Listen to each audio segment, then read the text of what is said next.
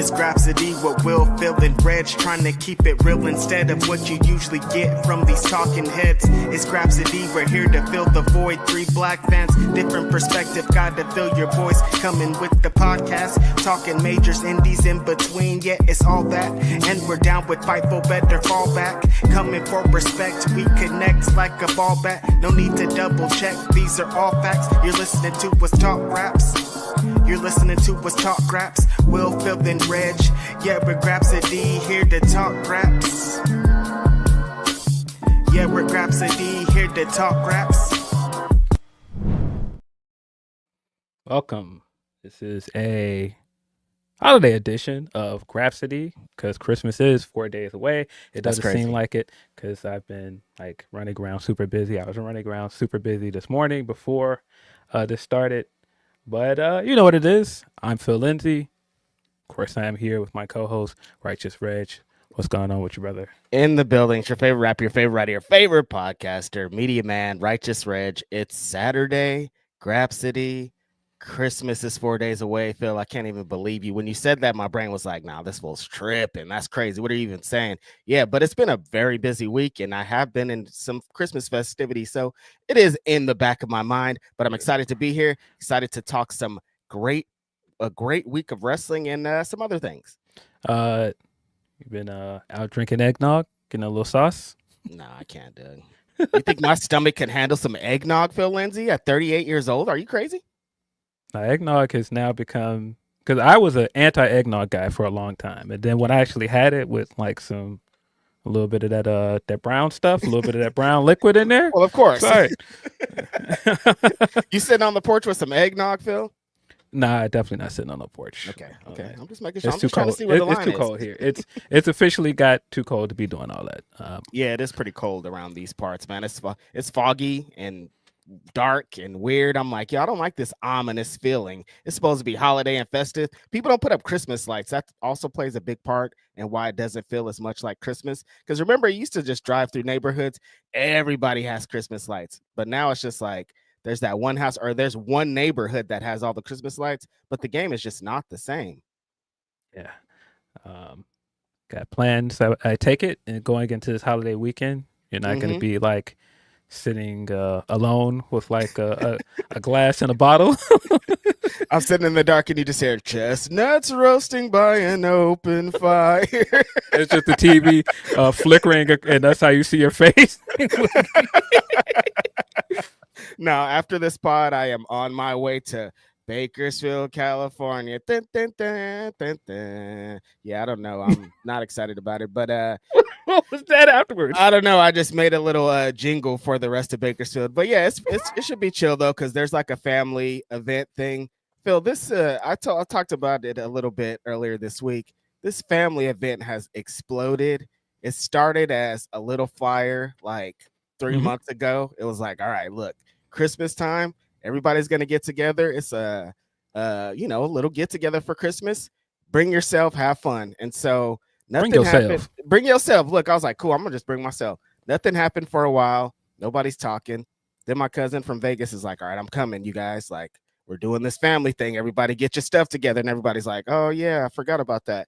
And so then people start coordinating. They're like, all right, it's gonna be here. It's gonna be here. And so this is Monday. And I'm like, man, they're getting into this on Monday and it's happening on Sunday. And so my cousin starts getting into she's like, all right, now I'm going to cook all these things. We're going to have a cupcake station for the kids. And look, we're starting a white elephant thing. I need everybody to bring a gift. I need you to bring a dish. White elephant is where everybody brings a gift and then you give it, somebody gets it and then you could steal it and then give it to someone else or keep it, or it's some weird game. And then, so you got to bring a gift for that. Got to bring a dish or some type of party favor. This is a lot going on. I know. I'm like, yo, what's happening? These are just happening randomly throughout the week. And so yesterday they're like, all right, PJs are ugly sweaters. I'm like, and now I got to wear an outfit? Dog. I did not sign up for none of this, Philip Lindsey. None of it. That sounds like a lot. Simeon said Bakersfield ain't ready for festive rage. He did give that music at the end that kind of sounded like Godzilla music, like you were going to come through there and smash the building. Dun, dun, dun, dun, dun. I might come stumping through there. There's no guarantee that I'm not, but yeah, I don't know. It's just something about Bakersfield that makes me feel, if legit, when I cross over there, feels like the Twilight Zone feel. I'm like, I don't think any of these people are real. When they say aliens exist on Earth, I'm like, oh yeah, I've seen a bunch of them in Bakersfield. Like there's some weirdos out there. It's probably like the meth, but that's a whole nother story for another day, you know? I don't know where to go with that. There's definitely probably some people walking around Bakersfield that are like just wandering around that look like they came straight out of space for sure. 1000%. I've seen it with my own eyes. I'm like, roll your windows up, lock the doors, drive out of here. Roll your windows up. But yeah, you know how it goes. Send us your super chat if you want to let us know what your holiday plans are or get into some of the great wrestling we got this week. Super chats, of course, are your guaranteed way to get your chat read on the air. Also send us your humper chats, humperchats.com/Fightful. We did get a lot of wrestling, so much so that I was trying to look through all this stuff and I was like, okay, I did not watch that. I watched that.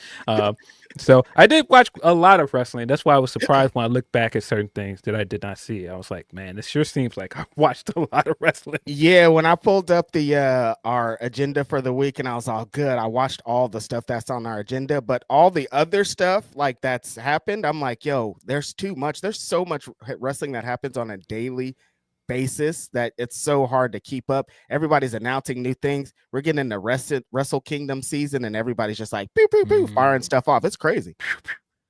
Yeah, I guess the quickest, easiest thing for us to get into is Ring of Honor. So Ring of Honor did have a pay-per-view last night. Pretty great pay-per-view. Some stuff was not for me, but for the most part, I loved it. I thought it was a great pay-per-view. I'd say 4.5 out of 5. Like the 0.5, I was like, not the best, but like the rest of it was insane. Saw some people already talking about it. The survival of the fittest match, Phil, that match gave me life, dog. In Hammerstein with that crowd, the crowd's all into it. But like that right there is like, what's Ring of Honor? This is Ring of Honor right here. 6 of the wildest. Could be that work here, that don't work here. We don't know any of their contract situations. We don't know what's going on here. Just people going absolutely insane. Crazy. Like everything that was going on in this Brian Cage showing y'all like, oh yeah, I could do everything. Like if you want me to flip, I could do that. I could do crazy. That point where he was sitting on the top rope and he pulled AR Fox up in a choke slam, but then he got him into the power bomb and then hit the sit out power bomb from the second rope. I was like, what did my eyes just see? Yeah. What a match. I did not see any of the 0 hour matches. I watched the Harley Cameron and what's her name? Hanaku, I think what's her name? Very fun match there. Hanako. Yeah, I was like, it's like it's the brother of Hanukkah. I was saying that listen, it's the holidays, right? Like, isn't it like a festive thing? It's Hanukkah and Hanukkah, you know? All right. All right. You getting me out of here, Phil? All right. I did not see any of these 0 hour matches, but I take it they were good because I did watch SmackDown last night, which was very uneventful. It felt like when I did the post show, I said it felt like when you had to come to work for those few days before you're going on vacation and you got to come in there and pretend you're working. That's what that SmackDown felt like. Hey, we got to put on a show tonight, but man, I'm gonna be off the next few days. Like your boss walks by and you acting like you're sending me. Yeah, man, I'm busy over here, dog. It's crazy. Let me shuffle some papers around. Let me act like I'm sending some emails. Every time your boss come by, you just pick up the phone and put it up to your ear. Yeah. We're gonna make that deal tonight. Yeah, that's what this SmackDown felt like. That's hilarious. I mean, they've had a bunch of like successfully good episodes. They can't all be hitters. That's how I feel like it is when people are down on Dynamite. I'm like, you have so many really great Dynamites. They do 52 of these bad boys a year. They can't all be heat. Yeah, but because I watched SmackDown last night and I had to be attentive because I did the post show, I did not have Ring of Honor on. So I watched Ring of Honor afterwards. So because of that, I did not watch the 0 hour. But yeah, looks like we had 4 matches on 0 hour. Grizzly Young Veterans took on Dark Order. Hanako took on Harley Cameron. Undisputed Kingdom took on Infantry. And Gates of Agony versus Lee J. But yeah, the first match, I had those on, like I was doing some work and I had AirPods on and they were playing in the background, but I wasn't watching them, but I could hear everything that was going on. Sound like exciting stuff. Mikey Ruckus, shout out to the homie Mikey Ruckus. He debuted a bunch of new themes in these matches here for these wrestlers, and they were absolutely he was going crazy this week. Yeah, that Red Velvet theme. The Red Velvet. That entrance, that was hard. But yeah, the first match on this card, Atlantis Jr. took on Mansoor. This was a fine match, but really the talking point of the match is the return of Danhausen to Ring of Honor. Did not expect to see this at all. Danhausen coming out in a Danhausen mask to unmask himself to show that he is very much Danhausen, and he did Danhausen things. He did some cursing people. He did some German suplexes. Very nice, very evil. What do you think of this? Like, because there was a point we talked about Danhausen recently off mic in like the surroundings, and I guess recently with the independent wrestling stuff. It's like, because like when an independent wrestling company books Danhausen, it's like we got Danhausen. He's at the front of the flyer. He's the main event. Like he's a big deal on the independent scene, and it's weird that he's not active there. And so this makes a lot of sense. He has Ring of Honor ties. You got this guy. He's going to get a big pop. And then look what happened. Yes. Yeah, I think that this is a perfect fit for him. If you're not going to put him on Collision or Rampage, Rampage, of course, is going away. Ring of Honor is a good spot for him. He, of course, was on Ring of Honor before AEW bought it. Well, Tony Khan bought it. Let me rephrase that. Yes. So I think it's a good fit for him. I think you can have him down there doing his bits. You can put him in some, love bits, inoffensive matches. So I think this is a good spot for him. I did think it was very funny watching this in Hammerstein. There were a lot of things that benefited from GCW on this show, were there not? Oh, you could hear it. Like they're saying it to us. You know what I mean? Like, yeah. So it was very interesting with the news about GCW and AEW's friction. I hope that that's been worked out, because watching this, I was like, it's very apparent how much indie wrestling and GCW contributed to the excitement for this show and some of the wrestlers on this card. Yeah, exactly. If you know, like there's some chants and things that are established in GCW that happened on the show. There's so many connections to that, and so I do hope that they worked it out and they can make some things happen. This match was fun though. The homie Mansoor, he had some lucha moves that I didn't really expect. He was busting out some stuff. I was like, all right. No, I mean, he is from California. He probably trained in lucha. That's kind of how it works. Shout out to Mansoor too. Had the FTF on his boots, which I think would stand for fuck the fans, which I think is a shout out to Hood Slam. So shout out to Mansoor doing that on a big national show like that, because that's really dope. I thought he was on some Drake stuff on his fucking fans thing. I was about to say, I don't know if you can do that. It's a Hood Slam thing. Okay, cool. Right after that, we got Katsuyori Shibata taking on Tommy Billington. I thought that this was a good way to showcase Tommy. Katsuyori Shibata, of course, picked up the win here, but I thought that this was a good spot for Tommy. Hopefully, I keep saying this with what ROH should be, and that came across a lot throughout this show of what I want this show to be, of a developmental show, kind of the show for the young people to be on. Get some of these older acts off of the show, make it the developmental brand. And if you're going to do that, Tommy would fit perfectly here. 1000% Phil. This felt like there's a lot of moments, like you said, that felt like what Ring of Honor should be, but there's a lot of moments that also felt like what the essence of what Ring of Honor was. Like you would watch a Ring of Honor show in 2005 and you would see a match like this. It's just like a random Japanese vet against like just a really dope heavy hitter from also around the country, and it's like you wouldn't see this match anywhere else, but here it is in Ring of Honor. I love Tommy being showcased here in front of this crowd. This is the type of crowd that really would appreciate him, just because they know. And so Shibata in that position is awesome, just because he's trained people like Tom and he knows how to beat people up. Yeah, it's not hard. I assume that this next match is going to be very divisive with people. It's very much sports entertainment, silly gimmicks. Got Jay Lethal taking on QT Marshall. QT came out in his Macho Man cosplay. He even had his like phony Macho Man NWO music, and then Jay Lethal came out as Black Machismo, also doing his Macho Man cosplay. When that was the start of the match, I did not know what to make of this. First of all, the match being announced in general, QT versus Lethal, I was thinking, okay,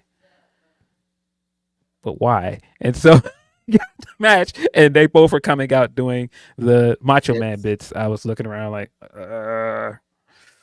I guess. But this was a fun match. It was fun for what it was.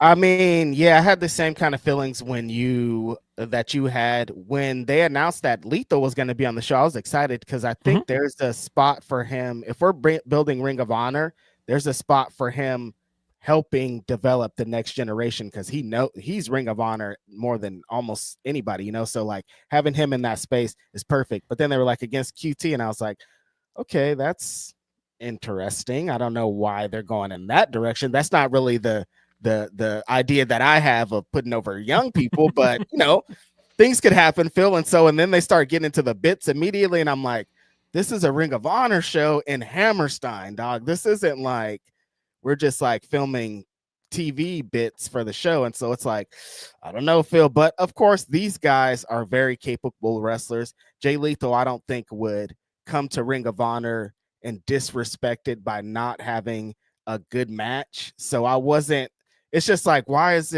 couldn't you guys just come out with your regular music and regular gear and do this? I don't know the answer to that, but this is what we got.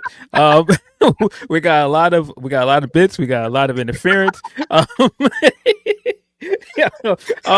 the answer to that. I have no idea what the answer to that question is, but it was fun for what it was. It definitely wasn't the match that I liked the least on this card. Yes, which I'm sure I'll get into eventually. But this was fun for what it was. Jay Lethal continues to be a great wrestler. I mean, he just does so many things well, even when he's doing the machismo character. This worked. We got some goofy Macho Man and Elizabeth plays here. QT got to ham it up. It was cool for what it was. And then that was another Mikey Ruckus, that QT music he made. Oh, really? I didn't know that. He said he made that in 2019, I guess. So like, I'm like, these connections are crazy. Shout out to Ruckus. I'm telling you, he's out there killing it. Yeah, we spoke a little bit about her entrance earlier. Red Velvet took on Layla Hirsch for the Women's Television Championship. This match was a blast. Both of these women I'm a fan of. Both of these women I think could end up on AEW's main show doing something because they're both great wrestlers. Yeah. Red Velvet feels like she's got the full package at this point in terms of she knows what this character is. She's got great charisma. She wrestles well. She talks well. I just think it's only a matter of time before you move her on. And I mean, even if we're going to get into the discussion about the end of the show and you're picking somebody to potentially beat Athena, I think Red Velvet is a good option. I think she's been fantastic down there. It's going to be so fun at the end of the show. But yeah, these two women could also, like, I'm going to continuously talk about what ROH is going to develop into and what they be. They could lead the show over here too as either women's champion just because of what they are and represent. They both know their characters so well. They both know their movesets so well. They both know who they are at this point. And I think that's very important in the development of the women's division because there's a lot of people just like floundering, trying to figure it out. I think both these women got it. That's why they're in a position like this to have a match in Hammerstein, which like, you will get booed out of Hammerstein if you don't come correct. And they knew that putting these ladies in there was going to be it. I love Layla Hirsch so much, Phil. I want her. I'm a big fan. She just gets it. And like when the match gets into high gear and she goes into her stuff, I'm like, yo, Layla Hirsch is one of them ones. They got to figure out something for her in AEW. It feels like she's going to be television champion soon. I think she's going to be the one to beat Red Velvet, given the finish of this match. But she just works so unique. The suplexes and everything look great. Her moonsault looks beautiful every time she does it. But yeah, Red Velvet from the entrance on, I was like, nah, she's got it. She's got the package. She looked great. This match, the strikes, a lot of the back and forth, the limb work and everything. This was a very, very fun match. I don't know if there's connections, but I feel like Red watched Queen Aminata and was like, "Oh, this what we doing?" Like because she has like that energy now of like she's intense, like she's like 1000%. I don't know who she been training with or what's been going on, but I'm very excited about Red Velvet. Them investing in entrances and things and putting the machine behind her is needed. She's great. Yes, I thought this was a great mid-card women's match.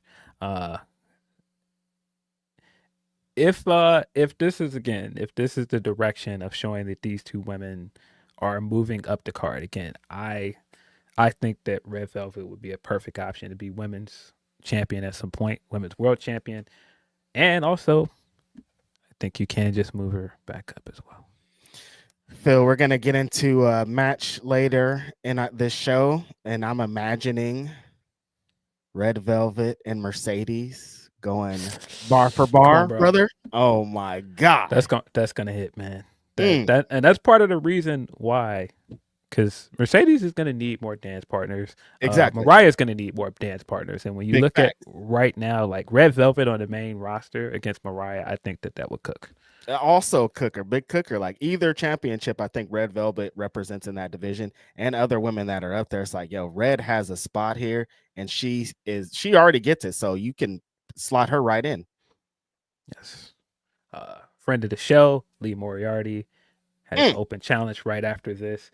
Really excited about this for Lee, given things that he said in our interview. If you have not watched the interview, that is up on this very YouTube channel. Right now. Check that out. We talked about a lot of things. This open challenge coming up, his time with Ring of Honor, his creative process, his first art exhibit. Check that one out. But yeah, he had an open challenge here that was answered by none other than Nigel McGuinness. Wow. Nigel McGuinness coming out in Hammerstein, like unbelievable. Ring of Honor, like that's just what kind of year this has been. I mean, yeah, it was big, him coming out at All in London and seeing how good he looks. He's in fantastic shape. He was wrestling well. He looked like himself. But to see him here, man, so cool. After the match when he had the ROH flag over his head, like, bro, that was one of those, man, this means something, man. It just means something, bro. The theme throughout the show and what I think really represents Hammerstein and seeing and hearing it is where the hard cam is placed. And so when it switched to the hard cam and Nigel's just in the middle of the ring absorbing everybody, I'm like, this is what this is all about, you guys. This is the vibes. This is the feeling. You want Ring of Honor, Nigel and Hammerstein. And he is as cocky as ever. He's taking it in, but he's also like, I'm here to fuck shit up. I loved his entrance so much. And him being the open challenge of Lee Moriarty and them connecting the story of he's judged a bunch of Lee Moriarty matches. He judged this championship win match. And so he knows Lee Moriarty. But Lee, like you said, we interviewed him earlier this week. And he's like, I want some real competition. I want some Forbidden Door style opponents. And this is like the most Forbidden Door as you could get, but not Forbidden Door at all because it's Ring of Honor. The match also, wow. Every time Nigel threw the lariat, it was like, oh yeah, nobody else should throw the lariat, I think. Yeah, I thought commentary did a very good job of filling people in that are not like longtime Ring of Honor fans or hardcore Ring of Honor fans to let them know like what he meant to the pure championship, and also felt in that information that Lee was one of the guys that helped Nigel train to come back for his match earlier this year. Yeah.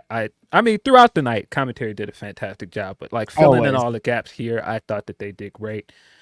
But yeah, Nigel in this ring, what that means for the pure championship, what it means for Lee as pure champion facing him. Because I've been kind of on the fence with a lot of things Ring of Honor, but the thing that's kind of frustrated me is that first year or so under Tony, the pure division was cooking. They had that great feud with Yuta and Dan Garcia, and now you have Lee down there, and Lee's such a great guy to be the face of that division, and I don't feel like they've given it the same emphasis that it had. And so to bring somebody like Nigel back though and give Lee that notch on his belt, that's huge for him. Gigantic. Yeah, them establishing that like this is a big deal. Now you probably seen, if you're an AEW fan, you probably think, oh, this is Nigel. He had the thing with Bryan Danielson. We've seen him work before, but like, why is this important? It's like the pure division, the pure title. Nigel is the reason that people care about it. Like Nigel and Bryan Danielson were having matches establishing this championship, and then they made the championship so great that it was almost had more prestige than the Ring of Honor World Championship, because these two guys were two of the best wrestlers in the world, having the most insane matches that they could have. And so Nigel starting it being like, we're working it like I did back in the day, the original pure rules. We're going to have my advantage. And then immediately kind of playing into it, Lee trying to figure out the strategy, which eventually played into the finish, which I loved throughout this match of like Nigel's doing Nigel's greatest hits. It's vintage Nigel McGuinness. He's busting out Tower of Londons. Like I said, the lariats, like he's just going insane. His mat work is great. He looks like he's been doing this, like he never stopped wrestling. Yes. Did some crafty moves here where he cheated to cost Lee his second rope break. Thought that was also brilliant. The only thing that would have made this bigger for me is if this was Jonathan Gresham coming down, and what Jonathan Gresham means to the pure division. He was the guy that reestablished that belt.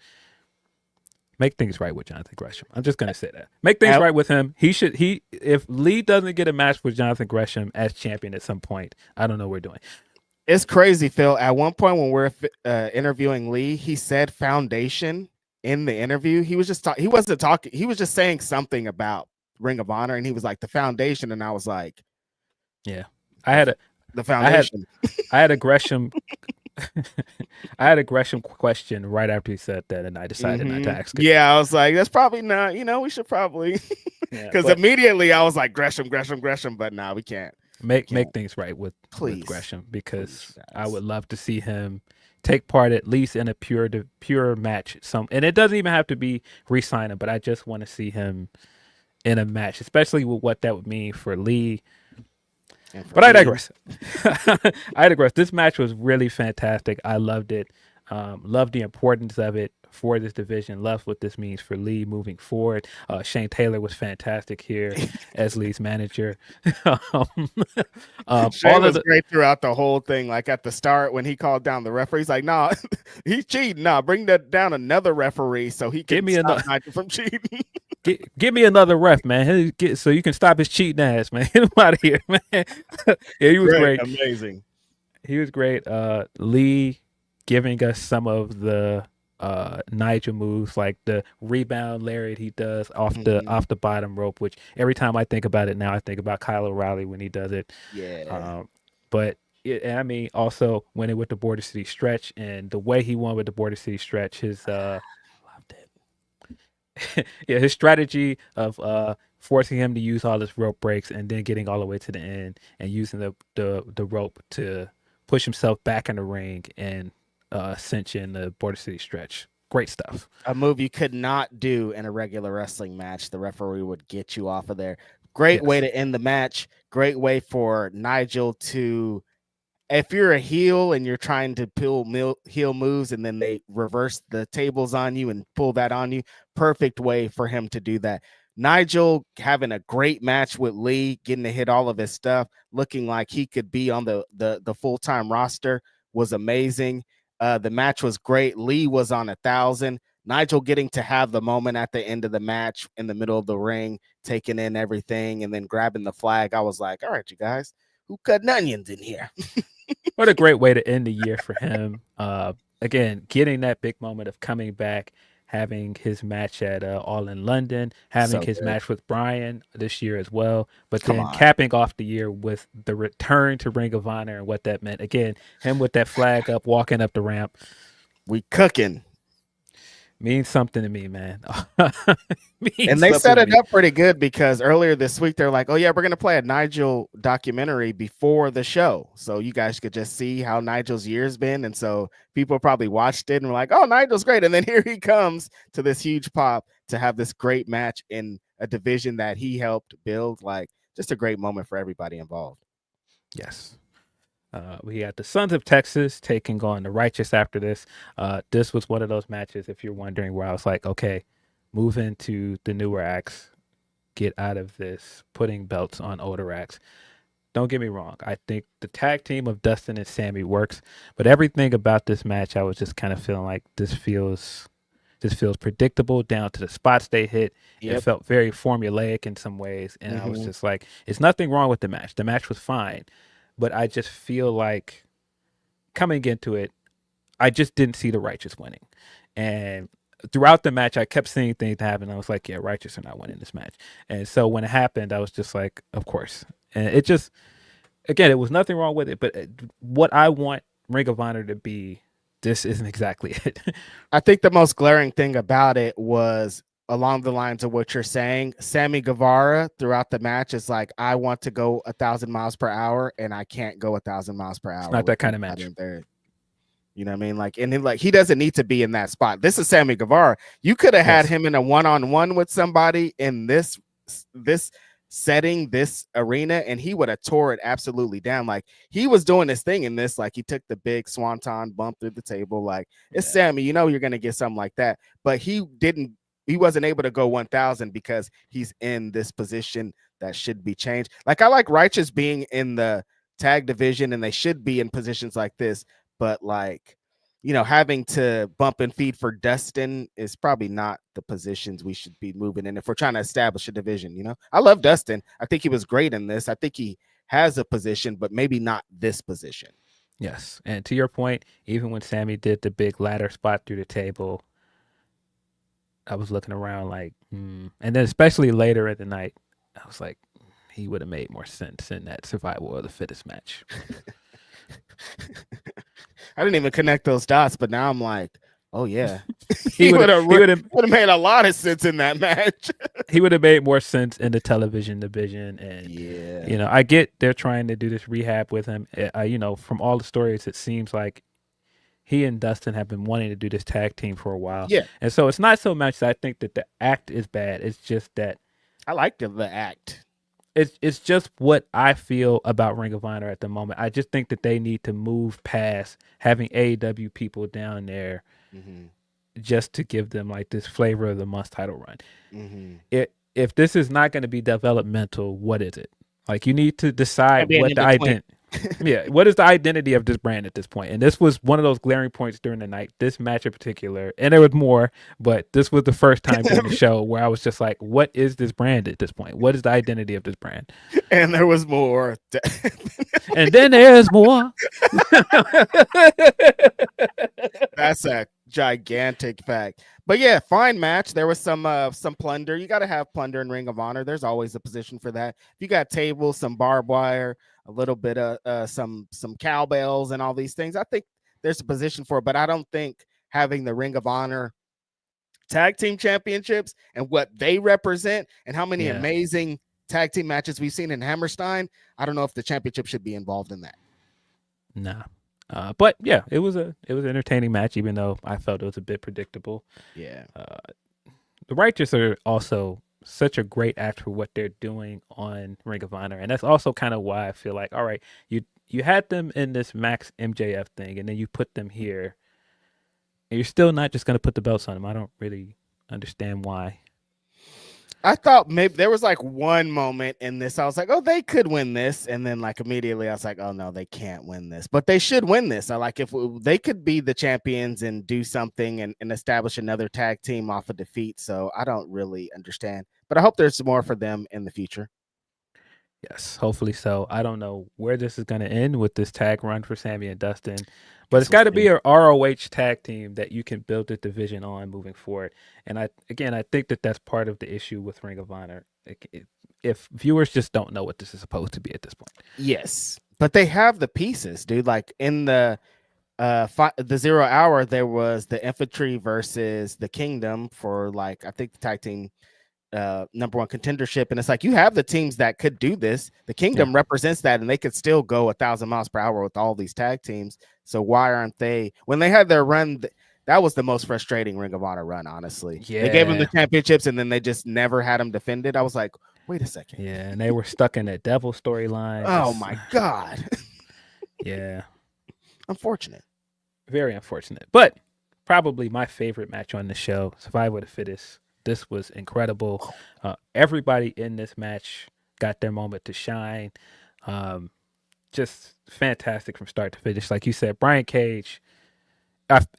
There's always this argument about Brian Cage online of like, oh, why isn't he booked better? Why isn't he used here? And then we have some people that are like, well, he's boring and this. And then he gets in the ring, and I just look around like, nah, y'all might have Brian fucked up.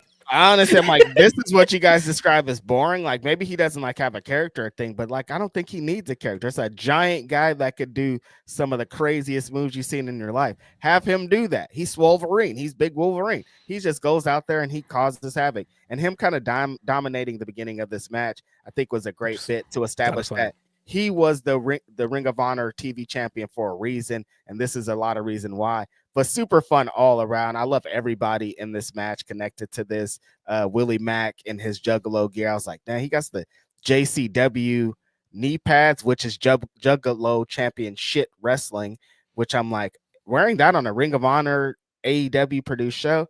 Bold move, my friends. I'm sure he had it approved. Very, very indie-rific. A lot of things about this match. Very indie-rific.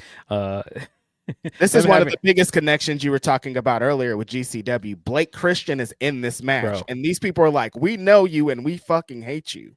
Blake Christian and the connection to GCW, connection to Hammerstein because of his time there.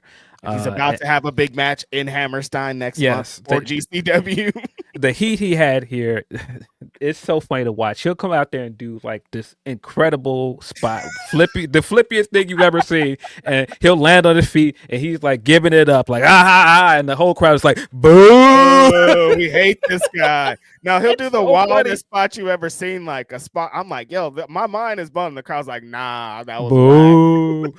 It's just everything about him, the way his mannerisms, everything, the way he taunts the crowd. He kind of looks like that Chicken Hawk character from Looney Tunes to me. He got a beard. He just like mocking all over the thing. He does have that energy though, of just like. I love it though. He has like the Shawn Michaels inspired gear. Like everything about him is like this little mother, and like he gives that energy. And so they were like, "This is GCW. This isn't Ring of Honor. We hate this fool." And that played a huge part as to why this was great, because he kept going and he kept coming into positions, and the crowd would be like, "Fuck this fool." Boo. The more and more heat he got across this thing, man, very, very entertaining to watch. So funny. Me and you both love Willie Mack. Willie Mack was tremendous in this match.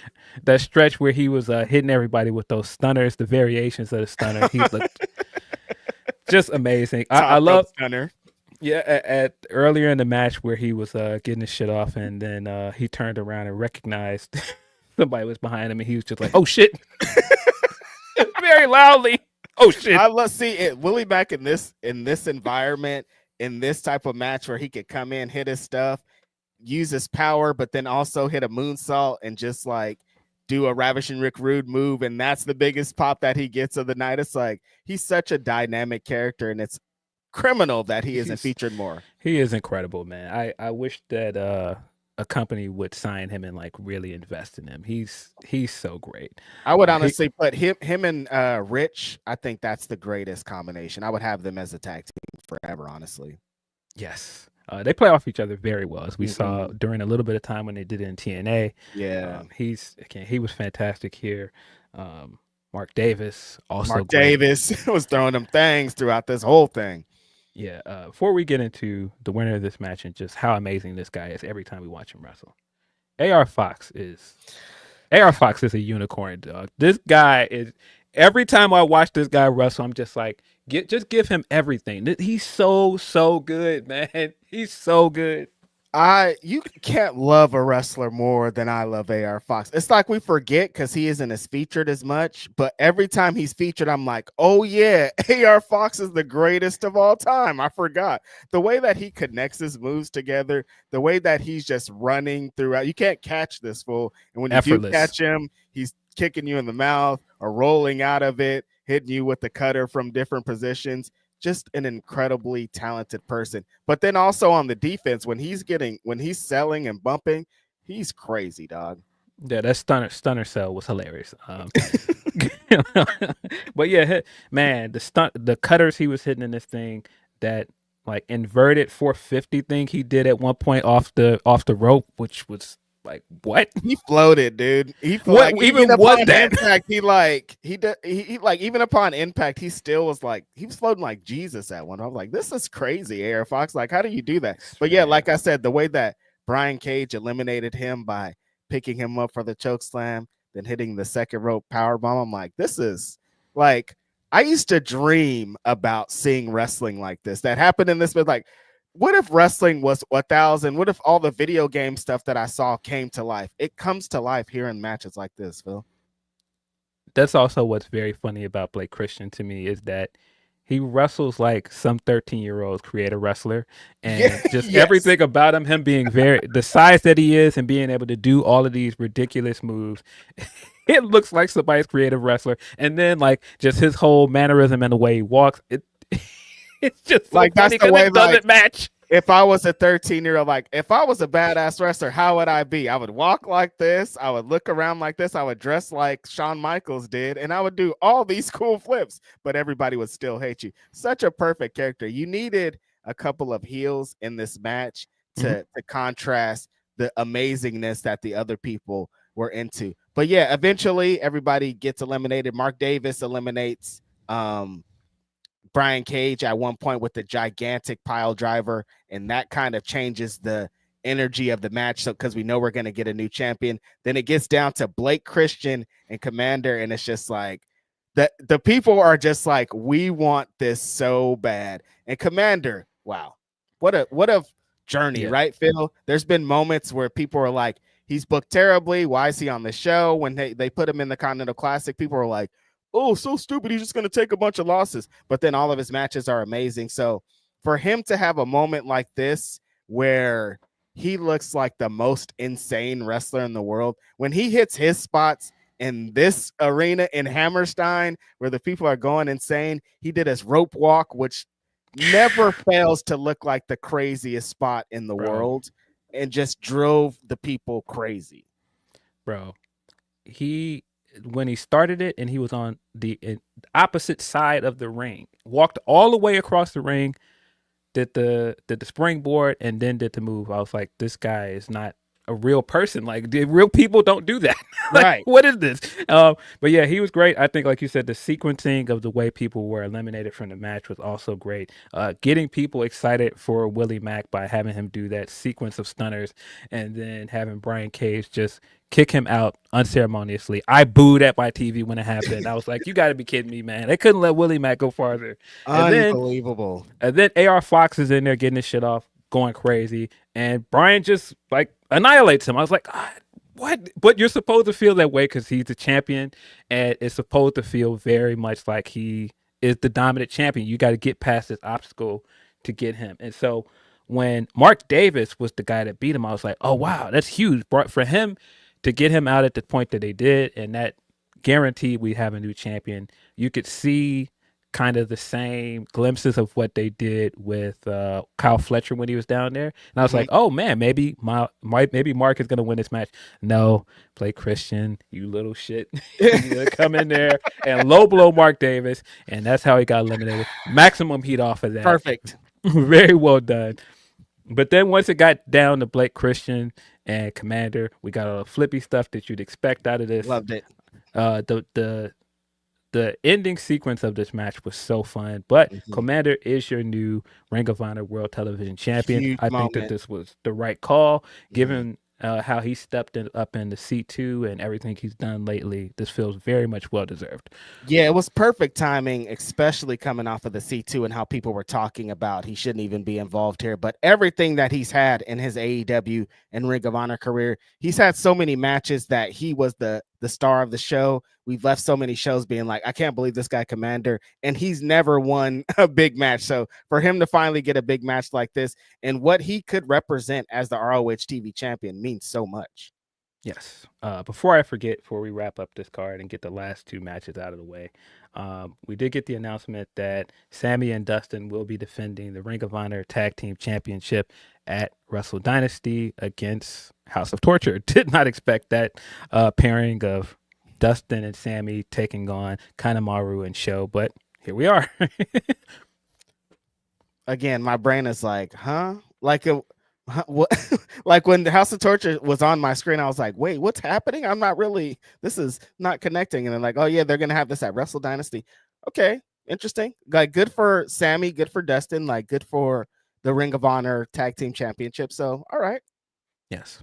The last two matches are going to get into some of the stuff that I very much did not like about the show. Overall, very good show, but the last two matches, I was just sitting there like, okay, man, what's going on? Let's start with love. Ring of Honor World Championship match. We got Matt Cardona. His interest was fire, having him come in from outside where he had the Ghostbuster gimmick on. I thought his interest looked fire. It really put across what he's been doing for the past year or so in his career as the big indie guy. And really, this feels like home court advantage for him because he has been a GCW guy. He has been on Hammerstein. So I thought it was cool for him to come in this way. Then we got this Jericho New York entrance.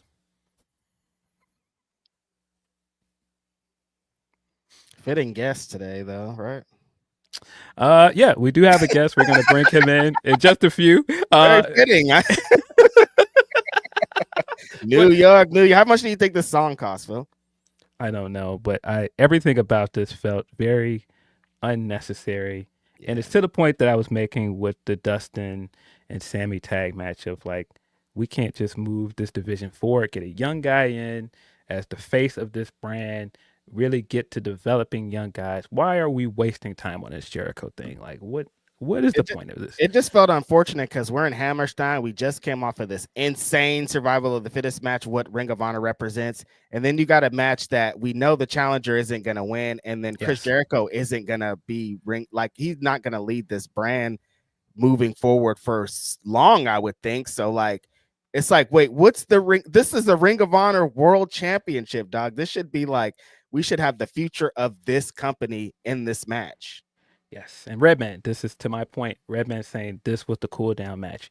This is your Ring of Honor World Championship match. You're making the Ring of Honor World Championship match the cool down match after your television title match. Why? Why? Yeah. Why are we doing that? Cool down match, but you know, life is what it is. Yeah. And the match was fine. I was kind of bored for most of it because, again, it felt very predictable. We knew Cardona was not going to win here. The pacing of the match was kind of not great. But Cardona looked like every bit of the wrestler he looked like on the indies. That was the whole purpose here of putting big mainstream star Chris Jericho against a very indie-rific guy and having him beat him. I get it, but I just kind of didn't care by the end. I thought the finish was not good. I wish I could be nicer about this, but I didn't think the finish was good. I thought having the whole distraction bit of Big Bill coming in and then Brian Keith slides in and gives the most unconvincing title shot to hit Cardona at the end, and then Cardona lays there forever and Jericho just rolls over and pins him. It just did not feel believable at all. I did not like it. And then then afterward, we've been getting these great vignettes on Dynamite for weeks to build up Bandito. Love it. I think all of this has made Bandito feel like a big deal. So I thought this was Bandito coming back to AEW. No, Bandito is going back to Ring of Honor to feud with Chris Jericho.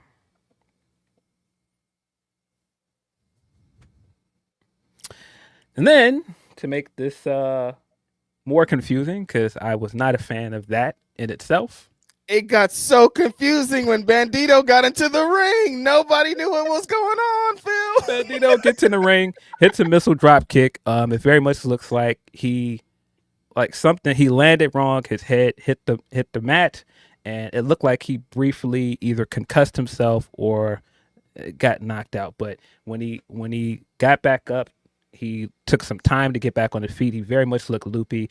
And because of that, everybody around him was just standing there staring at him, waiting for him to move, because he's supposed to come in and have this big beatdown angle. But because of whatever happened here, they're all just kind of standing around looking. And this is after, like I said, the finish was bad. So at this point, I'm just like, this is kind of a disaster. And eventually he pulled it together. I hope he's okay. But the whole ending angle to this did not work the way they wanted it to. I thought while this match was happening and the shenanigans started popping off, I thought about the first Ring of Honor show and what they talked about. They're like, we created this company because we care about sports. We care about real wrestling. We care about the grass. We care about this shit. We're going to have title matches and there won't be interference and there won't be everything that the mission statement of what Ring of Honor was.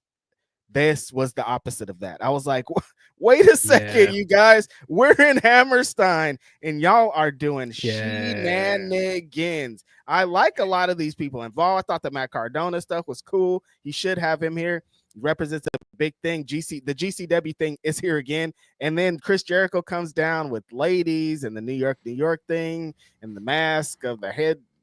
He's wearing the I Love New York shirt throughout the York. Yeah. Him and Brian Keith are there, and then the match is like, okay, all right. Like after we just saw the craziest thing we ever saw, and like, this is how you guys are gonna cool us down. I didn't like it. I hated it. No, and what I would like Brian Keith to be doing, like if Brian Keith is standing in that ring as champion at the end of the show and Bandito comes down, I'm in a different place. I'm jumping out of my seat. But for this, I'm not really into it. And I do think like Bandito as Ring of Honor champion can be good. Bandito, of course, was Ring of Honor champion at the end of the year when Tony bought it. He dropped the belt to Gresham in that first year. Well, they unified the belts, right? Because there were two belts. But it's just Jericho being in the mix. I just don't care about. I hope Bandito is okay. The way this angle looked wasn't great. And I was a bit underwhelmed by the fact that they've done so much to hype up Bandito's return, and this is what you're doing with them. I mean, it could potentially lead to Bandito being the Ring of Honor World Champion, and I'm with that. Like, maybe you shouldn't have built it as he's coming back to AEW, because if you give him the Ring of Honor World Championship and then just take him to AEW, we got to have some words. Leave the Ring of Honor champion on Ring of Honor, you guys. Like, what kind of a game is this? Why are you guys doing this to us? Like, it's not that hard to just put this. If you want to establish this show, you should have the champions on the show. Like, don't do the famous thing y'all do. Give somebody a champion, and then all of a sudden, actually, let's put them on TV. I want you to put them on AEW TV, but they don't have to have the championship, the Ring of Honor championship, if they're up there. Yes. Then we got the main event. I thought the main event itself was very good. The match itself was great. I liked it. Athena came out with the Two-Face cosplay. She looked great. Two-Face. Yes.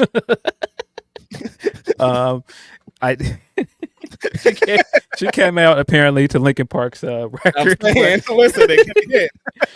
But yeah, Athena looked great in her Two-Face cosplay.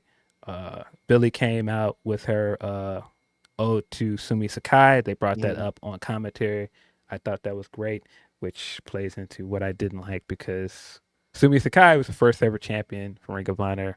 It felt like this was a great way to pay homage to her. It would have made it would have made more sense if Billy won this match. But we're slow walking the dog to get to the point that everybody going into this match assumed, with the way they built this up, is this 2-year title run for Athena. This was going to be the end of the road. Final Battle was going to be the last stop for this, and she's going to come back up to AEW main roster. Athena won here, and I was very confused with the outcome. But the match itself was very good. I enjoyed the match all the way up to Billy hitting the big swanton to the outside, which looked nuts. I thought it looked great. And then she dragged her back in the ring, hit her with the finisher. I thought that was the end of the match. It should have been the end of the match, and it wasn't. And then you had Athena kick out a bunch of other things, and I was just like, okay. Athena. And why's everybody so upset? And then I get at the end, Lexi helps her win by giving her the microphone. Billy gets cheated. This feels kind of Go ahead. This is feeling like something. Yeah. Because didn't in NXT, Asuka had this crazy run, and then there was this one wrestler that should have defeated her, and her name was Ember Moon.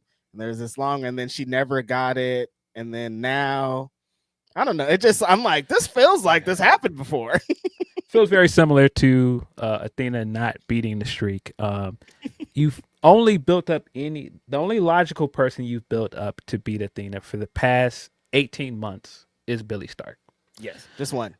And so when you didn't do it the first time, it felt like, okay, you're giving us more reason to get behind Billie Stark when they have the match again. And based on the stuff that you did in the Fatal 4-Way to qualify for the International Women's Cup, it's like, okay, and you've been having her bully her progressively more and more for the past few months. The turn is there. I don't understand why you wouldn't pull a trigger here. I did not understand the outcome at all. I was very much confused. And to show just how confusing it was, the crowd afterwards, they didn't boo. They just were kind of just sitting there silent because they were confused too. I LOL'd. I laughed out loud. I said, I was like, wait, what just happened? Yeah, it was very. The only thing I can think of is maybe they want Athena to go to the Dome with the belt. But even then, I don't know that it's worth it. It's not worth it for the sacrifice of the show that you've been building for 2 years. That doesn't make sense. Yeah, this outcome didn't make sense. But again, I love this match. I love that the women got the main event. They deserved it. This was the main story. This is Athena's show. She should be ending the year in the main event. I just don't understand the outcome. And I don't understand this even more if it means that Athena's going to stay down there a little bit longer, because why? She's done everything she needs to do at this point. It's time. It's time for her to move on. The match was very fun, though. There was a bunch of very hard-hitting, at points dangerous spots in this. Athena was terrorizing Billie Starks' parents. Shout out to the homie Mouse being out there. Very hilarious to see him just blank look on his face like, whatever. That's Mouse, though. It's like people are like, what's this guy? He's not that, like, that's him all the time. Really funny stuff. But yeah, there was a bunch of times I was confusing. They had her wear the tribute gear, and then she didn't pay tribute. She did her finisher. She did the Smash Mouth as well. I'm like, wait, why would you say but you just built this. That's the only problem I have. Like, of course, Athena, she's the forever champion. She's told us that she's going to keep this, but like, you've built this for Billie Starks. Why would you build it for so long if you're not going to have the payoff? It just doesn't really make a lot of sense. I've seen a lot of people coming off this like, oh yeah, they want her to be undefeated till she gets to Mercedes. I'm like, no, you guys, shut up. You don't need all that. She's already established that she could be in the match already. There's not more that's needed to get her up there. Yeah. And if that's the reason you're trying to build her up for Mercedes, she needs to be visible for that to matter. Exactly. The assumption that everybody that watches AEW watches Ring of Honor, that just doesn't work. And if you're trying to build this up as like this big obstacle for Mercedes, the people that watch your main show need to see that, and they're not seeing it. Right. There's a bunch of people that didn't see this, even though this was an amazing show, that are going to watch Collision tonight. You know what I mean? So it's like, you have to make it a thing.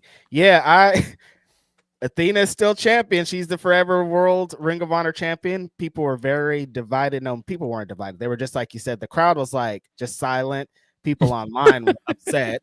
And it just, I don't know, when you set us up for something and then you don't give it to us, it feels like that's an interesting thing. I was thinking while the match was happening, I was like, this is just like Cody's story. And then when it was over, I was like, this is not like Cody's story. Yeah, like, because the thing is, with the Cody thing, if you have him lose at WrestleMania 39 and then you tell your fans to be patient and then you get to WrestleMania 40 and you give him the win, great. But you told us to be patient and we were, and then she didn't win. I don't know why she didn't win. But that was Ring of Honor Final Battle. I think overall it was a very good show. Great show. The wrestling itself was top notch. All of the stuff that I did not like did not outweigh all of the positives of this show. If nothing else, that Survivor of the Fittest match was one of my favorite matches this year. Yep. Red Velvet versus Layla Hirsch also was very, very good. So I don't have much complaints in terms of the in-ring stuff. There were some baffling choices here, but it was a good pay-per-view overall. Have their shenanigans in place. That's the only way to do it. I get it. I understand you want to get your bits off, but like sometimes you just don't need to. Just have the wrestling there. Yeah, sometimes you don't need to do that. That's cool. But yeah, now if we've got through that card, I am going to hit you guys with a word from our sponsor, and we have a guest when we come back. Sweet. BetOnline.AG is the official betting partner of Fightful. 100% of the time when you get the odds from Fightful, they are coming from BetOnline.AG. And it's not just wrestling, it's not just MMA and boxing.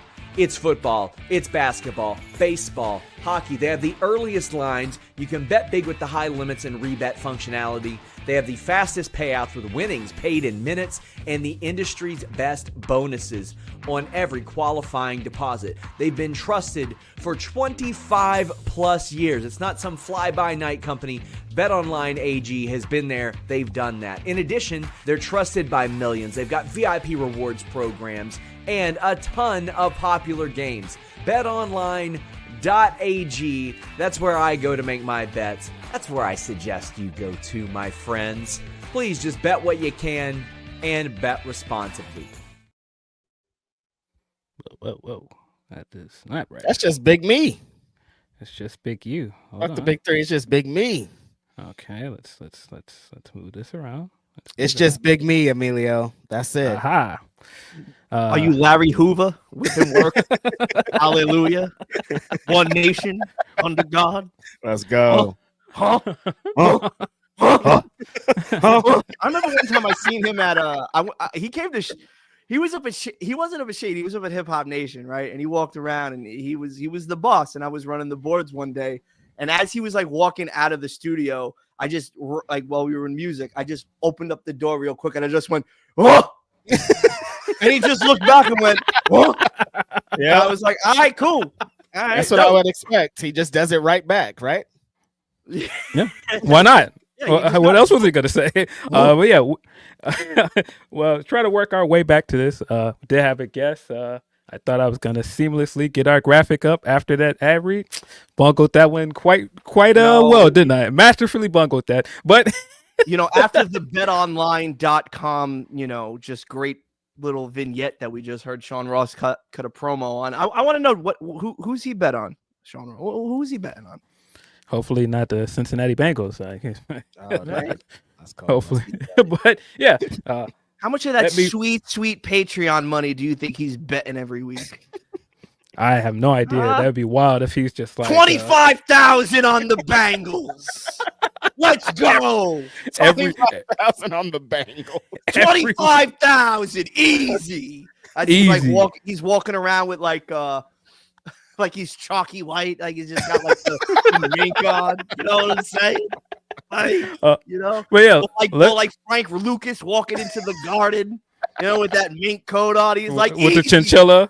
That's it, chinchilla. 70,000 on the Rams. The hat and everything, chinchilla, sombrero, and everything. That's it. He's wearing the whole thing. He bet 100,000 that Billy Starks would go over and finish the story, but she didn't. That's crazy. Athena Mania's running wild, brother. Listen, don't put that on Athena. She don't deserve that. Listen, she just out here doing her thing. She's doing her job. They're like, "Oh, you want me to beat another one of the contenders that I have none?" Okay, I'll do it. I guess. No, I think it's gonna happen, but I think it's probably gonna happen if they run it. I personally feel if they run a show in Vegas this year, WrestleMania week, I think it'll probably happen there. Yeah, Supercard of Honor. Because who else do they have? Who else do they have? Who's gonna beat her now? Is my thing. No, it's gonna be Young Bill. Young Bill's gonna do it. Okay. There's nobody else to do it. Young Bill's going to do it. Because what did she say during the press conference? She's going to kick a minion out of MIT. It's the minion she's going to kick out. It's going to be Billy. Of course. Yes, but maybe like in a stipulation match, and then I got you. I don't even think you need a stipulation match. They'll probably do a gimmick match. Number 1 contender, round robin tournament or whatever. Mm-hmm. Bada boom. That happens. Guess I should properly introduce our guest. Has been here before. the third highest rated episode of Grapsody of all time. Hey, do your thing. I was hesitant about even pulling up today because I was like, I ain't gonna top that again. I'm doing WrestleMania type numbers, dog. I'm doing hundreds of thousands of views. Listen, you really think come on. It's only downhill. It's only downhill from here. But the analytics. I've seen the analytics. Numbers don't lie. Only downhill from here. But as always, analytics.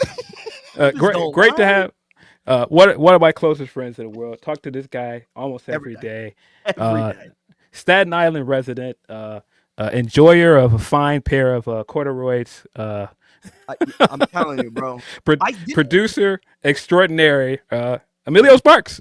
You're Black Tim season 2 right now. Oh, wow. Whoa. It's cold. Whoa. That's crazy energy right now, Emilio. Coming in with Black Tims. It's cold out here in New York, baby. It's cold. It snowed. It's cold. It's cold in the D and in New York, apparently. Listen, Emilio, I'm in your same camp because corduroys, there's nothing better. That might be top notch. I should have sent you the pair of corduroys that I had. Yeah, like, what are you doing? Phil's not gonna rock those corduroys. He don't want those corduroys. So send them to Reg. Also send them the fucking the Hawaiian shirt I gave you. Yeah, man. Done and done. I will send you those pair of corduroys. Was that shirt that you said? You sent the shirt one time and I was like, dog, that's my shirt. Why do you have my shirt? That's my shirt. Right. I have some more shirts if you want them. Do you want clothes? I'll send you clothes. Yeah, I would never turn down clothes. Come on. What are you talking about? Clothes, they drip. They sometimes have the price tags on them still. I just don't wear them. Look, I know the game. Who is blue jeans? Blue jeans. Flexing. I threw all my blue jeans out, dude, and my partner was like, "Oh, you're not gonna wear jeans anymore?" I'm like, "No, I don't wear. Who wears jeans? No, it's corduroy season, dog. What are you guys talking about? All day, every day, dog. Corduroys, no matter what. I might have a corduroys on top and bottom at one point. Don't right. Phil, what's your issue with corduroy? Why do you have such a disdain for corduroy? It's one of the finest fabrics. The finest. Corduroys is not something that I think about wearing on a regular basis. Either it's a pair of sweatpants or some jeans. That's it. Some jeans. Who puts jeans on? They're so you heavy. Can wear corduroy when you want. You live in Chicago. It's freezing. You can wear a nice pair of corduroys. You'll feel warm. That's a fact.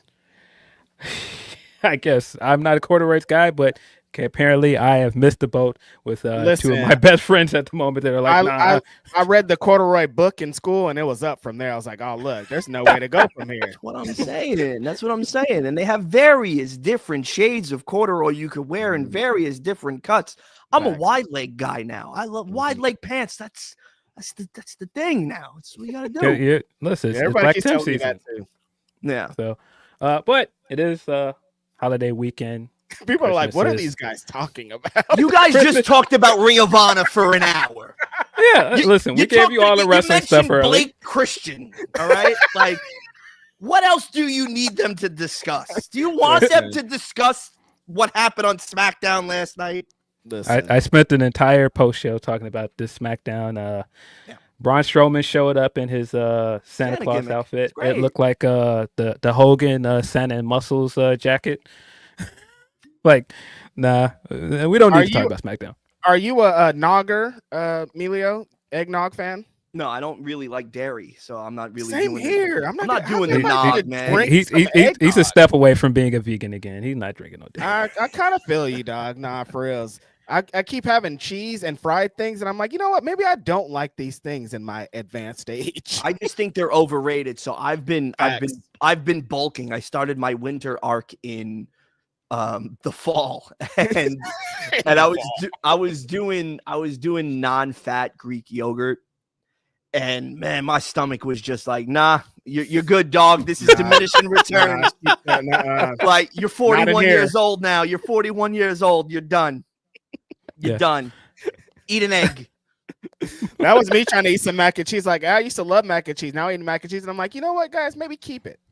Dairy is scary, man. I just can't do it. It's like, eat an egg, homie. You're good. Just eat the egg. Mm-hmm.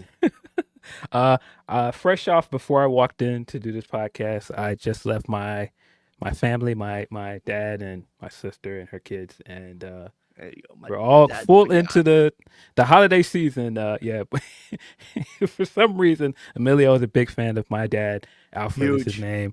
Big Alf. Ironically, good Alfred, nice Alfred. Good Alfred. The best Alfred we know for sure. I guarantee you, Alfred Lindsey's takes are better than the other Alfred's takes. And it's all jokes, but it's all jokes.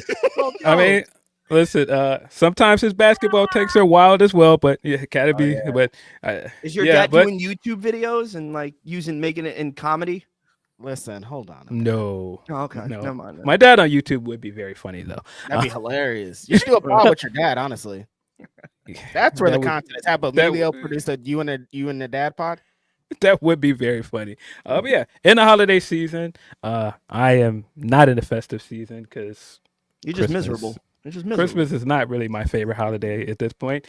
But I was dying laughing at you the other day because you go, I came in the house and my dad is just sitting up in the front room watching Best Man Holiday for some reason.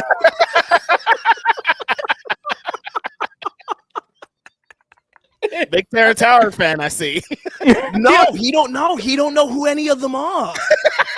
His dad is very about as Italian as you would expect. And he just my dad's 75 years old from a little town called Methuen, Massachusetts. Mm-hmm. This man isn't watching Best Man Holiday because he likes Terrence Howard or understands who Tay Diggs is. Do you know the reason why he was watching it?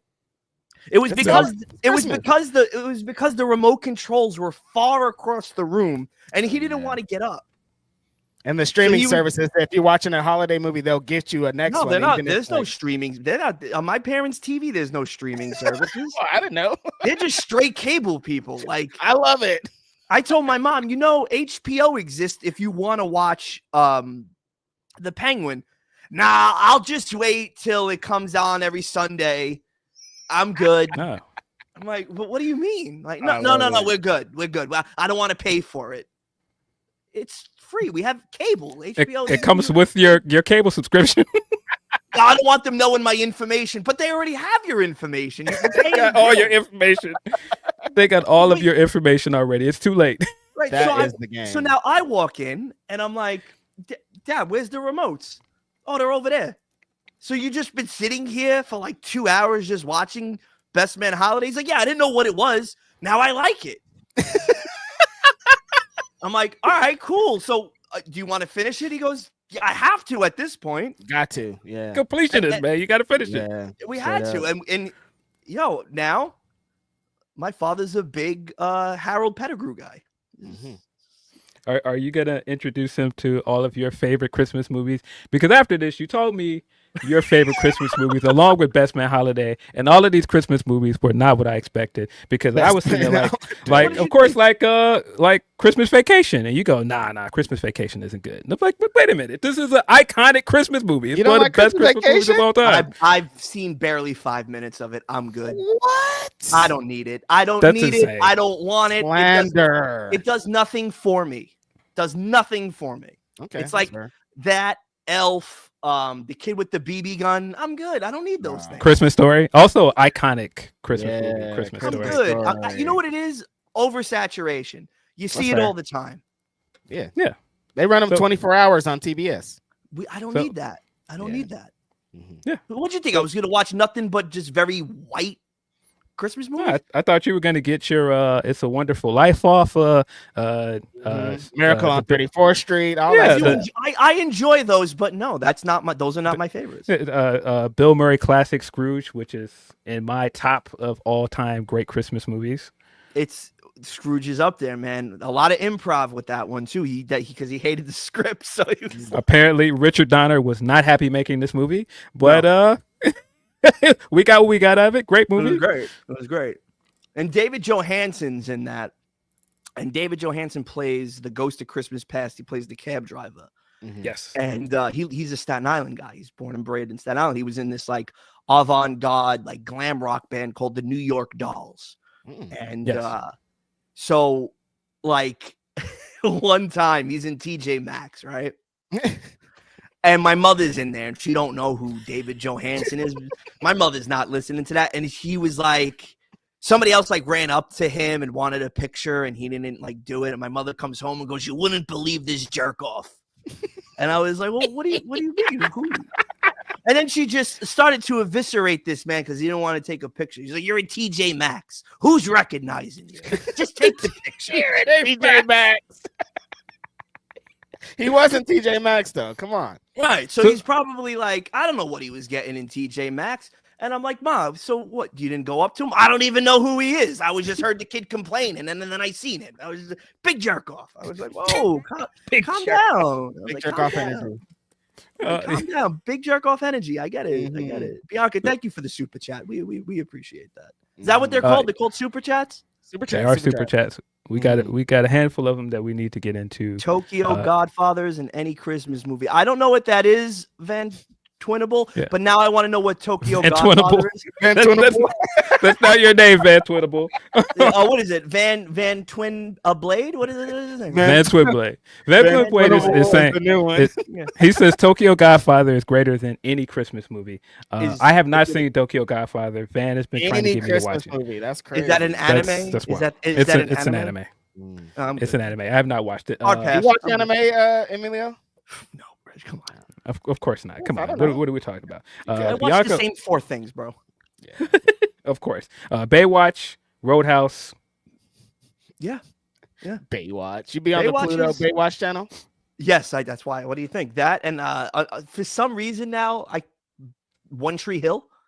Wow. Okay. See, what a selection. Bianca Leia is saying Nightmare Before Christmas is peak holiday fun. Yes, it is in the.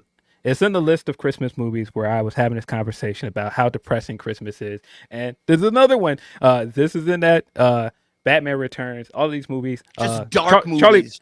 Charlie Brown Christmas. All of these are very depressing Christmas movies. And that's why I think we like them. You know, when Charlie Brown's talking about the existentialism and the heaviness of it all, it's like, you know what? Great. I'm in. And this is a cartoon in the 60s, and they're playing jazz as as like the music that's like, right. 10-year-olds are listening to jazz. Sure. Right. No problem. According to the Huxtables as well. The Huxtables never did a Christmas episode. They should have. Well, the closest they came was an episode where they did. It was 2 weeks before Christmas, and Cliff wanted better Father's Day gifts. Yes. There's gifts. It's holidays. There's connections. Okay. No, but that was it because they never did a holiday episode ever. Like there was no tree, there was no lights, there was no nothing. Yeah. Hey, what's over there says, is Die Hard a Christmas movie? It is a Christmas movie. Absolutely. Because there's Christmas music played through it. At the end of the movie, when all of the bonds and the paper is falling, it's supposed to simulate snow coming down, and the music that's playing is very much Christmas music.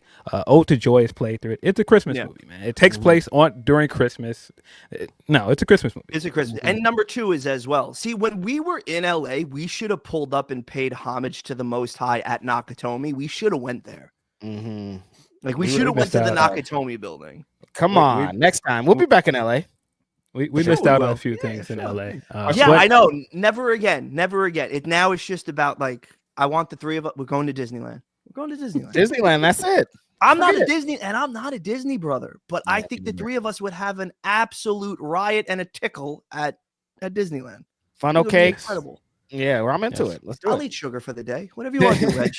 We'll wear corduroy. We'll get filled like mouse ears. Wearing corduroys in LA, in sunny LA, is wild. It's a comfortable, breezy fabric, Phil. Listen, it could be in any temperature, any climate. You could have the corduroy, because there are corduroy shorts too. Don't forget. Now, I want to corduroy shorts. I want to ask your commenters this and your watchers. I think this is interesting. Is Lethal Weapon 1 a Christmas movie?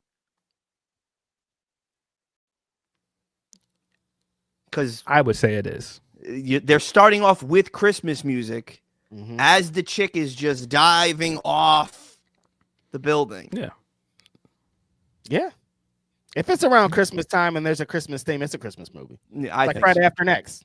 A Christmas movie. Yes, Friday After Next is absolutely a Christmas movie. One of the best Christmas movies. Iron Man 3 Christmas movie. Also, the best Iron Man movie. fight me. It is.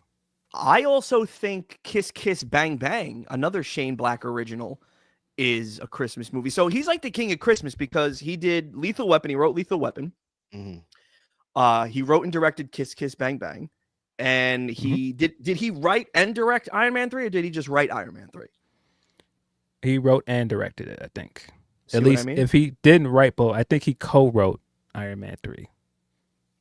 But I'm pretty sure he wrote it by himself. I don't have Google in front of me to confirm that. Somebody in the chat knows. Yeah, of course. What is the Nice Guys? That's another Shane Black film, which is incredible. There's a scene that takes place on Christmas. I wouldn't call it a Christmas movie, but of course it is Shane Black. Christmas will be in there somewhere.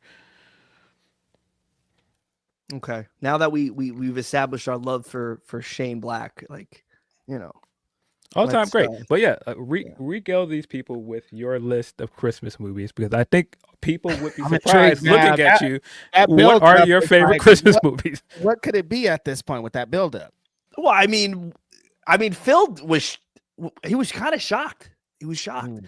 So my top two, number one for me is This Christmas. It's my favorite Christmas movie of all time. And then there's the second is Almost Christmas, which is the Danny Glover vehicle. Okay, the Danny Glover where he's trying to make the pie after he was trying to make the pie. So I seen that about two years ago. And what blew me away was the soundtrack for it because I'm a big Motown dude, right? Yes. I love the Four Tops, one of my favorite groups from that era. So they open with Ain't No Woman. And they do this montage of a young Danny Glover and his wife, and they're going through this whole thing about the pie and kids and family and Christmas. But I guess because why I like this so much is because of the song. Yeah. And then you have just Carrie Hilson just looking really hot in it the whole time. Oh my Carrie Hilson's God. in there. Every scene with Carrie Hilson, I'm like, it's hot in here, you guys. Jeez Louise. For some reason, Gabrielle Union gets stuck in a window. See, now I'm reading the chats, and Lady B goes, "This Christmas stays on BET." No, it doesn't. It does. No, it does. I'd be watching it if it was on BET. It's on there with Baby Boy. It's on the list of their movies that stay in rotation. I don't think so because where I've been watching This Christmas hasn't been on BET or Grio or any other. Grio. Yeah, bro. BET, Grio, and I forget the other one, but you know where it's on? E Network. It's constantly on E. Yeah, interesting. I wouldn't have guessed that, but yeah, This Christmas is one of those that is the one where we got the Chris Brown rendition of This Christmas. Now you're never gonna top the Hathaway. No. Dog. Yeah, it's a cover. You're never gonna top that movie. Dog. David Banner's in this movie. He's so a bad guy. So when I seen it, every time it's on, I will take a picture and I send it to him, and I go, "What's the residual check for this?" It's got to be pretty good. David, Banner. He's eating off this, right? He's got to be. Right. I hope so. I tell him all the time, get down on the floor. I don't know, like, you know. But Christmas and Almost Christmas is hilarious. Why is it funny though? It's hilarious because I wouldn't have guessed that because, like I said, I'm guessing like all of the classics, like you know. I see why. I get it. I understand. Listen, I'm not saying this is thank you for painting me into that. Thank you for painting me into just this, you know, weird white box. I get it. But thanks, I Phil. you know, just you like NBC holiday movies. Okay? Yeah, my best friend. You know, you only like the stuffy white people films. It happened on Fifth Avenue. Christmas in Connecticut. No, as a guy that likes Elvis and Sinatra, I would assume like some of the other movies, like you know, that like the classics, like I said, the It's a Wonderful Life and like A Christmas Story. What you're really saying is you're white, Blanquito boy, so you can't like This Christmas. That's not what I said. He's just saying it's interesting that you do. It's very interesting. It's all about the context in between the lines, right? So like, you know, good brother nice Phil over here is telling me it's because of this. I mean, I hear you. Yeah. I'm trying to shoot up some bell, but I definitely hear you. So wait a minute. This goes into, he also told me this hilarious story. He goes, yeah, he goes, He goes, I went to a black church once, and I was like, wait, I can't picture you at a black church. This sounds very funny. Where was the church, first of all? Okay. All right. So Phil knows, I'll tell you, Reg, I am a practicing Catholic. I love my Jesus. All right. Love my Jesus. Right. Like my Jesus with the long hair that looks like me. I love him. Mm-hmm. Gotcha. So I was working at WWE at the time, and I was on the road constantly. Oh, look at that. Mhm. So I was like, okay, cool. I just got back into the Catholic faith. You know, I'm traveling. I'm grateful, blah, blah, blah, the whole nine. So I start randomly just Googling churches everywhere I went. I mean, I've been to, you name it. I've been to every state because of WWE, and in, you know, parts of like other sectors of the world, and I was able to go to a Catholic mass. I think it was so cool. So I had some time in between working with the New Day. So I Googled Catholic churches near me.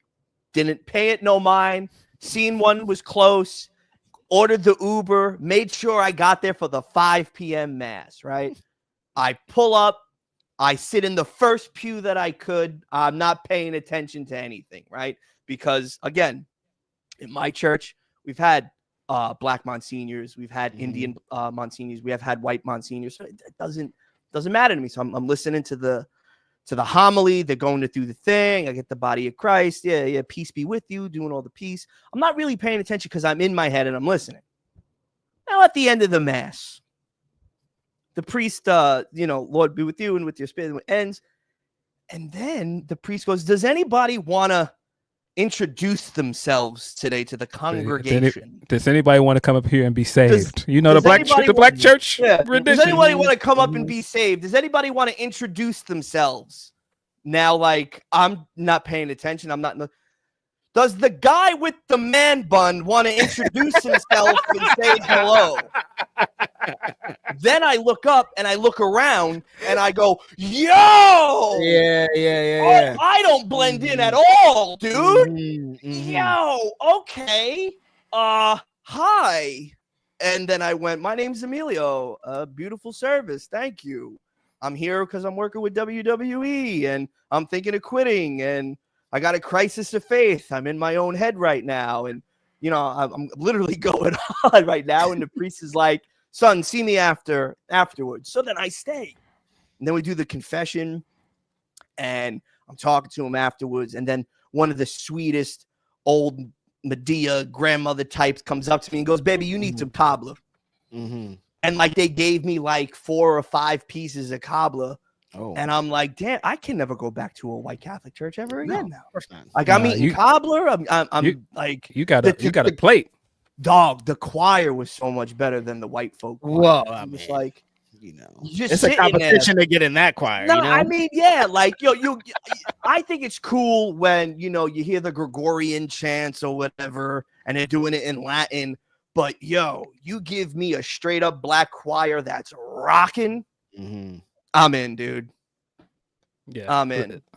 I just thought of that scene in like Judas and the Black Messiah, where like they're in the Black Panther meeting, and then they like it's like all the blacks, and then there's like the one white guy. One white Reg. What? When I I tell you, Reg, when it clicked, I looked around and went, "Oh, you mean me?" They're like, "What do you mean? What do you mean you?" I was like, "Oh." I just picture him going and what the crazy part about it was, right? So the altar server came and gave me a mic.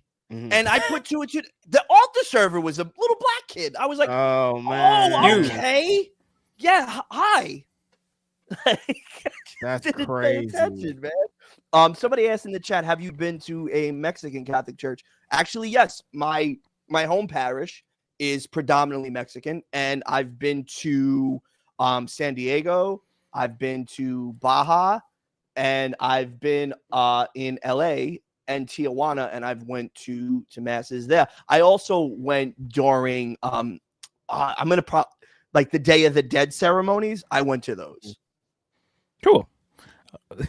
So it was dope, bro. Like I had it's a really cool experience because not only that, but you're hanging out and it's all about like the same thing, right?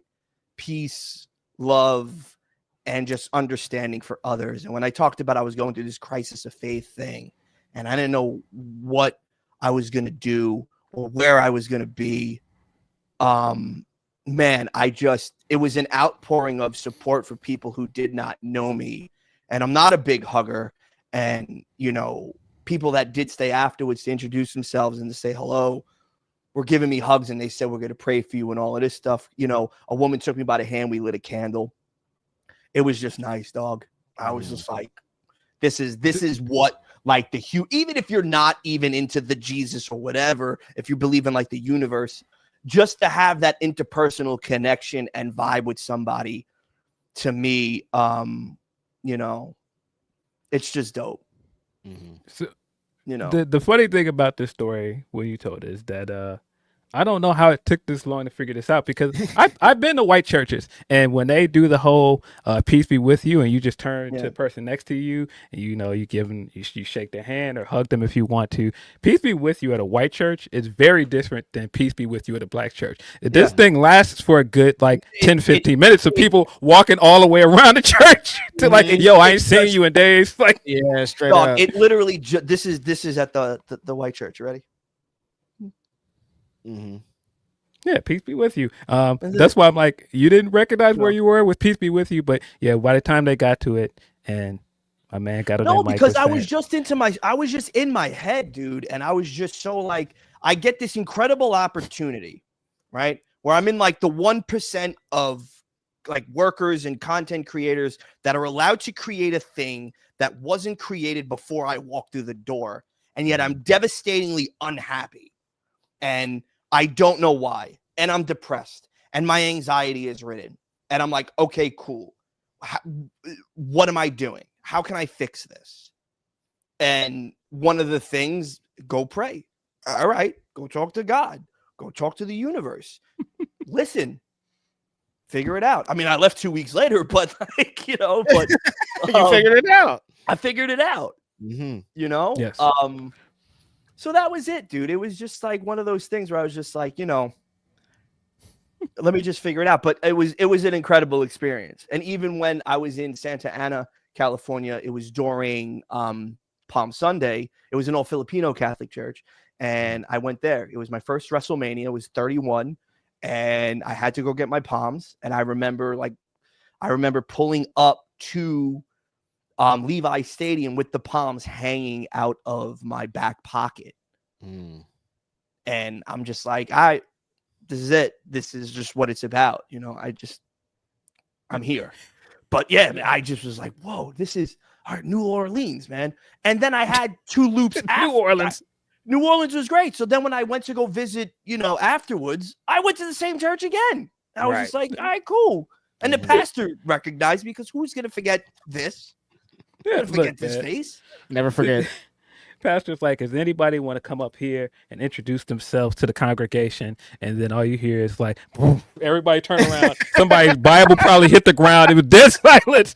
He's just like, I wonder who they're talking to. And everybody's just like staring directly at you. Dog. It was, I did not pay attention. He had to say it twice. And then he was just like, the guy with the man bun. He's like, you. And I'm like, yes, you. Man bun. Oh, me. Yeah. Okay. That's so funny that you say that about peace be with yous at black churches, Phil, because I feel like I've been like introduced to cousins I haven't seen in a while at peace be with you. Like, oh no, wait, look at the cousin. I'm like, this is not time for this. They start playing some different music during the peace be with you. Like it's like a 30-minute thing. No, it's funny. I'm looking at some of the comments, and it really is dependent on like the priest. So like some Catholic churches are doing 60, others are doing 35, 45. So like, you know, some of the Latin masses that I've been to, a full Latin mass done in Latin is like an hour and like 15 minutes. It's completely taking long. you out of there. No, it's long. Yeah. You're staying there. You're passing the collection plate around twice. That's how long? 2 times. Yeah. If you are still with us, I suppose we should get into some of our super chats. Reg, we've got a lot of humper chats we need to get into as well. Definitely. Let's get into some super chats and we'll move. Should we just do the Emilio ones or all of them? What do you guys think? Do them all. Okay. Do them all. I'm here. I'm hanging out. How long is this show? 20 hours? Yeah, 20 hours. We're here. BetOnline.com. Use the promo code SRS. This guy's out of his mind, you guys. Appreciate everybody for submitting super chats and helper chats. Y'all are the greatest. We're going to get into some of them. Brian Anthony Rivers says, happy holidays to the Grapsody fam. The show in DC was lit. Thoughts on the Wayne and Breezy reports? They were scamming. Yeah. Wayne still acting like, well, I don't know why you would have a problem with me. I didn't even hear that verse. Like, wait a minute. You tweeted about it. Now you're like, I didn't hear that verse. Yes, you did. Well, in his defense, though, how many like styrofoam cups is he drinking before he actually remembers what he's talking about? Exactly. But you definitely heard that Kendrick verse. I don't know what you're talking about. I don't know if Brian Anthony Rivers is talking about the PPP loan thing that they've been. No, I just thought about that because he said Wayne, but the PPP loan, I would assume that they are not the only people or rappers that are potentially going to get popped for that. No, absolutely not. That is crazy. The game is crazy. T. Daniel Barber says Dynamite, Rampage, and DC was nuts. Commander earned a paycheck this week. Osprey Allen was worth the price of admission. Tried to tell Ricochet to fight back, but guess he didn't hear me. This version of Ricochet is hysterical, man. I love it. Very, very arrogant, and does not realize that he's getting bullied. Ricochet is very funny, man. Yeah, but he's also trying to get the Jadakiss thing over, which I find funny because the heel turn is happening. We're just watching it in real time. We're watching it. Yeah, which is cool. And I think he is going to align himself with the Hurt Syndicate. Definitely. Yeah. Should we pay tribute to Kiss though, Emilio? You think he has to know about this, right? If he's doing the then I think he definitely knows it's a Jadakiss thing. Isn't Jadakiss' son an AEW fan? Didn't he bring his kid to a show recently? Yeah, he did. Oh, that's right. Yeah, it was him, Big D the Weatherman, Sheik Luch, Jada, and his kid. Yeah. That sounds wild. Like at a wrestling show, not at a hip hop show. Dude, they went it was at Arthur Ashe 2 years ago. That's how I know. Okay. Yeah, and because I know because Big D's one of the radio reps, and he comes through when I was up at Sirius, and me and Big D would always talk about wrestling, and then AEW started to pop, and he was like, "Yo, Sheik and Jada are rocking with this, and Jada's little man is a wrestling fan." I'm like, why has Arthur Ashe become like a hip hop hub? Like, there's been some of the greatest of all time. It's New York. It's New York, man. It's Queens. You know, it's easily accessible for those that don't live in Staten Island. Right. Everybody else can get there.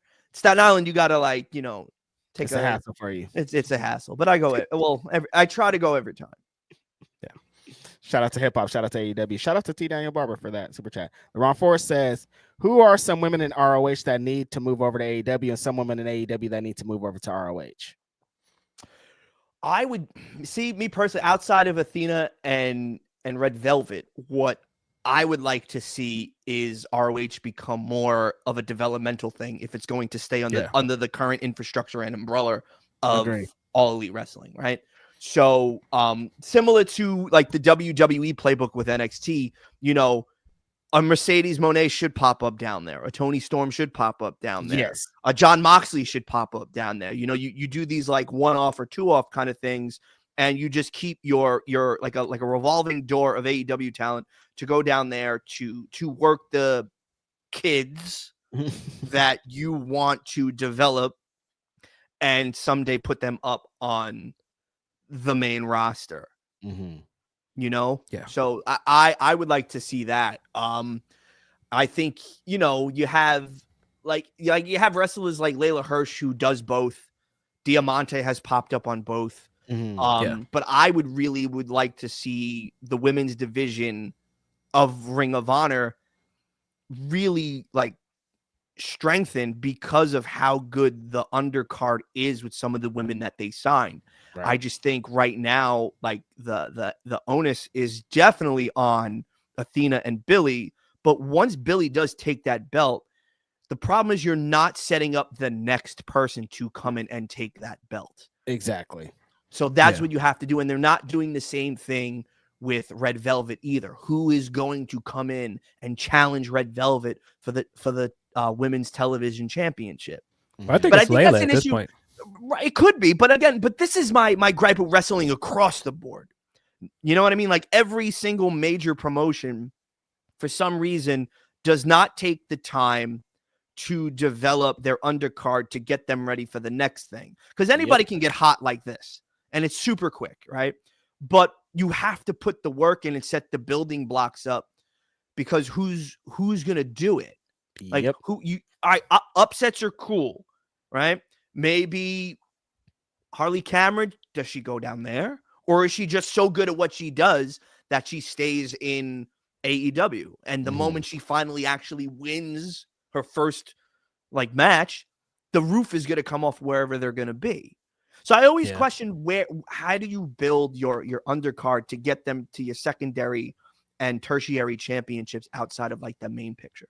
Right. Yeah, that's a big issue that they have, because there should be contenders set up for every champion. Like I always said, people should be after the world champion like they were with the 24/7 champion. Like the 24/7 championship is ridiculous as hell, but that's how many people should be after the world champion, because everybody should be wanting to be world champion. And so they should have so many contenders set up that it should never get to a point that if a top star gets injured, that just throws off every plan, because someone should be inserted exactly into there, because we should have a bunch of people on the same tier. Yeah. I mean, I think it's varying degrees, right? Like if you're looking at, let's just talk about the NXT championship specifically, like the three guys you can think of right now that could be champion outside of Trick Williams could be Ethan Page, Obafemi, and if you really want to push him and get him super hot as a heel, you can do Eddie Thorpe. And if he even wants as another heel, Ridge Holland. So now you have those four guys right there, right? But then everybody after that, it's not that they're not incredible. It's just that they have enough reps, but they're not getting enough TV time, because you're only limited to that 2 hours, and who can you fit in to tell the story and fit the narrative in that 2 hours, right? And I think there was such a logjam on Raw and SmackDown in regards to the women's championships that they had to create secondary women's championships in the United States Championship and the Intercontinental Championship, because there was no advancement for their women. And, individuals like Chelsea Green and Mi Chin and, Io Sky, they're killing it at what they're doing, but they don't have the opportunity to, do this advancing storyline, because there is a logjam. And Tiffany Stratton's going to cash in, and she's going to win, and Charlotte's going to come back, and Becky Lynch is going to come back. So that really throws a wrench into people like Piper Niven and, Dakota Kai. It's like, well, how do you build that? And then you can say the same thing for AEW as well. Mm-hmm. So, what were you going to say? Nah, for Ring of Honor, and like what you're saying with who do I think would work in that way to build his contenders going down there, and who should come back up. I mean, Athena's the obvious one. It's time. It's time for her to move on. I think Red Velvet, you can make a case. It's time for her to move on as well. I think going down there, it makes all the sense in the world with Sammy already down there. You want to build her back up. Ty Mello would make a ton of sense down there. Mm-hmm. I would even put Anna Jay in Ring of Honor. Yeah. Right. She had that really good excursion in Stardom. She came back. She was crushing it. She's been delivering. If you want her to continue to get more reps and you really want her to, work a hold, put her down there. Let her do the thing down there. But they have women that are just smoking it. Yeah. Yes. Like they have an incredible women's division. I think AEW does have a great women's division. Where I think the criticisms can be is that it starts and stops, and you fill the boiling pot up, and then you take it off and it simmers, and now it's like, oh damn, we got to boil it again. And it's like, well, but if you just kept it at a nice simmer and put your talent back and forth, great. Then it would work. I think the smartest thing that they did do was have a partnership with Stardom, so individuals like Anna Jay could go and work Japan. Right. I would like to see more of that as well. Yes. Camille would be another one. Yeah. Yeah, Camille would be great too because I think like it was it didn't.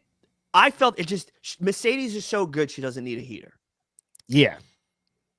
Well, I think if she's gonna have a heater, she doesn't need a heater that's on her level. She needs someone that feels like underlings. Camille, just based on the way you're bringing her in, she doesn't feel like who you would need behind her. The Renegade Twins just make more sense with what you would want to do with her. Right, but have they hinted towards the Renegade Twins joining the CEO? I think they have. I haven't seen it on TV. Have you? I think they've done enough. You see it on social. You see it on social media. Mm-hmm. So like there's sprinklings of that. There's rumblings. There's rumblings, but are we actually going to get it? If it's not on TV now, when does it happen? And you still have to finish this Camille thing now. So if that's I would have loved to have seen them do something similar to what Shawn Michaels did with Diesel.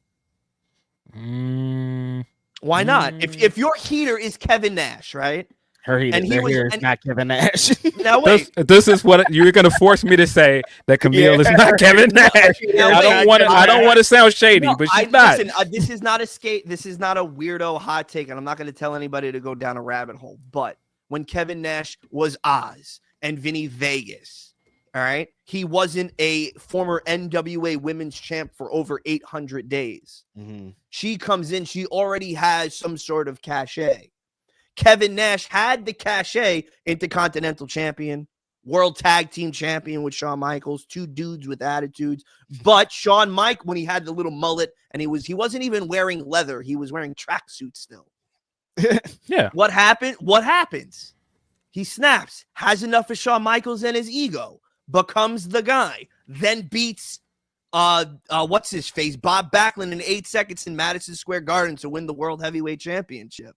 But he had to have that series of matches with Michaels to show Vince, all right, this guy is ready. But they had a longer run together as Little Man and Heater, but there was a dynamic there. We didn't get to see that dynamic. We never really got to see Mercedes chew her out. And if you were going to make her lose, then Mercedes should have screamed at her. Like if we're booking, and I hate to play Booker on a podcast. I think it's the worst thing in the world. But since we're hanging out, I think we could talk about this. We're amongst friends. Nobody else is watching this. We're just hanging out. So we lost everybody with this Christmas and me talking about Jesus. But I think the difference though is coming straight in with Nash. He had something. He had an it factor before they started making that story go longer, and then put the IC title. That girl didn't speak. That girl didn't speak when she was with Nick Aldis for 2 years. What are you talking about? I don't think everybody it's was comparable. on her dills nils when she wasn't speaking on social media. But I don't think it's comparable to where Nash was when they started building that storyline. And that's what I'm saying. I don't like saying that Vegas before he showed up to WWE. No, but the circumstances are way too different. Like Camille, it's just different. Camille has to exist in a division filled with some of the hardest heavy hitters in the world. Right, but it goes back to what we said maybe a couple of minutes ago. If you don't establish the division, then you get lost in the sauce. That's true. But her issue is like the way that she's booked best is by beating people up, and she shouldn't be beating half of those people up.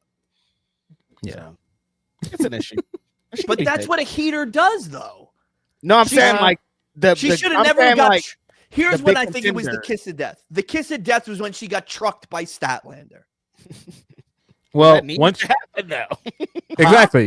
That needed to happen, but once you put her in the match, she can't win the match, right? Once you put her in the match and you know Mercedes is getting the match, the logical next step is for Camille to lose that match. She's not going to win matches. She's not going to win too many matches against Mercedes opponents. No, but you book her against non-Mercedes opponents. They gave her the squash matches. Well, who did she squash? Who did she squash? I don't have her cage match. We're not supposed to remember. They're supposed to be. No, but you're supposed to. No, but you're supposed to remember. I want to see her just Kawada kick chicks in the faces. Like I want to see her nerf Layla Hirsch. No, see, that's what I'm saying is she shouldn't be nerfing Layla Hirsch. Why not? Because Layla Hirsch is better than hers. You're trying to force us to say this, Emilio. But if you're pushing the narrative that this is the heater. And she's strong, and she's imposing, and she has to beat you up. Right? What is she going to do? She has to do the thing. She has to they're nerf Layla establishing Hirsch. They're establishing her as a different heater, though. They wasn't establishing her as that. They're just like, she's a big person, but she's not like gonna be running through people. I think they thought they were, and then they had her in the match, and they were like, "Oh, she's not gonna be running." So here you go. Straight away, she beat Queen Amanada this year. That's right. I forgot about that. She beat Zoe Lynn, and she beat Robin Renegade. So 3 matches. She had 3 matches. Those are the 3 matches. But I mean, she had those squash matches. But it's just, I just think you were gonna have a hard time booking her coming in the way she would have wanted to be booked, based on how strongly she was booked in NWA. She was never gonna come in and have that kind of monstrous run to fit that. And it's just because it's a different audience and it's just different. No, but she's playing the role. She's playing the supporting character to Mercedes Moné. Mm-hmm. So if Mercedes is on this epic run and she hasn't lost and she's been tearing it up since All Out, your counterpart has to do this, has to equally be as dominant.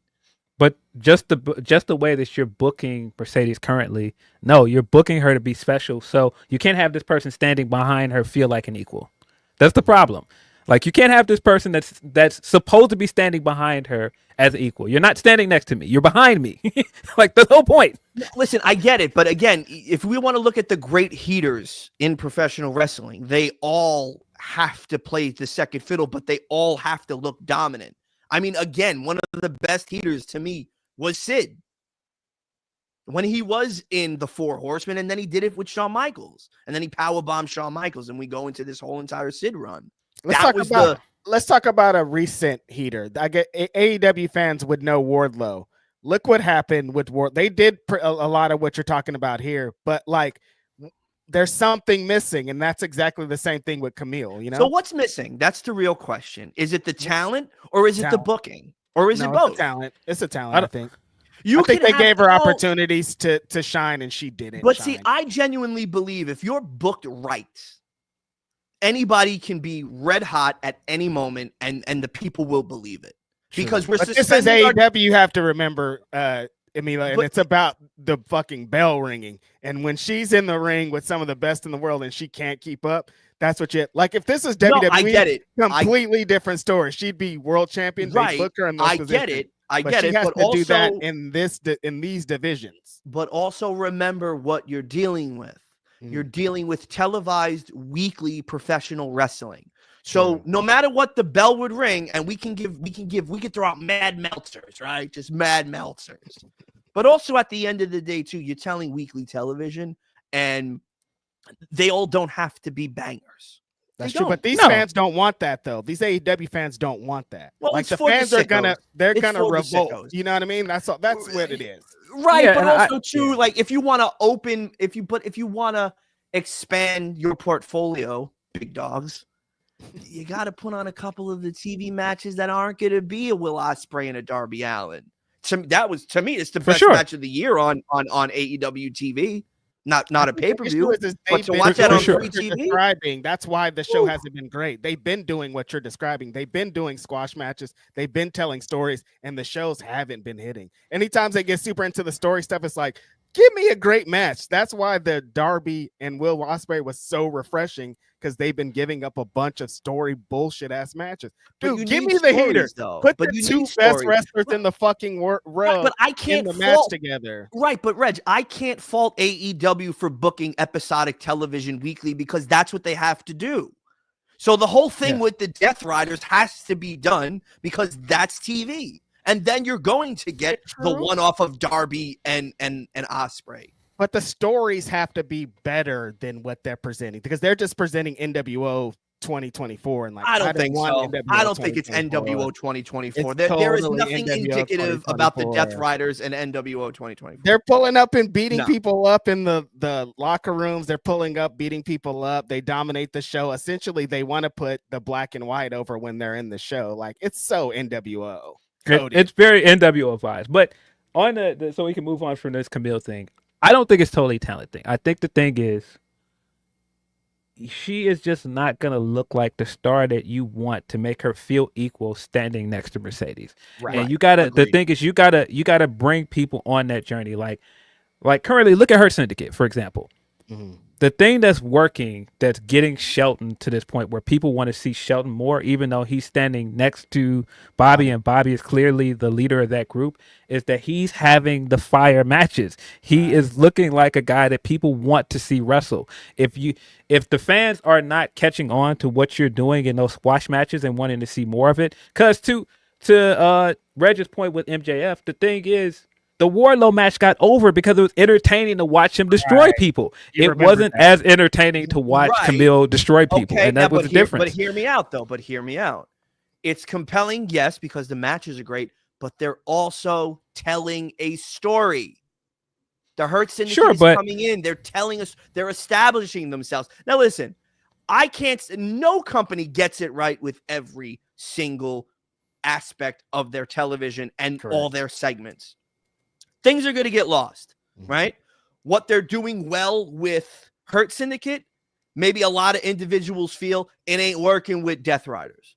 And where some are feeling that Tony Storm is having this incredible, like, 3 faces of Foley kind of thing going on, some of them might not like it, or some of them will. You know what I mean? So it's going to be different. Unfortunately, it's going to be different tastes for everybody. But you have to sit there and develop the stories because, again, if it's just wrestling, what separates AEW from a really popular indie? That's right. You're right. It has to be a variety show.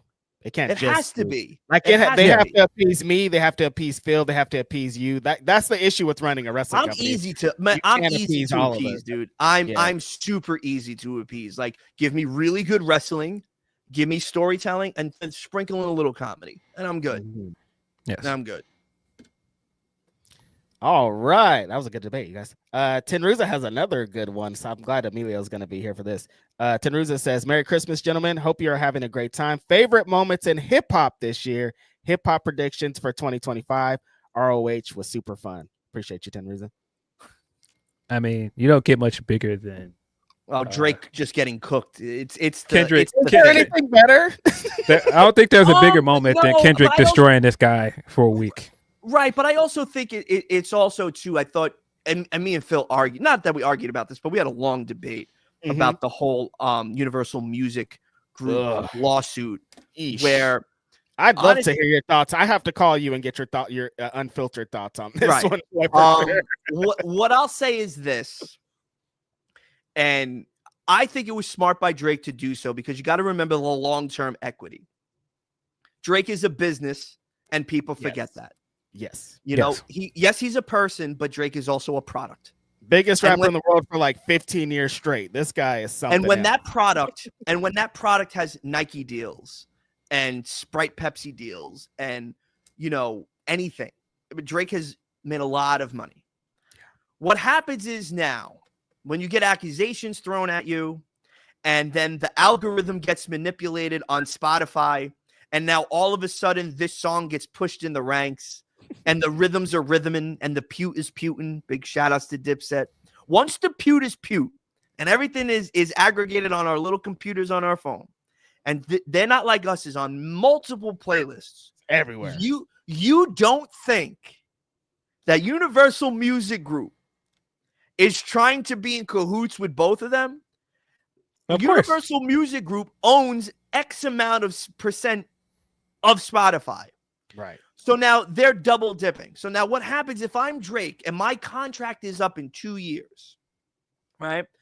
I don't have the leverage no more to sit down with the head of Universal Music Group to go, hey, this is what I want now. I want to restructure my deal.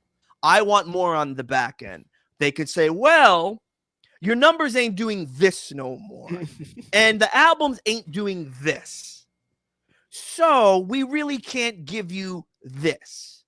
So why do you think he sued? Not because Kendrick was talking about him. It's because he's gonna mess up they're gonna mess up the money. Fucking up the deals. And when you fuck up the deals, and then you don't have no leverage to negotiate and bargain, well, what do you think's gonna happen? He's gonna do a lawsuit. issue in the whole thing, Emilio, is they benefited from this exact thing though. Like he benefited from being pushed. He benefited from the same group people putting him in these same positions. So I'm like, you're being a hypocrite though. Like when it doesn't work in your benefit, which is what 50 said. 50 just recently said that on the Andrew Schultz joint when he was like, yeah, he's probably right. All of these things were done for Kendrick, but he knows that because these things were done for him. Were done to him. Right. So I know what's good for the goose should definitely be good for the gander. But again, if you're just looking at it from a business perspective, from a business perspective, he could lose a lot of money. I felt like I understand, Frank. If you were at a position, a lot of women that he wants to slide in their DMs and say, "Hey, I will pay to fly you out." What's good, girl? I mean, if he was in a position and he thought like, "Oh, me and this guy are gonna rap and do this, and then it's gonna be over," and then it wasn't as easy as that. I'm sure he's like, "Hey, yo, like I gotta figure something out."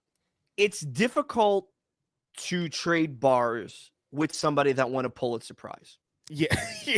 You're not gonna win that. And I thought it was crazy that he ever thought he was gonna win that. And just to make this clear, it's women still getting flown out. If people think that women are not still flying out, you're wilding. Right, people are still flying out to see Drake. But what I'm saying is this: like, if he slides in your DM and wants to fly you out, and he wants to take you to Antigua for a week, and then you got to sign the non-disclosure agreement, you can't put your cell phone on, right? That costs money. Eventually, that money's gonna run dry, and he's gonna need a new deal. Mm-hmm. You know what I mean? It's always it's difficult when you want to like talk that talk and say like and want to run in the street, and then you got to have the other foot in the business world. Right. You can't. It's difficult to do both, right? I think the only ones to really do it well, and you could see it, right? 50 Cent did it well. Mm-hmm. RZA did it well. Cameron has done well for himself like that because now they bob and weave and they blend through this world seamlessly with deals and brand endorsements and sponsorships and other ventures and television and other assets and products. But, it also doesn't hurt that Drake is one of the biggest heels in hip hop. Yes. And he has been a heel for a while, mm-hmm. right? I think a lot of what people don't like about Drake is when he does a rap, there's a subliminal jab at somebody. Yeah. Whether it be Pusha T, whether it was J. Cole, anybody, Big Sean, like there is these subliminal jabs that come out. Right. Jay-Z's another one that has bobbed and weaved seamlessly and probably better than anybody else. Yes. Billions, B's, commas, multiple commas. Yeah, he should not be in the position that he's in with what he did. Of course. Well, no, if you think about it, though, no. But if you think about, like, let's look at rock, right? Specifically, like, when I was coming up and you would see what they would do, it was incredible. Rockaware and Rockefeller, Jay-Z, Dame Dash, and Kareem Biggs completely changed what it was to be a rapper. And if you look at from Dead Presidents to his follow-up album, like, he's no longer wearing gold. He's wearing platinum. He's no longer drinking Dom Perignon. He's drinking Cristal. There was this whole not drinking chain. Cristal no more because Cristal racist. Right. But what I'm saying is back in the day, though, when he was rapping about this stuff and when he wasn't wearing Patek Philippe's like he is now. He was wearing Jacob the Jewelers. Like there was this whole, like they created this world of opulence and luxury that everybody wanted on a street level. And it was seamless to do that in the way that they did that. And the 40/40 Club. It was genius. Mm-hmm. It was genius. So he had the blueprint laid out there, and then others followed suit. Blueprint. 50 Cent is a perfect example of looking at what guys like Jay-Z did. Absolutely. But if you're coming up and looking at what Jay-Z was doing, at the time when Big passed, New York needed another leader. He was that guy. He was in position to do so because he had two dudes behind him saying, hey, let's do this because we have money from this, allegedly. Yeah. Yeah, but see, that's also what makes Drake the villain that he is because Drake is... you saw him as Wheelchair Jimmy. You saw him as Wheelchair Jimmy first. I've been watching Cobra Kai, and he's essentially a Cobra Kai character. He is that nerd guy that jumped into rap, that was a friend zone guy, and all of these other things that were initially seen as corny. He was a guy that wouldn't have gotten the door when DMX was at the top of this thing in the era that he was. And he came up with like, oh, all of these guys that are like, you're not supposed to be here. Oh, I'm going to show them. I'm going to make more money than you. I'm going to try and steal your girl. And after a while, people got tired of this guy. That's what happened. You got bullied so long that you became the bully bad guy behind scenes, and people got tired of you. That's what happened. It's the greatest heel run in hip hop. Yeah. Ever. It's great, and he laughed all the way to the bank. But also, too, you can't discredit Drake. DNC is absolutely right. He's hard, bro. At the same time, he has Drake the greatest. Like I think, like at the same time, the greatest villain. Like he's also had, I think, the greatest run of any like mainstream rap art. Like no one has been on top for as long as him ever. Undoubtedly, one of the greatest runs in hip hop in terms of just longevity.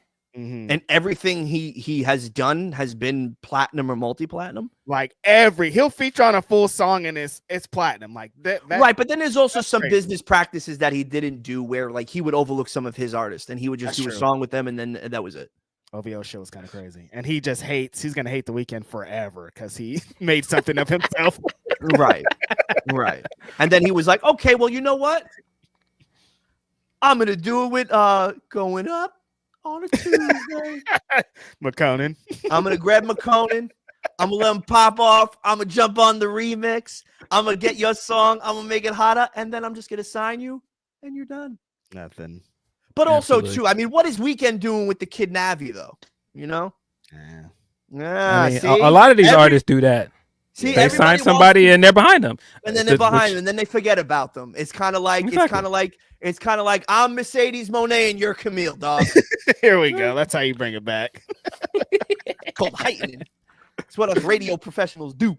All right, let's move forward. Tenruza says, you guys feel like we get some returns or surprises at the AEW Hammerstein show like we got at ROH to a smaller degree, or is it all for January 1st? I think they're going to save surprises like that because you got a pay-per-view next week, so I assume Full Gear we're going to get a big surprise. You don't need to. You're already sold out, Hammerstein. You don't need it's all about the Jan 1st. Yeah, and these fans, like the show that you're going to give them with the matches, that'll be enough for them. And plus also too, remember you're taping for Christmas, right?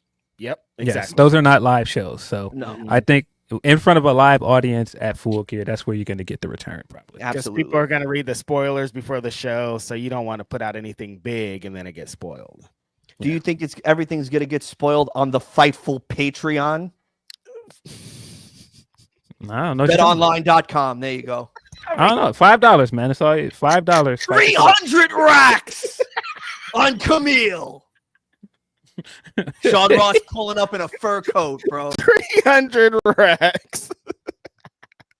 That's what dudes also says. Real surprise. They're doing House of Torture for the ROH tag teams titles at the Dome. Choices made. Need ROH to be its own thing, doing tapings in rooms like Hammerstein. Probably not. Correct. I think that's the big thing. ROH needs its own identity.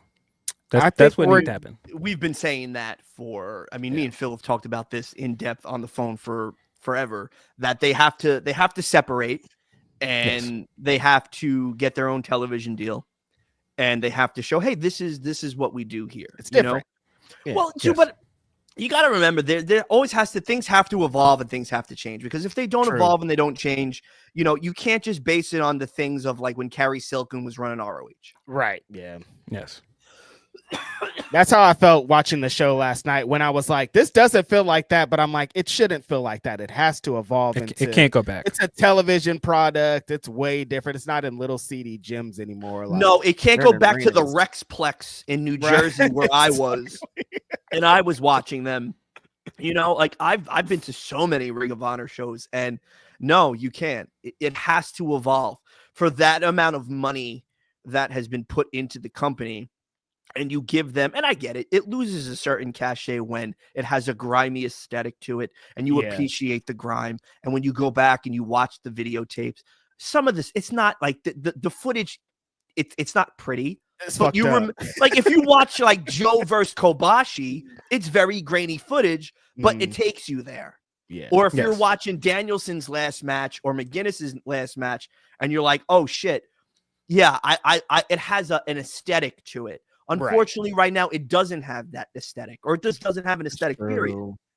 I got the vibes last night because they were in Hammerstein, but you don't get that when they're just taping after Dynamite in the arena, it just doesn't feel like ROH, and they have to make it feel like ROH. Right, but when you go to ROH to just watch ROH, the crowd is hot. When you have to sit through a collision and a rampage, you're tired. Yeah. That's what I'm saying. It needs to be its own thing. It needs its own audience. But also, too, where's the capital from that coming? Are they going to have profitability for that to take it on the road to do its own thing? So now you have to book separate travel, separate TV crews, separate digital marketing offices, separate producers. That's a lot of money. That's a lot of money. Yes. Yeah, but you're right. I'm a sicko freak and I like wrestling, but some of them tapings, I'm like, we've been watching wrestling for 5 hours and you're going to bring out the ROH guys. I'm like, all right. I mean, I'm ready to go home. I love wrestling, but you guys, it's outside of this Christmas. I can watch wrestling all day. It's Christmas. Hey, what's over there? You got to watch it, Reg. Reg, when it's on TV, we're going to watch it together. I'm going to call you. We're going to watch it. We're going to watch it together. We're going to do a watch along. We're going to do a watch along. Watch along of this Christmas. Next Ask Grapsody, we're going to do a watch along. Hey, what's over there? Says watching the internet call Athena Hulk Hogan is funny. But we got to stop it. We got to really stop it. Yeah. We got to stop it. Stop putting Hogan on the end of people's names. Like, it's just a different vibe.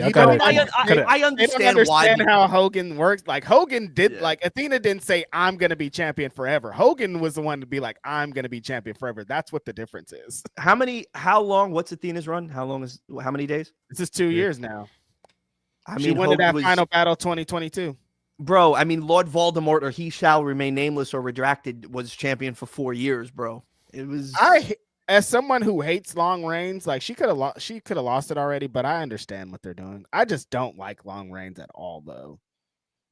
It's like you're better than everybody. There has to be one person in this locker room that you're not better than on one random night. On one, you know what I mean? Like every single time you're the best. Like I get it, but well, the thing would be this though, and if she lost last night, and shows up to face Mercedes or Mariah.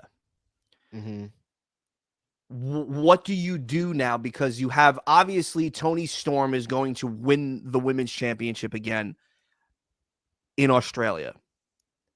Now, do you set her up for Mercedes, or does it look like it could be, and who should beat her is Willow?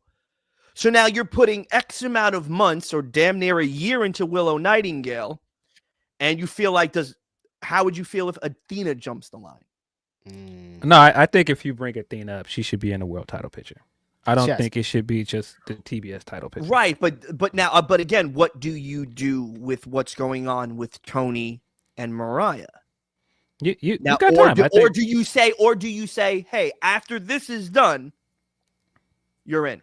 I want to get to Athena and Mercedes at All In Texas, so there's time. Yeah. Now that's the way you tell the story. But again, but you're investing X amount of this into this. So, and we could say that we all watch Ring of Honor, but the audience is very divided, right? So you're going to get those idiots on social media being like, well, who is Athena, bro? She's been in Ring of Honor forever. Get her out of here. Put her in the back of the line. You know, you're going to get those morons that do that. This is the Brooklyn Brawler being upset about it. Right. You know what I mean? Or you're going to get the Disco Inferno talking about it. Or Bully Ray. You know, you're going to have you're going to have just somebody yelling into their phone. And they're going to pretty much poo-poo over what this woman has done. And, it's a weird thing when you have all of these like little spots in play. It's like, well, how do I bring in this piece? Right. Without really changing up all this. Without messing up what we've been building already. Yeah. And you know how TK builds. It's like there's he's all like he knows what he wants the same way Triple H knows what he wants. Yeah. So all this stuff is already planned out. It's just about how we getting there. And I don't want to see Athena lose to Mariah May. After a dominant run as champion for almost let's just say 2 years and some change. I don't want to see her now come here and have to rebuild the whole thing. I want her to come in like she's like the OTC.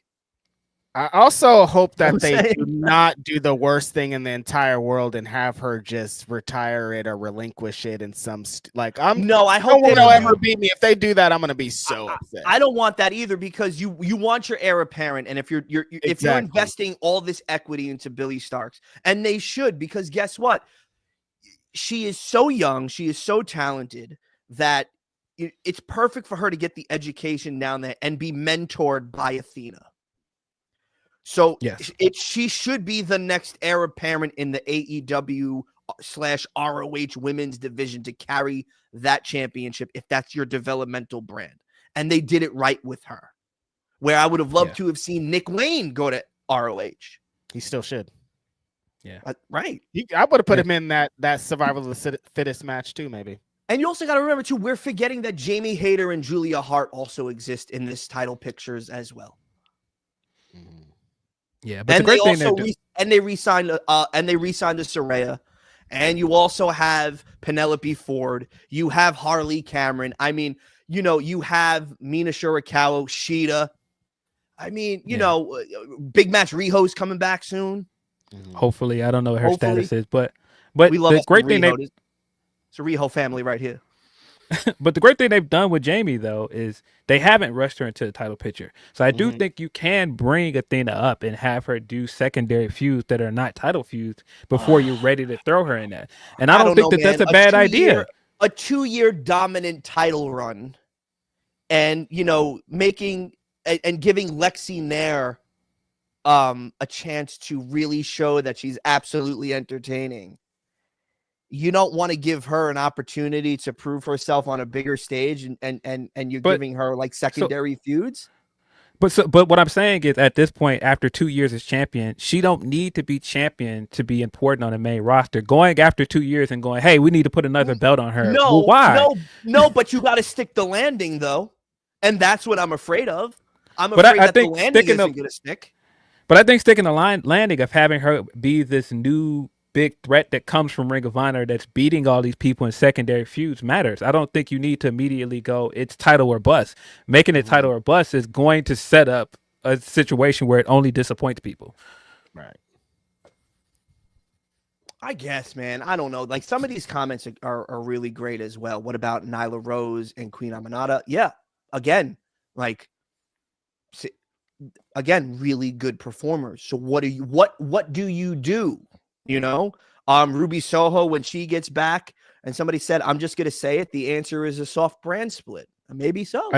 I do think that's probably coming with Collision, but if that's the point, like, you got to decide what the TBS title picture looks like and what the world title picture is. Like, but is there a title picture? But if you could tell, is there a title picture? Because it doesn't seem like that. It just seems like everything is so homogenized and they both blend into each other. I don't think that's the case, honestly. Like, right now, people aren't going to like me saying this based on other things, which we can get into the Mercedes stuff from this week as well. But, like, right now, Mercedes feels like the main champion. Yeah, I agree. And rightfully so, though. But rightfully so. Is it rightfully so? Because Mercedes is your secondary champion as TBS champion. And now I know Cody didn't want to call it that, but your TBS title is not the main belt. The main belt is on Mariah. Mariah doesn't feel like the main champion. What do you consider the TBS championship and the TNT championship? Is it their version of the Intercontinental Championship, or is it their version of the big gold belt and the World Heavyweight Championship? Because I have an analogy. It's basically a television championship. Yeah, it's essentially a television. It's a television championship. Okay, but it's the television championship that's regularly defended and regularly seen, and the optic is that this is a championship based on the network, right? Right, a television belt. All right, so let me ask you this. When John Cena was going back and forth between the blue brand and the red brand, whatever belt that John Cena had, or whatever belt was the one that John Cena was about to win, was the one that had the emphasis. So whether it was the big gold belt or whether it was the World Heavyweight Championship title, John Cena was the guy. So right now, because she is up there, marquee status, headline WrestleMania, has done a lot for women's wrestling. She feels big. That title feels big. Correct. But my kind of pushback to that would be that when Tony was the main champion, she felt like the main champion. Right. Tony was on all 3 shows. She felt like the biggest character in the division. Right, because again, she was doing the work and what was built up. You can base a program, and I genuinely believe that if they gave Mariah a little bit more to do, we would be more invested. I think they hot-shotted the thing with Mina really quickly. I think they could have built it up, played it out, stretched it out. We could have seen it at World's End. You know, they really could have did something with that. But again, it just feels like with her, unfortunately, she is just a placeholder for Toni Storm. And that's something they have to change. The same way Tiffany Stratton and Nia Jax. It just feels like Nia's champion until Tiffany cashes in. Yeah. Which, based on last night, this might be time to get they got to pull the trigger on. It's Tiffy time, babe. It's Tiffy time. Yes. Don't want to miss that. Tin Roots also says they need to push EJ and Duca. Guy looks like he's effing unstoppable. A unit of a guy. Pair him with Swerve. You guys pump for World's End. A great. I don't think you need to pair him with Swerve. I worked with EJ when I was with MLW for 10 months, and he was one of my favorite people to work with. And one of the greatest things I seen about him was his adaptability to learn. And EJ has only been doing this for almost about 3 years now. And you know, he got released from WWE just because of budget cuts during the pandemic. And then Court had the foresight to pick him up. And it's like, okay, there's some raw talent here. We're going to develop it. And at the same time, EJ got signed. I got signed to work there. And I just took a liking to him. I think EJ is extremely talented. He is absolutely just carved out of granite. Yeah. But one of the things that I like about him was, and what we were working on in MLW, was this bobbing and weaving between talking in like a parable of Christ, because EJ is a devoted Christian, and he wanted to do something that was a little bit different and didn't want to scream into promos and didn't want to just, you know, talk like just an athlete. He didn't want to do that. So one of the things that we did was when it was EJ and Calvin Tankman versus 5150 slice. Like, we did this like whole thing where they jumped thing on his back and was calling him chicken shit and all of this stuff. And Danny's such a great talker that while he's like yelling and screaming and puffing up his chest, you know, EJ would want to do something different, where he was like, well, what do you think I should do? And he was trying to cut these promos, and you could see that he was like trying to work with the mechanics of it. And I just told him, I was like, okay, listen, while religion and wrestling kind of don't mix, I think what you could do is you can speak within a parable of violence. Yes. If you figure out how to, and you do it in a very calm and soft-spoken demeanor, we can push the camera close into you. You can look at the camera. You can take your glasses off. You can give a death stare. And then you can say what you want to say. You don't have to come out and cut the promo and say, I'm going to do the thing. But if you talk within like this parable of violence, and you like, you know, talk about the way it's supposed to be, then it's going to work. And when he figured that out, his entire, you could just see like it just changed. And then him and Calvin Tankman went on to have this really cool tag team title run. And we were telling some really good stories with him. And I genuinely believe that he would have been world champion if he didn't sign with AEW / ROH. He would have, because he is that good. I think he has all the tangibles. I think he can wrestle big guy stuff. But if you've ever watched him, when we were in Mexico, he wrestled Adrian Quest, and it's one of my favorite matches I ever had the opportunity to be an agent for. Shout out to Quest. They were great together. They had this like really cool chemistry. We were like, all right, EJ can't leave his feet, but we were like, let's split it like 60-40. EJ, you do a comeback spot.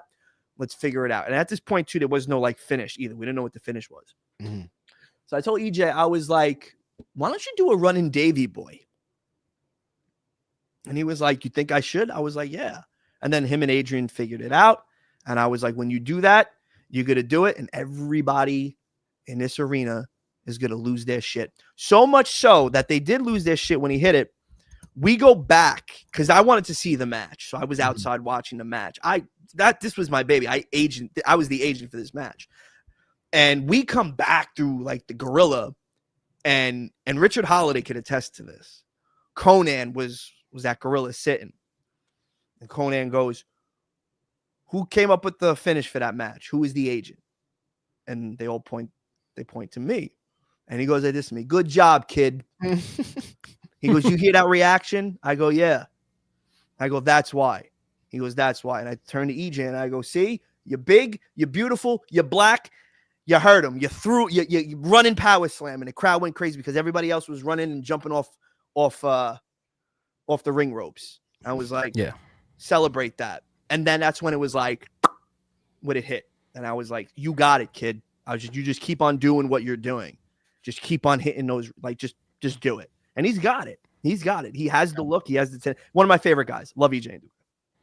Yeah, I think you can figure it out. I don't think he needs to be a Swerve, but I think he would fit with Hurt Syndicate as well. But you should be doing something. No, but I don't think he can fit with him and Bobby. They're the same size. It doesn't work. It doesn't work. I like what he's doing with Lee Johnson, so just keep doing that for a while. Great. To me, that works. And now you're going to see them against the Gates of Agony. I think that's going to be like their coming out feud, where it's like Lee J versus the Gates of Agony. And who I would love to see the Gates and EJ and Lee J trade the ROH World Tag Team Championships. I think that's the perfect gateway to take them off of other Von Erich's World Tag. No, who's the World Tag Team champions? Dustin, Sammy and Dustin. Sammy and Dustin, right? Sons of Texas. So, it's just stuff like that where you have these cool players. Now it's just, all right, let's plug the variables in. And that's how I would tell these guys, like when I would produce a segment for them. All right, you're the variable. How are we going to plug you in? Okay, let's do it this way. Do you like this? Okay, great. We'll figure it out. Let's do it this way. Yeah, plug them in. Plug them in. It is. It's plug and play, dude. It's plug and play. How many more super chats do you have left? Run them all. There's like a lot. Yeah, we gotta kind of run through those things because we got a lot of super chats. All right, let's go for it. Tenruza says, nope. Before that one, J Esquire 13 says, have you guys seen Obama's 2024 favorite songs list? Hella funny imagining him listening to rap R&B songs. Most of his lists are rap and R&B songs. Of course, yeah. He's been doing this for like 12 years though. Like I feel like every time he puts out these lists, people are like, "Well, he listened to that. Yeah, he's been telling y'all what he listens to." Forget this was from Chicago. They can never remember. Man had an ice cold Final Four bracket as well for March Madness. Come on, dude knows ball. Yeah, recognized game. Straight up. Tenruz also says, saying, love you guys. You made this year heat. Appreciate that. Appreciate all your support. Appreciate all your super chats. Hey, what's over there says an easy way to fix Athena at Final Battle is to have Billy cost Athena at Wrestle Dynasty and then run Billy versus Athena at All In for the title. Yeah, I get that works. That's smart. Maybe. I just think the AEW crowd has been telling you for a while they don't want the ROH. They don't want ROH. Mm-hmm. And so I think you've got to listen at this point and make these two different brands and give one brand its identity. And that's fair. I used to get kind of offended, like, why is AEW? But it's like, that's not, you don't have to want what I want, and I'm fine. The audience is telling you something, you should listen.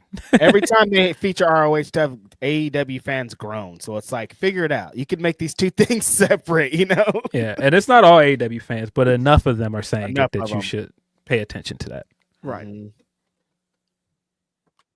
New York Use 99 says, do you think Athena holds the ROH championship for another 6 months until she beats Asuka's record? I hope not. No, I think it's if it's not Super Card of Honor, I honestly think she should drop it before Super Card of Honor. But if it's not Super Card of Honor, I don't know what we're doing. What show is she going to drop it at?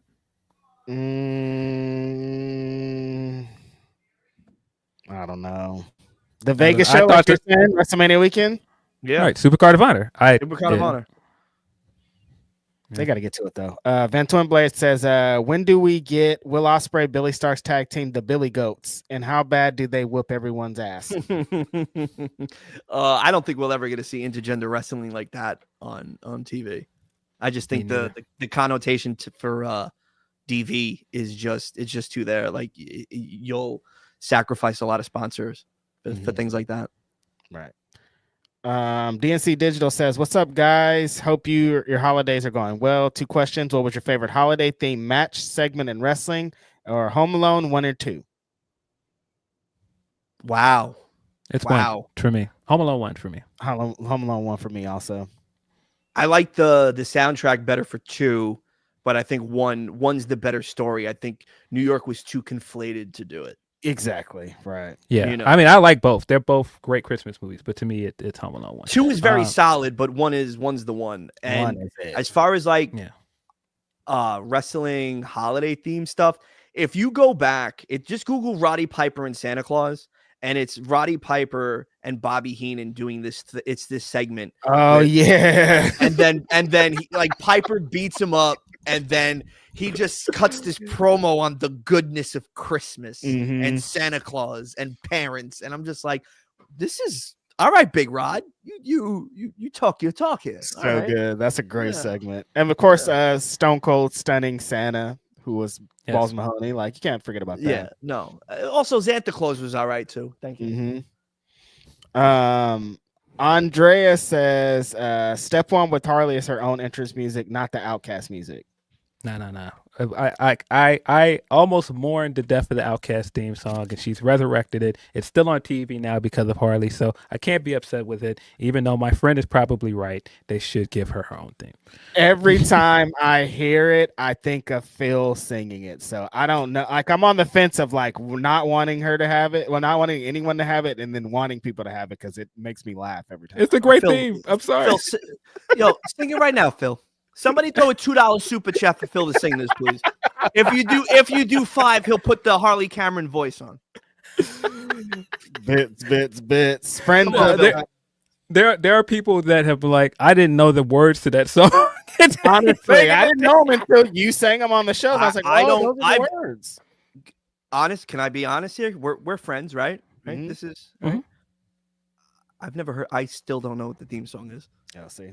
Now you have to do it, though. Phil, could you sing it for me, please? It's what is it? We walk around and we see the same thing, but through your eyes you see us as outcasts. I gotta get Phil on the track. That show's kind of hidden. Yeah, you're up there with Enya's, Phil. Enya, beautiful voice, Phil. You're up there with Enya. Is insane. Up there with Enya, Phil. The fuck out of here. We walk around. It's Phil and then it's Enya. That's crazy. That's it. I rather you know what? I want Phil to sing It's the Most Wonderful Time of the Year by Andy Williams. I love it. Friend of everyone featured on the show, Vin Forte submits a super chat. Appreciate you, Vin. Hi, gentlemen. Love you, Emilio. Whoa, $20. Wait a minute, Vin. $20? Listen, you're balling like that? $20? Really? Damn. Where was this money when we were podcasting together? $20. I couldn't even get this kid to spend it on a microphone. He spent $20 on his super chat. $20 on his super chat. Emilio's turned into a dad on vacation when you're trying to just get McDonald's. Like, we got a trunk full of stuff. Right. We got sandwiches in the car. The bologna's been sitting in a hot trunk for like 10 hours. You're gonna want a McFlurry for $20? The homie Vin Forte says, "Hi, gentlemen. I love you, Emilio." He already knew what this was gonna be. Man of Steel versus this new Superman. Why do you think Phil left? Why do you think Phil left? Which movie you taking, the Man of Steel versus the new Superman trailer? Also, which kombucha flavor should I buy today? Love you, Papa. That's my boy. First off, big shout out to Vin Forte, the mighty Vin. That was my my Gumbada Jeech, my tag team partner and podcasted for a very long time when we were doing Wrestle Rap. He's got a great Substack, vinforte.substack.com. Check it out if you like to read words. Appreciate you, man. Oh God. I see. This is such a loaded question because I love the Man of Steel movie. Me and Phil argue about this movie constantly. Terrible movie. I wrote an entire thread Terrible movie on Twitter about how good this movie was. Yeah, but the new Superman trailer was great. It was very good. It was well done. I liked this kid as Superman. I like him as Clark Kent. He's like, I thought, okay, is it hard to like bumble and be like an oaf like Christopher Reeve? Because it seems like that's what they were doing it as. Cavill didn't really do that. There was just like this debonair suaveness to Cavill, even when he was Superman and Clark Kent. So it was like, all right, cool. But I just think it gets a bad rap, Man of Steel, just because of the whole like Schneider vision, you know. But if you're telling the story of Superman in parts, it's not bad. Phil says it's terrible, and I'm going to swing on him when we hang out. But it's a bad movie. But yeah, I think the trailer looks great. I think it looks fun. Yeah. I mean, for some kids that go see this and they want to see like big colorful bad guys and like Crypto coming out and dragging this guy out in the snow, like that's what, like, I know we want these things to grow up with us, and then we want them to be brooding and depressing in some ways because adults are brooding and depressing. Right. But no, superhero movies should be escapism. Yep. Yeah. And so best health aid kombucha flavor. I kind of like the mint. Wait, you're down. Yeah, I love kombucha. I'm a huge kombucha fan. You drink the bucha? Yeah. It's either the pink apple one for me, fruit tangerine is my new favorite. Yeah, for me it's either the pink apple one or the lemon ginger one. Yeah, I like right now I'm on a big passion fruit tangerine kick. Yeah. Yeah. Mm-hmm. Mint lemonade, I think it is. Mint lemonade is delicious too. Mm-hmm. Yeah. T. Daniel Barber says, any thoughts on Absol saying Soul Burger got overlooked? The Kendrick Drake thing was cool, but a bunch of music fell under the radar because of it.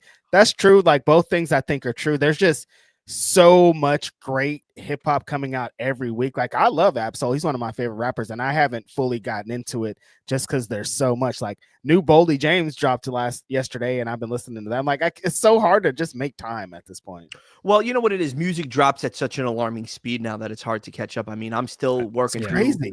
I'm still working due to the discography of Brownsville Cop because he passed away. Yeah, right.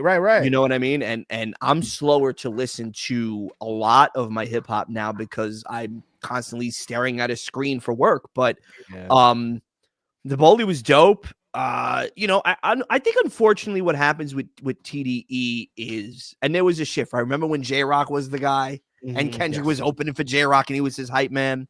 And then, you know, cartoons and cereal came out. And then after that, Ronald Reagan era came out. Then the power dynamic switched. I feel that they're such a good label, but unfortunately their attention to detail of everybody not Kendrick Lamar falls to the wayside. Like, again, we can make the comparison of how, like, you know, you book some of your top talent and then your other talent gets lost in the sauce. Right. Shout out to Redmond, and because he's right, Rock Marciano and Alchemist is super dope. Even the Snoop Dogg Dre shit is dope. Even if you want to go, I'm going to tell you this: listen to the new Fat Joe shit. Oh, okay. Joe has this magical thing, dude. Oh my god, it's too much. But Joe has this thing where, like, he'll do a pop record, and then out of nowhere, he'll drop the most gutter, visceral, dark, like, tissue up the nose because it's cold out and you're leaking boogers, New York grimy, dig it into crates hip hop. And this new Fat Joe shit slaps. I'm gonna bump it. Fat Joe has one of the best ears of all time, so I definitely would want, like, he could pick a record like fucking no one else. Deontay Soigné said the talk show is great. I still gotta watch the show. The talk show's great.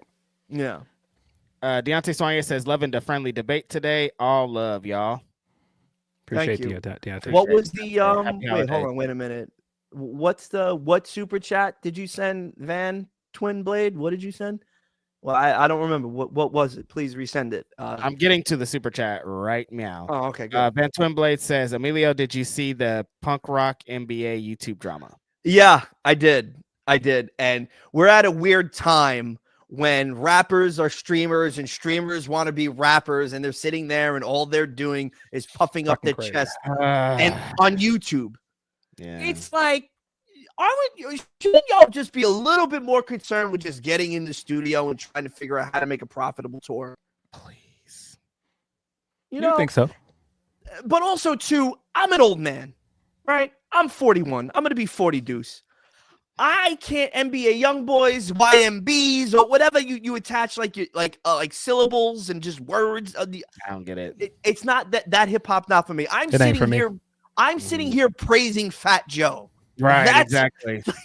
That's where I am at this point in my life. And Dre, like, this is old man raps around here, you guys. I've embraced the old man raps, right? I listen. I did a 10-year bid up at Sirius XM.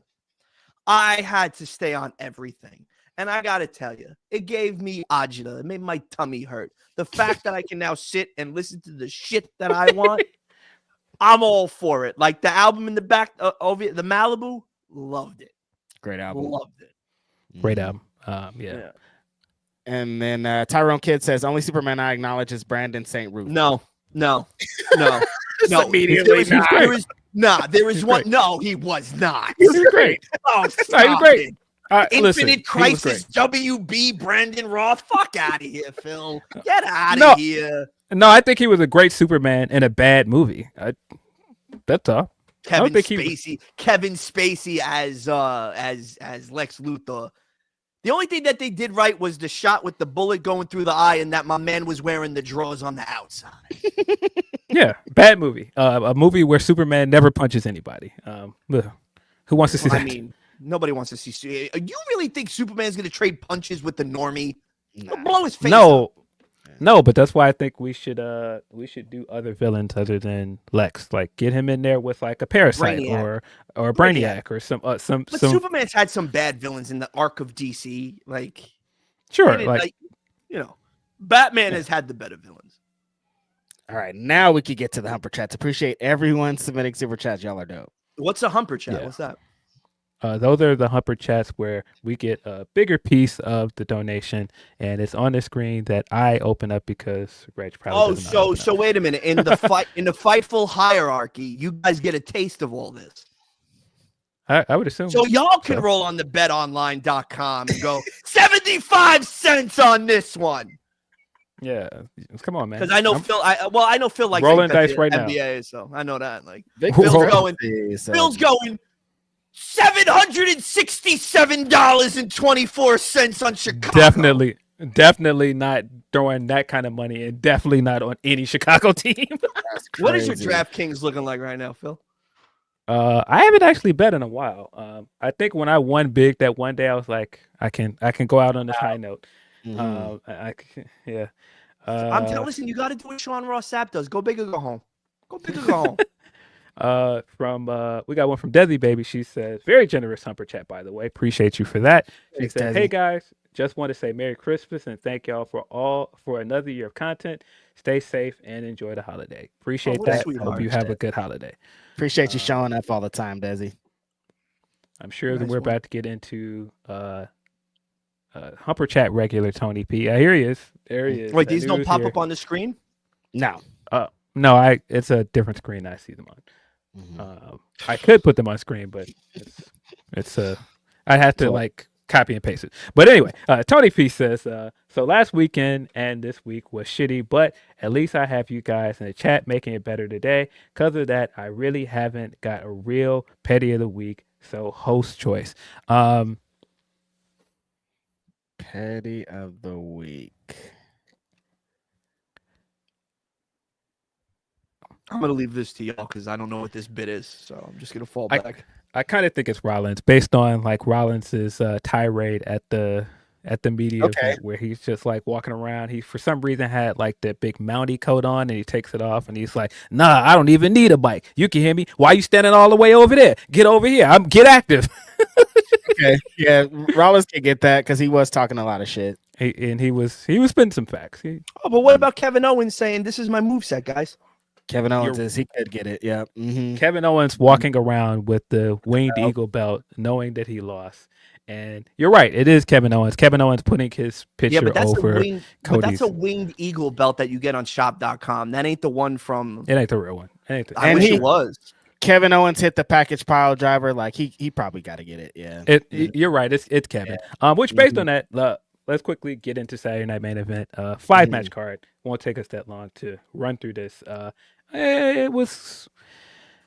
I don't want to say not a lot happened, but it felt like house show vibes on a Why Saturday do night. they always do this? I'm gonna rip my pants off. Yeah, but that's the Please don't rip your pants off. I'm gonna rip my pants off, but I want to. please don't. But that's the it's a glorified house show. That's what it is. Yeah. Yes, But it's always been.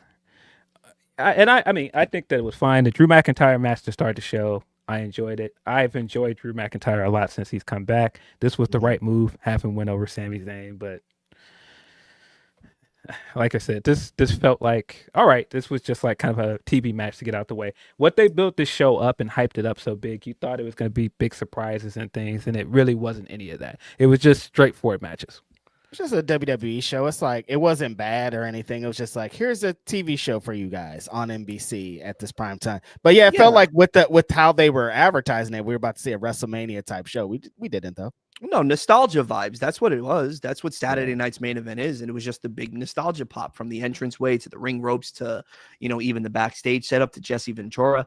That's what it was. They have this like really interesting ancillary property. And it's like, okay, we have this television deal. We're going to do X amount of shows, once a month. This is what we're going to do. Mm-hmm. And to me, it's just continuing to roll over the storylines of what's going on where you're combining them from both Raw and SmackDown. And then that's just what it is. And you're getting your casual fans to come and watch this stuff. Hold on, I'll be right back. Yeah, and I thought the aesthetic with it, with the new wrestlers, I thought was good. Like the opening credits with the old music and like new wrestlers on it, I thought all that was cool. The stage looked great, bringing back the old ref shirts with the bow tie, and Jesse was outstanding. Jesse being extremely petty towards Cody on commentary was very, very funny. So I enjoyed everything about it. The matches were just basically straightforward. Yeah, exactly. I thought the production was great throughout the entire show. Like it felt like Saturday Night Main Event, the music, all of it, the presentation. But yeah, the matches are just like, here's some matches that you could see on Raw. It wasn't anything special or anything crazy. Right. The women's title match, I think we all knew Io was losing, especially with the way that Rhea pinned Liv at Survivor Series. Like it was very clear that they're going back to that feud. I kind of wish they didn't do that because it made this match feel predictable. The match itself was good though, and I do think that Liv needed a match like this where she got a big clean win. I kind of wish it wasn't Io, but she did need this win because she spent all year in this feud with Rhea Ripley. Yeah, and they built up Io pretty well for it too. It felt like she was credible, but we all knew she wasn't going to win this match, and it kind of took away from it.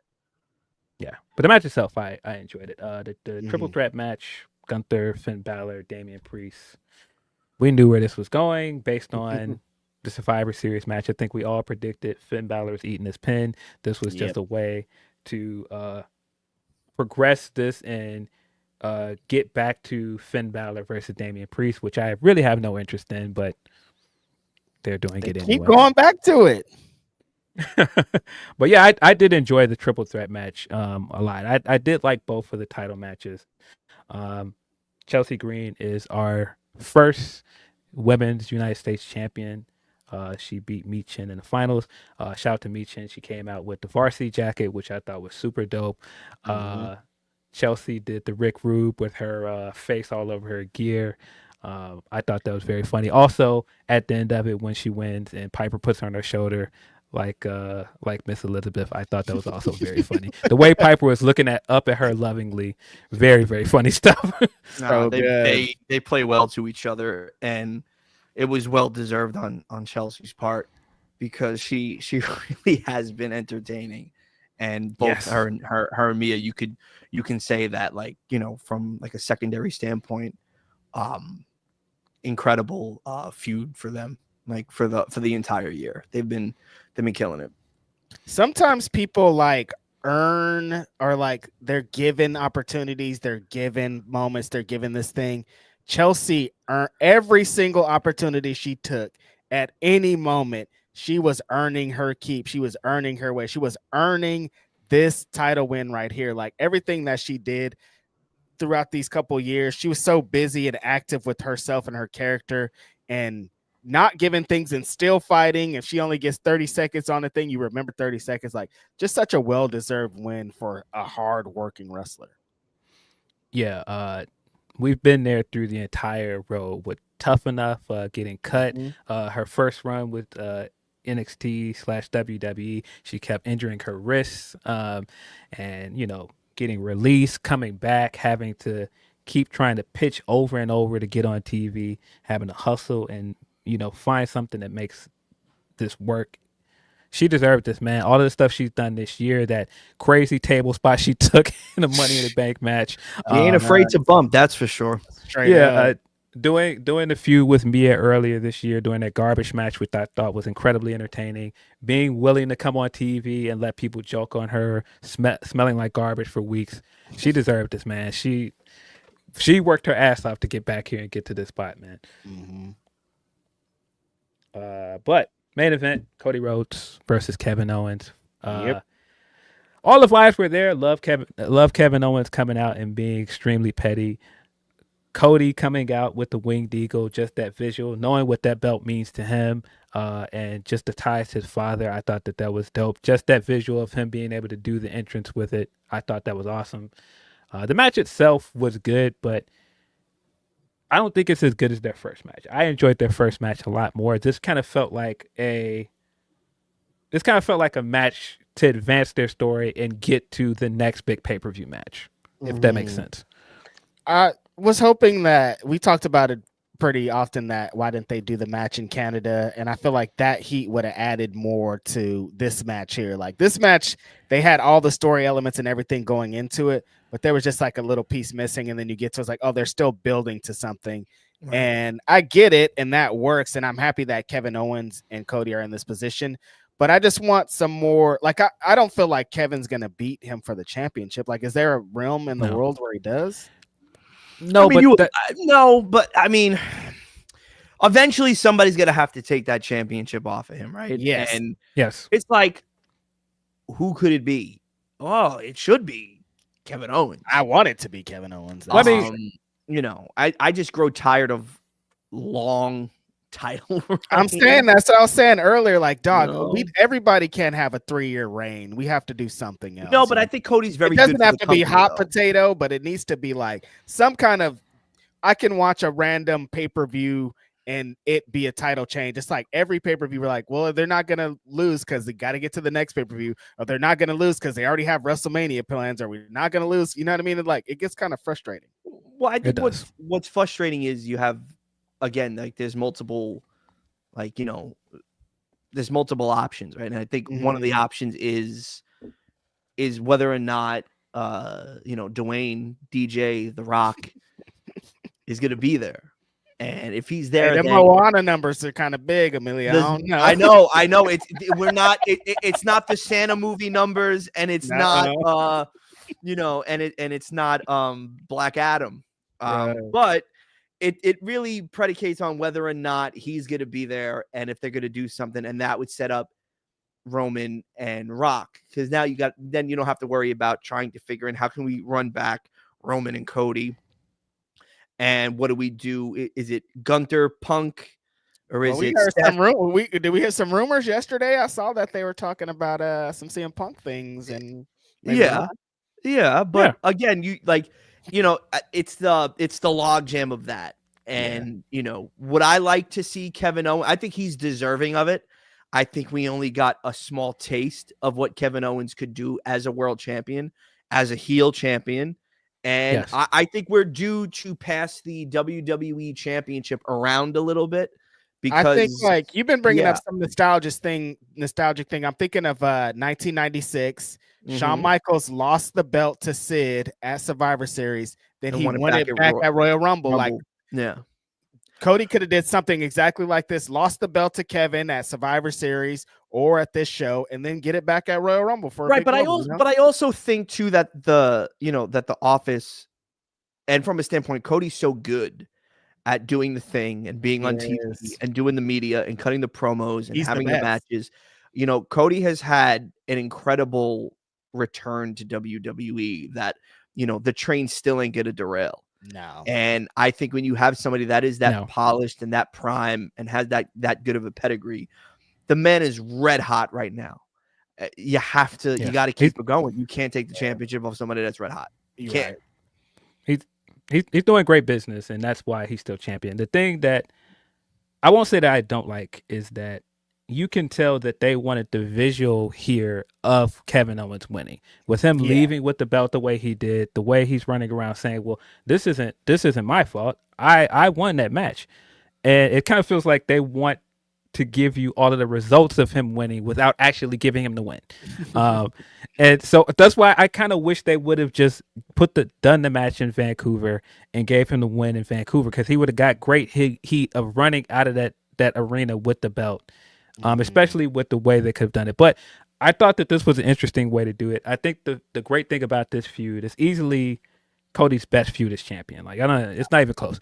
Yeah. But I think the great thing that they've done is, in all of these feuds coming forward, you want to root for Cody because Cody feels like the genuine win. When Cody is standing next to AJ and AJ is healing it up, Cody feels genuine. When you put him next to Solo looks fraudulent. Cody looks genuine. Across the board. Logan Paul too. Logan Paul, he feels like a guy playing a character. Right. Cody feels genuine.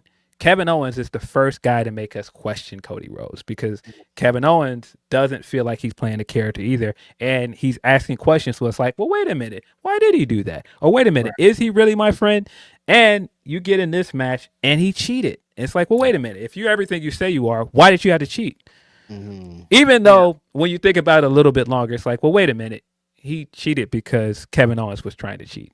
Right. But it's just the fact that Kevin Owens is the first character in this title run that has made us question Cody Rhodes. I think that's what's brilliant about it. Mm-hmm. Smart. I agree. No, I agree. Zeno Hour saying, hear me out. WrestleMania 41, Cody versus Kevin versus 2025 Royal Rumble winner Sami Zayn. Interesting. I mean, but again, if it's gonna be regulated to SmackDown, then that's cool. But Sammy's on Raw, and you can.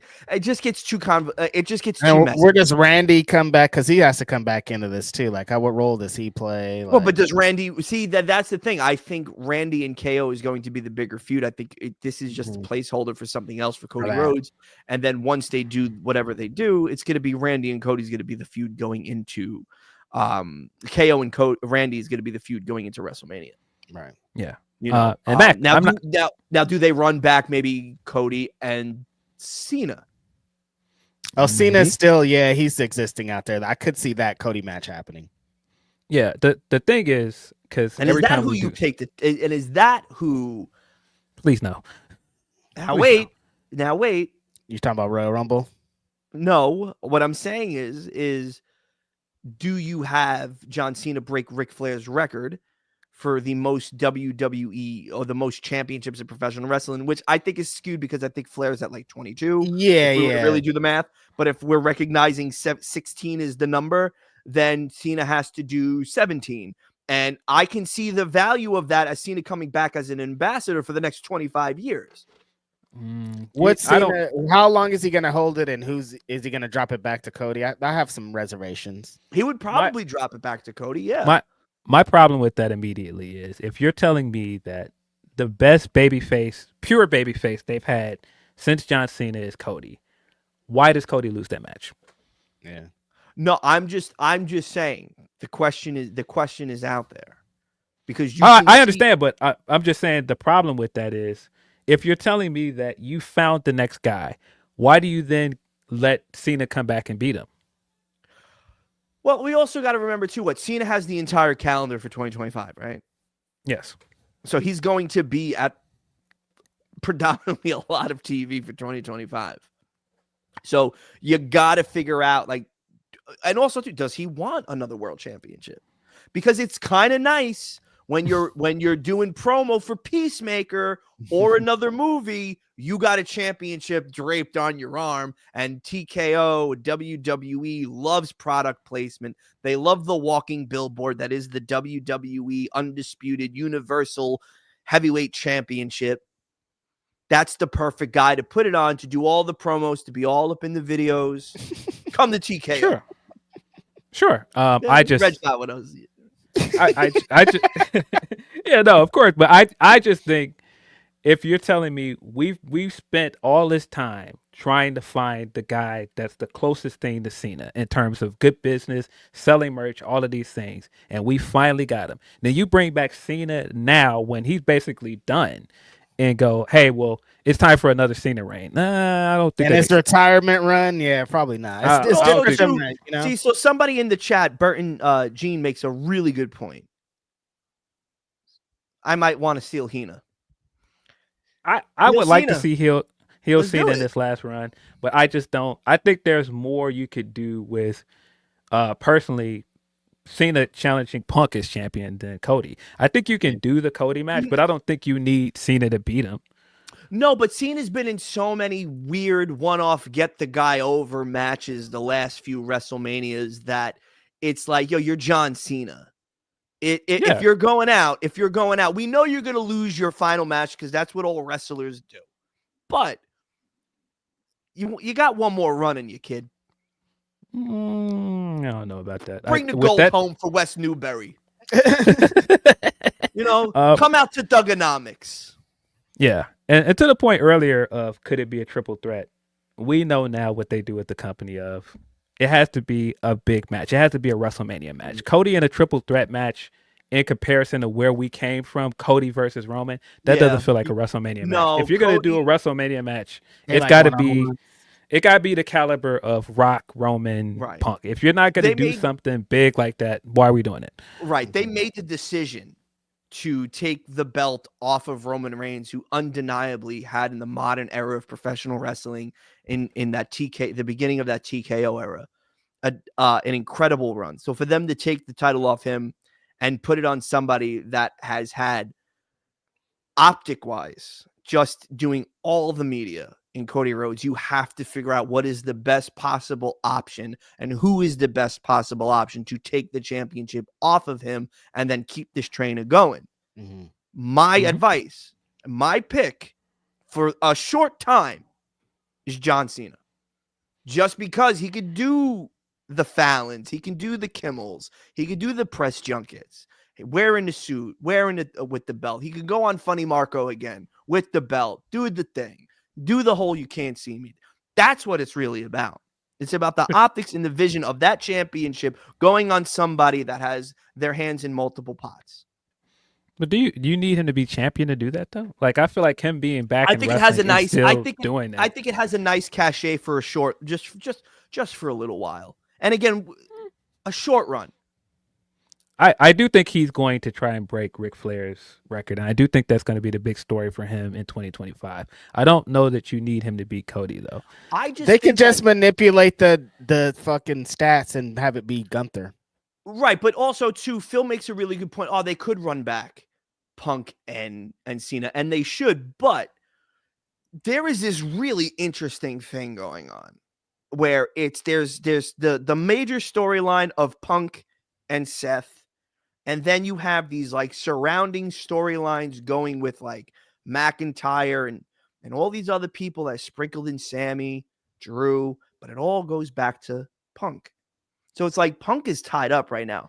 He's like he's the hottest chick in the game. Everybody wants to, they want him to put the chain on it. So it's like you can't do that right now. So that's the baddest bitch on the block right now is CM Punk. But I do think they run it back. But I think it would be really funny if they did it at Money in the Bank this year. It would be really funny to run back Money in the Bank, and it would be them as the main event.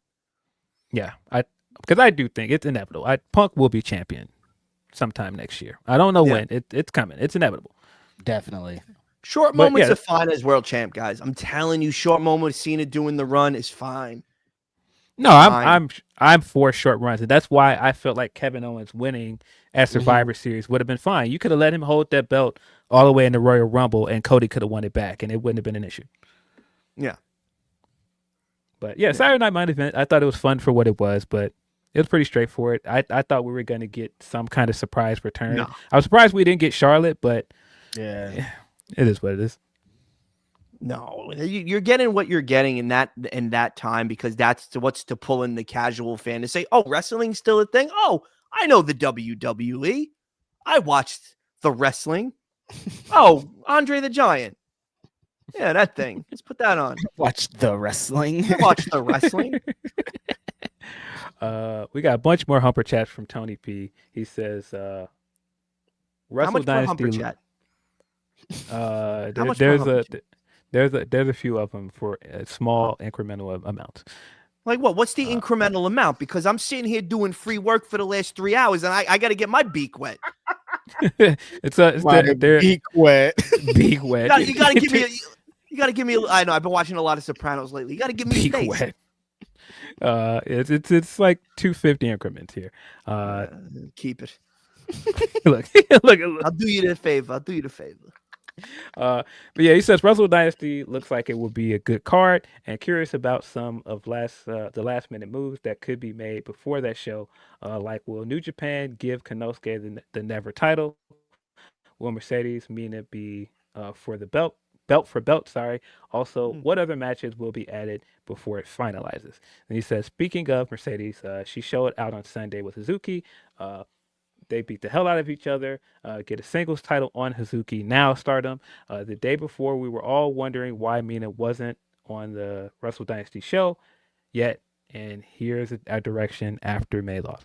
Yeah, I was wondering why she wasn't in that tournament to be in the International Women's Tournament. And I was like, out of everybody that's been on AEW television, out of everybody on Stardom, I thought she would have been a given. And then when we get to the end of Strong Style Evolve, we see why she was not in a tournament, which, well, listen, probably was the right move. Like, what do I know? As soon as she interrupted Mercedes and she stated her intentions, I was like, okay, yeah, that makes a lot more sense. And then they got into the dance off, and I was like, oh, we're making money here, I think. Yeah. Strong Style Evolve came to us on Sunday from Long Beach, California. Pretty strong show. A lot of stuff to build towards either Wrestle Dynasty or Wrestle Kingdom. Opening the show with Mina Shirakawa versus Johnny Robbie, who is from Cali. I thought that was smart move. Smart way to get Mina on the show to set up the stuff at the end.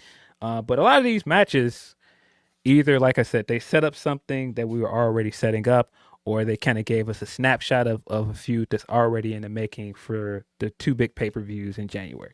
I thought it was dope that the West Coast Wrecking Crew picked up the win here. I was surprised that Grizzled Young Veterans did not hold those belts long, but I thought this was the right call.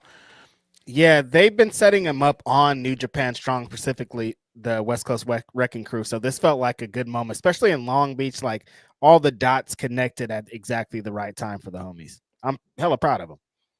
Yeah, we got a fatal 4-way with TJP versus Clark Connors versus Kushida versus Fujita. And this was all to set up the big fatal 4-way for the IWGP Junior Heavyweight Tag Championship at Wrestle Kingdom. This was, again, one of those big snapshot matches of, hey, these are 4 guys that are going to be in this match by the pay-per-view, which I think was very smart. The match was fun. TJP picked up the win. TJP is currently jockeying to be the new leader of United Empire now that Will Ospreay is gone. He kind of played double duty here. But I think for me, this show really picked up with Leo versus Hechicero. That match was heat. Leo has been, I love that he's been trying to change. He's been doing different things in different positions. Like, he presents himself different in New Japan as he does in the Ring of Honor or AEW. And Hechicero, being in the match with him and how he's built his stock this year, I think it was just a perfect combination of people, honestly. Where's my man Great O'Khan? What's he been up to? Great O'Khan was in. He's setting himself up for the match at Wrestle Dynasty with the Bucks. He's got to find a new partner now, unfortunately, because Henare is injured. But he's going to be in the big. O'Khan's my dog, bro. O'Khan's my dog, bro. Big dog. Nah, yeah, you were there for his Vegas excursion, bro. We were throwing back shots. That's my guy, bro. You know, a lot of people like to say me and Danny Limelight are the cause. Yo. Yikers. Y'all had Great O'Khan out there drinking brown, man. Yeah, we did. It was just, I remember me and Danny Limelight goes, Henny? I was like, yeah. And we look at O'Khan, he was like, and then he smelled it first because he didn't know what it was. It was like, he was like, he smelled it. He's like, strong. I was like, it's good for you. Yeah. You got to then start that was to be it. like, this the shit that Bruce Lee was drinking, homie. Bro, I'm like, come on, Henny. I'll turn you into Henny Omega. Let's go, baby. Henny Omega. This is gonna put hair on your chest, and then you're gonna be riding that weird dildo mechanical bull down. Yeah, bro, that was wild. that was wild. Mm-hmm. This was the dog, bro. Mm-hmm. This was like the clip I sent Reg the other day from the Van Fleet interview. A few libations.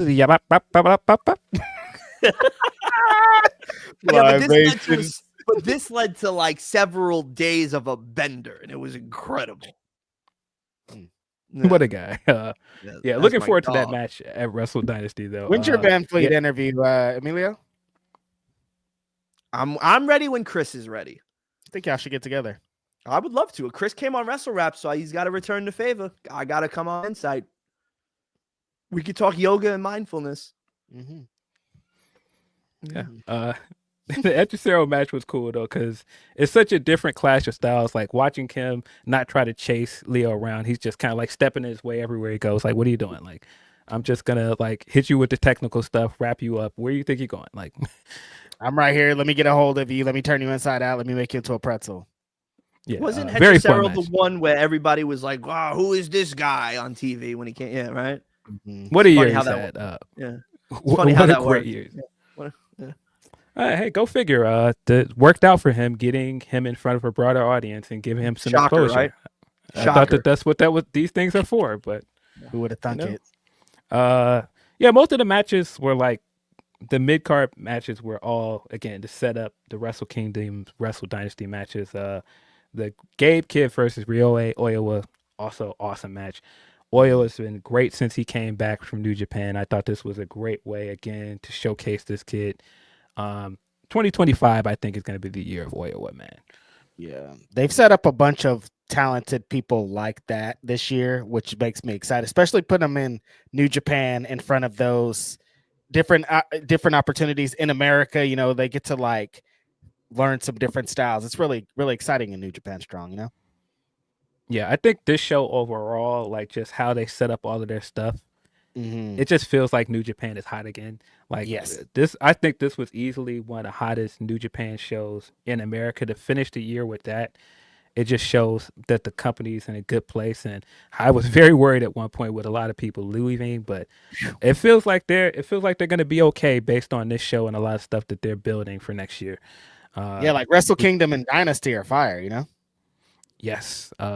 We got some more build for this Shota Zack Sabre main event, which I'm still on the fence about. But all of the matches they've had so far in these tag matches ahead of the show, they've had good chemistry, so that does make me excited for the match itself.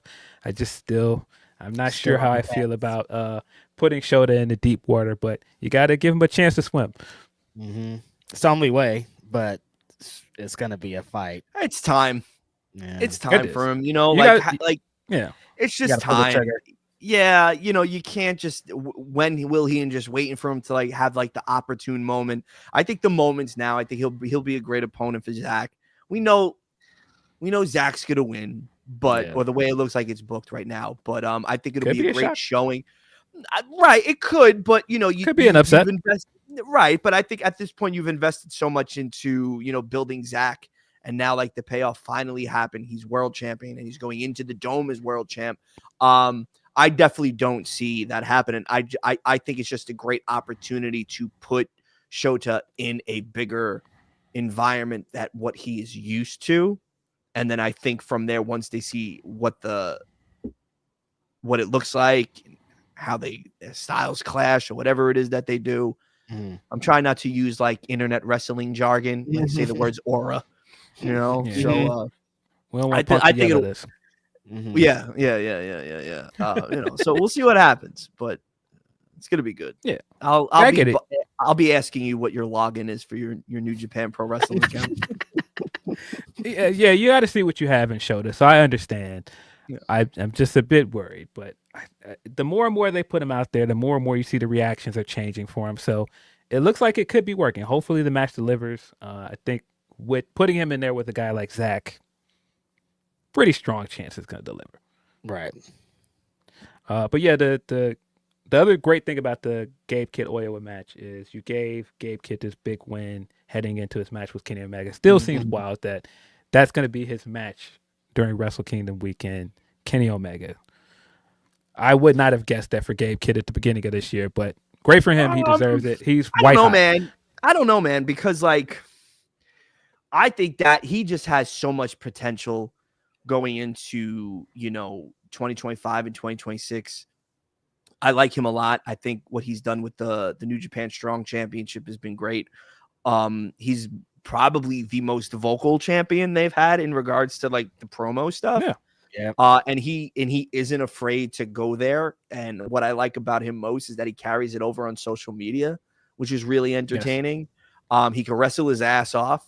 He has that like real totalitarian like vibe where it's just like, this is who I am. This is what I'm going to do. And I'm just going to go out there and I'm going to do what I do. And I believe in myself. And I like his gimmick. I think he's great. And they invest in him a lot. You can see that like that's what they're doing. And you're arguably going against the greatest gaijin to ever wrestle in New Japan Pro Wrestling in Kenny Omega, to a return to form Kenny Omega, who, could have died from diverticulitis. So, what better way is you have the young lion versus that old lion, and let's shake some shit up here. Right. Yeah. This is going to sound like a wild comparison, but he's the Jacob of this Bullet Club. He's the Jacob of the group because people see Finlay, even though Finlay is good and he's coming to his own as a leader. They see him in the same way as Solo. Like they don't really want him as the leader long term. Gabe is the Jacob. Gabe is the guy that we want to see. We want to see him overthrow this thing and become the leader. We want that guy to be the leader. He's the one in the group that's the most vocal. He's the one that feels like he represents the group, but that's the point of it. Yes. We got the AEW guys, Takeshita and Jack Perry taking on Shingo Takagi and Yota Tsuji as well. Really fun tag match. This again to set up their one-on-one matches at Wrestle Kingdom, Wrestle Dynasty. This was very smart to do this pay-per-view at this time. You've got Wrestle Kingdom coming up within a week, so you've already given people a reason to tune in. Within a week, that's crazy. Yeah. But really, the biggest talking point of this pay-per-view was the main event. Mercedes Moné taking on Hazuki. Very happy for Hazuki as somebody that's come on this podcast multiple times and said I'm a Hazuki guy. I agree they have to put a singles title on her eventually. She's been incredible since she came out of retirement. And getting exposure of working with Mercedes, I love that more people are talking about her now. The reaction she got from that crowd, she was actually getting Hazuki chance against Mercedes. And that's, man, you can say what you want about Mercedes. I see a lot of people put wild things on Mercedes, but that is the thing that she's good at. She is good at getting people as a heel to legitimately root for that other wrestler. I mean, we saw what it did for Stephanie Vaquer earlier this year. We saw what it's done for Anna Jay in the Dynamite match this week. I mean, we seen what it did for Willow earlier this year. People wanted Willow to beat Mercedes, and that's really her gift as a heel and as a big star coming in New Japan. And they don't let women just main event this show, and for her to come in and main event and like take somebody that's not a household name in Hazuki and get more people interested in her, man, that's so dope. Yeah, she was very giving throughout the entire match. Like Hazuki had at moments she was like in the lead, carrying the match, like being in control, and Mercedes is just bumping and selling and helping Hazuki look like a credible person. This match was great. They had a slow build. It felt like a main event match, I think. You know what I mean? It wasn't just like two wrestlers out here fighting. It was like they're going to slowly get into it, but when it kicks into high gear, it's going to be great. Hazuki was on fire with her strikes and her positioning and being confident in the moment. But I always say Mercedes back against the wall, they think that they call her something that she's not, and she needs to show the world that she's the best. That's the best Mercedes that you could get, and that's what this Mercedes was. Yeah. Do you guys feel that she wrestles Joshi wrestlers better than what she does in America on American television? Do you feel like that's where her heart is at more? I think and what she enjoys more? I think more of the Joshi wrestlers so far have been able to keep up with her, opposed to the AEW wrestlers. Like, because I mean, if you look at that Full Gear match with Statlander, that match was incredible, and that's because Statlander could keep up with her. I think when you put her in there with the wrestlers that are on her level as a dance partner, you're gonna get good matches. And most of the Joshi wrestlers she's worked have been on her level or at least close. Yeah, and they just work that high impact style more often. And it's just like you could tell when Mercedes is in there with them how the difference in talent, you know? Yeah, and I mean, Hazuki was landed in. Those strikes in this match were crazy. Yeah. That knee she hit her with at one point, I was like, oh. And she took all of this like a champ. Very well, like you said, for her. Hazuki, when she started hitting those topes and really started charging up, that's when the match really picked up, and it just got better and better. The longer the match went, and she just like throwing everything she can at Mercedes, and Mercedes just like somehow survives all of this. That's something she's very good at, I think, as a big match wrestler, is pacing the match and getting you to buy into she could potentially lose all the way to the last second of it. Yeah, that's just like you felt like in moments that Hazuki could win. I think that's one of the best things that Mercedes does. But yeah, in the end, that back against the wall thing had her prevail in a very amazing back and forth match. I think the crowd was good for it. It felt like this deservingly was in the main event. Yeah, great match. Definitely one of the best matches this year. Not just one of the best women's matches this year. Deserving for a lot of the hype it got. I think Mercedes came back with something to prove after that All In and All Out week. Those two matches were very controversial for her, and right after that, she's come out with something to prove to close this year, and she's been smoking it. The TV matches she's had since then, like I said, the Statlander match, this match, she's been on fire in 2024. Yeah, everything that she's been in, she's been wrestling with the purpose, and the matches have been like, you guys think I'm washed? I'm not washed at all. Like the Statlander, the Willow stuff earlier this year, like there hasn't been very many misses for me, but I see what people are trying to say. But that's the thing I want to know.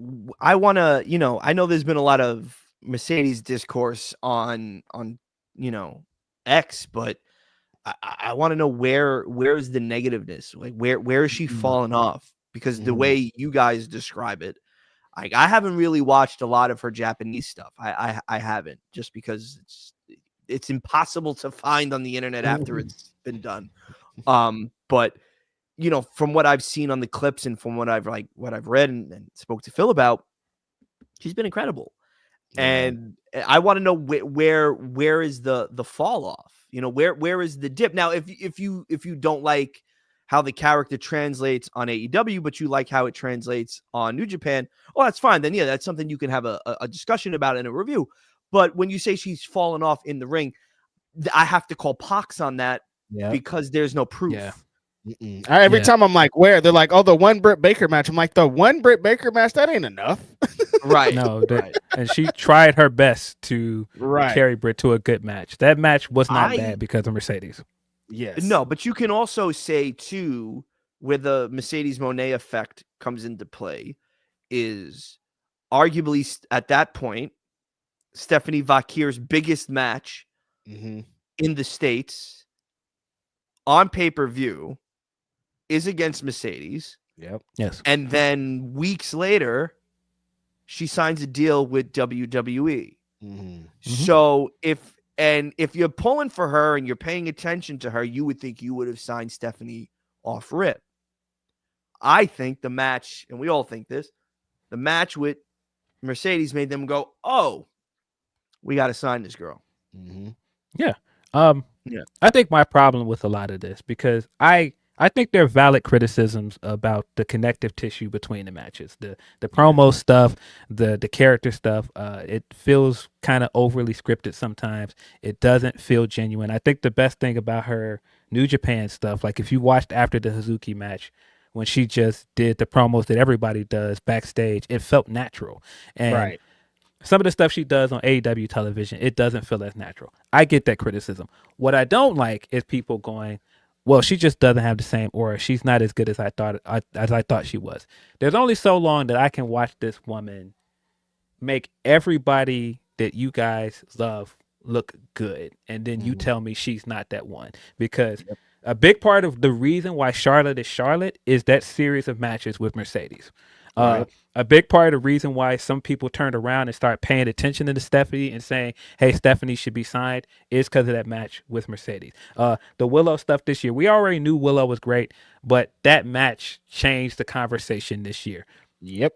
And I'll say this, I don't think you can correctly judge whether someone has fallen off or not if you don't know what goes into performing as a wrestler and performing on pro wrestling on television, because it's a whole nother beast, and you can't correctly judge that if you've never worked in it.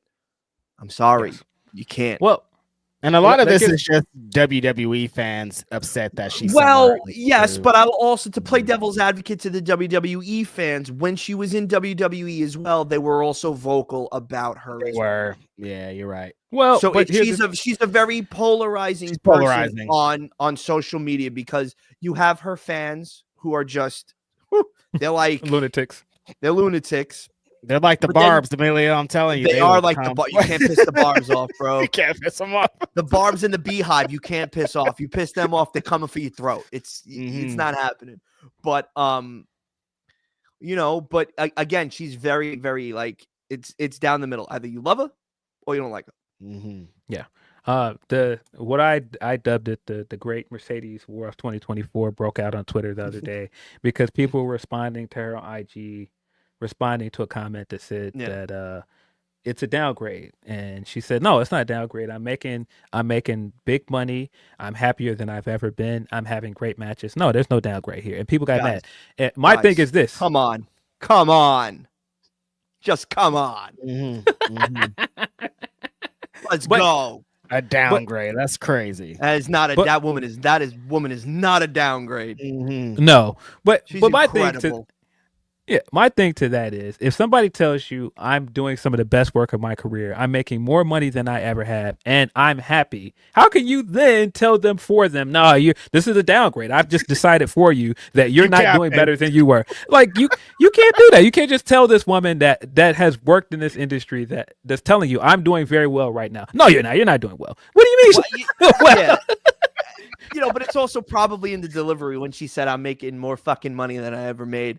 And whatever. What I like about it more is the joy on her face, doing the things that she wants, and I think we forget about that, because we're all plugged in, and we have friends or acquaintances that are wrestling, and when you hear them talk about certain things, there's probably no joy, and they want to talk about the things and do the things that they want to do.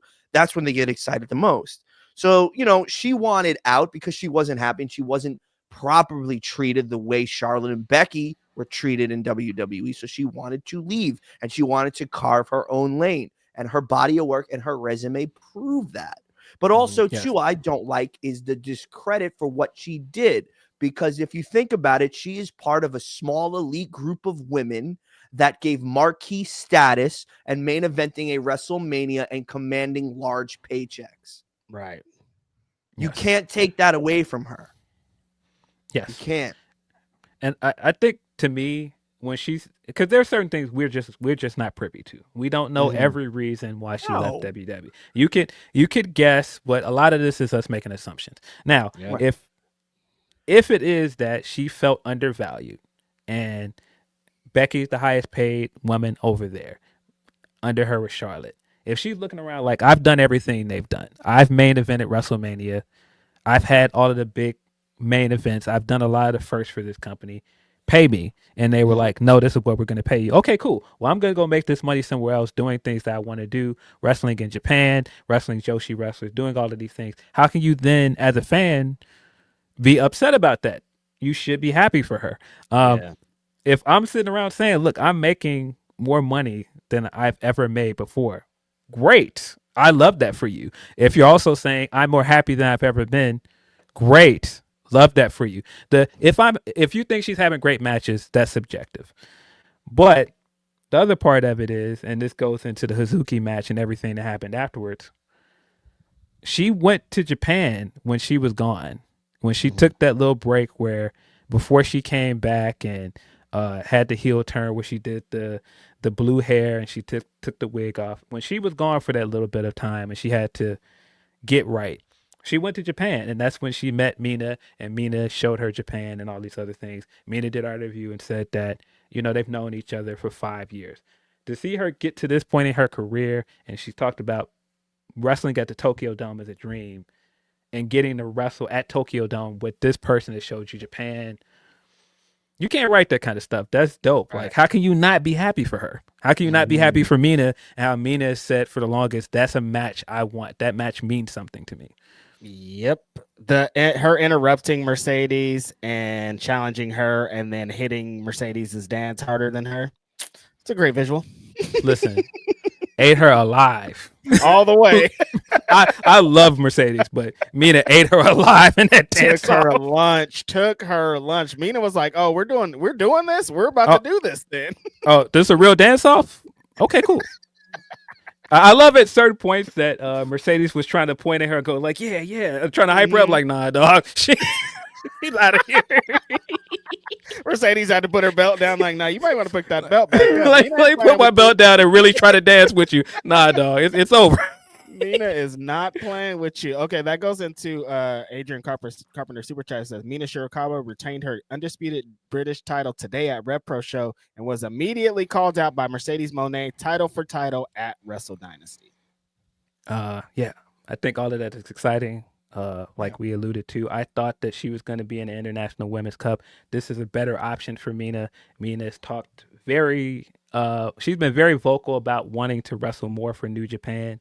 And she said she wants the Mercedes match. This kills two birds with one stone. Who goes over? See, I don't know, because it seems like they've been doing this.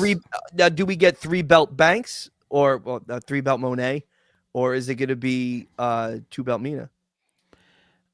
I think it could go either way, and I think that's the great thing about this, because I could see her going on this voyage to collect more gold and winning the Rev Pro belt. But at the same time, if New Japan / Stardom wants an ambassador for Japan that can wrestle in the U.S. with the New Japan Strong belt, it's Mina. Out of anybody, it's Mina. Like, it makes a lot of sense for Mina to win, especially it being the New Japan Strong Championship. I think what that represents and how Mina is so over in the States. Like, if she does go over, I wouldn't be surprised at all. Yeah, I kind of feel like Mina is going to win. Yeah, me too. Because I don't know that Mercedes having another belt, I don't know if that's really the thing, It could be dope for her, seeing Mercedes wrestle in the UK and do other things with the Rev Pro belt. I'm sure they want it. Of course. You want this belt? That's what I'm saying. Have it. You want it? You got it. Yeah. It's you yours. got whatever you want. Here. Yeah. You can have whatever you want. But, with the business that New Japan and Stardom are trying to do, they're trying to inch more into the U.S. market, and Mina's already very popular over in the U.S. It just makes too much sense to put that belt on Mina. Right. And I don't know what Stardom's waiting on. I can't believe they haven't put the World or the Wonder Stardom belt on her. Like, as over as she is right now, Something has to be up. There's a reason why. There has to be, because this is crazy. Incredible match to end the year for Mercedes. I think she's had a great few months of wrestling. Man, very happy for her going into Wrestle Kingdom, because again, I know this was a dream of hers when she left WWE to wrestle at the Tokyo Dome, and the fact that she's doing it with somebody that is like a legitimate friend, I think that's awesome. Great opportunity for both women in the match. I'm super excited about it. That's dope. Dope position for them.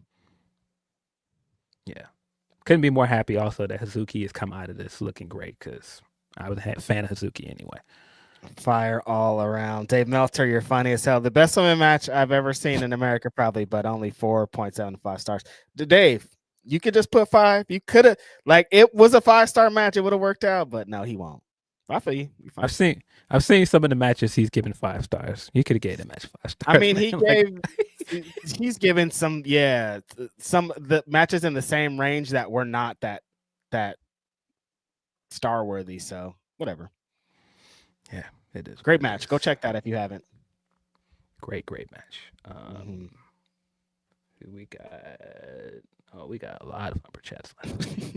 They just giving. They're just running through these Humper chats because they know. They're like, all right, man, we gotta wet Sparks' beak here a little bit, man. You know, like Sean Ross is getting fat in these streets and not breaking anybody off.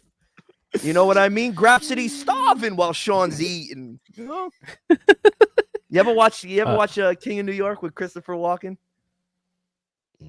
Never mind. Watch the movie. It's a good movie. Never mind.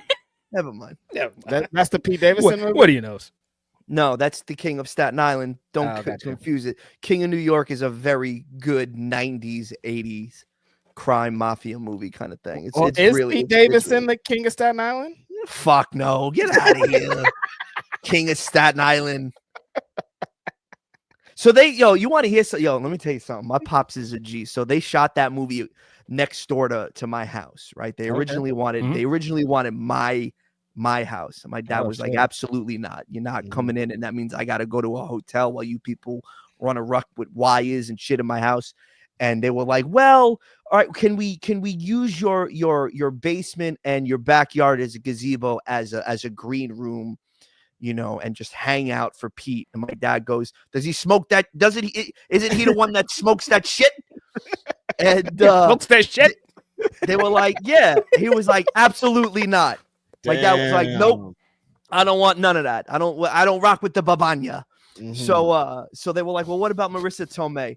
He goes, I like her. Whatever you want. Through. Yeah, well, she could have a green room. She can use the bathroom. So Marissa Tomei would sashay herself down here in between takes, and I remember I worked a late night. I came down. She was sitting on the couch watching TV. It was so surreal. I was like, oh, I'm sorry. I just woke up. I was just gonna get a water. I was in like just like sweatpants and no shirt. My hair was all crazy.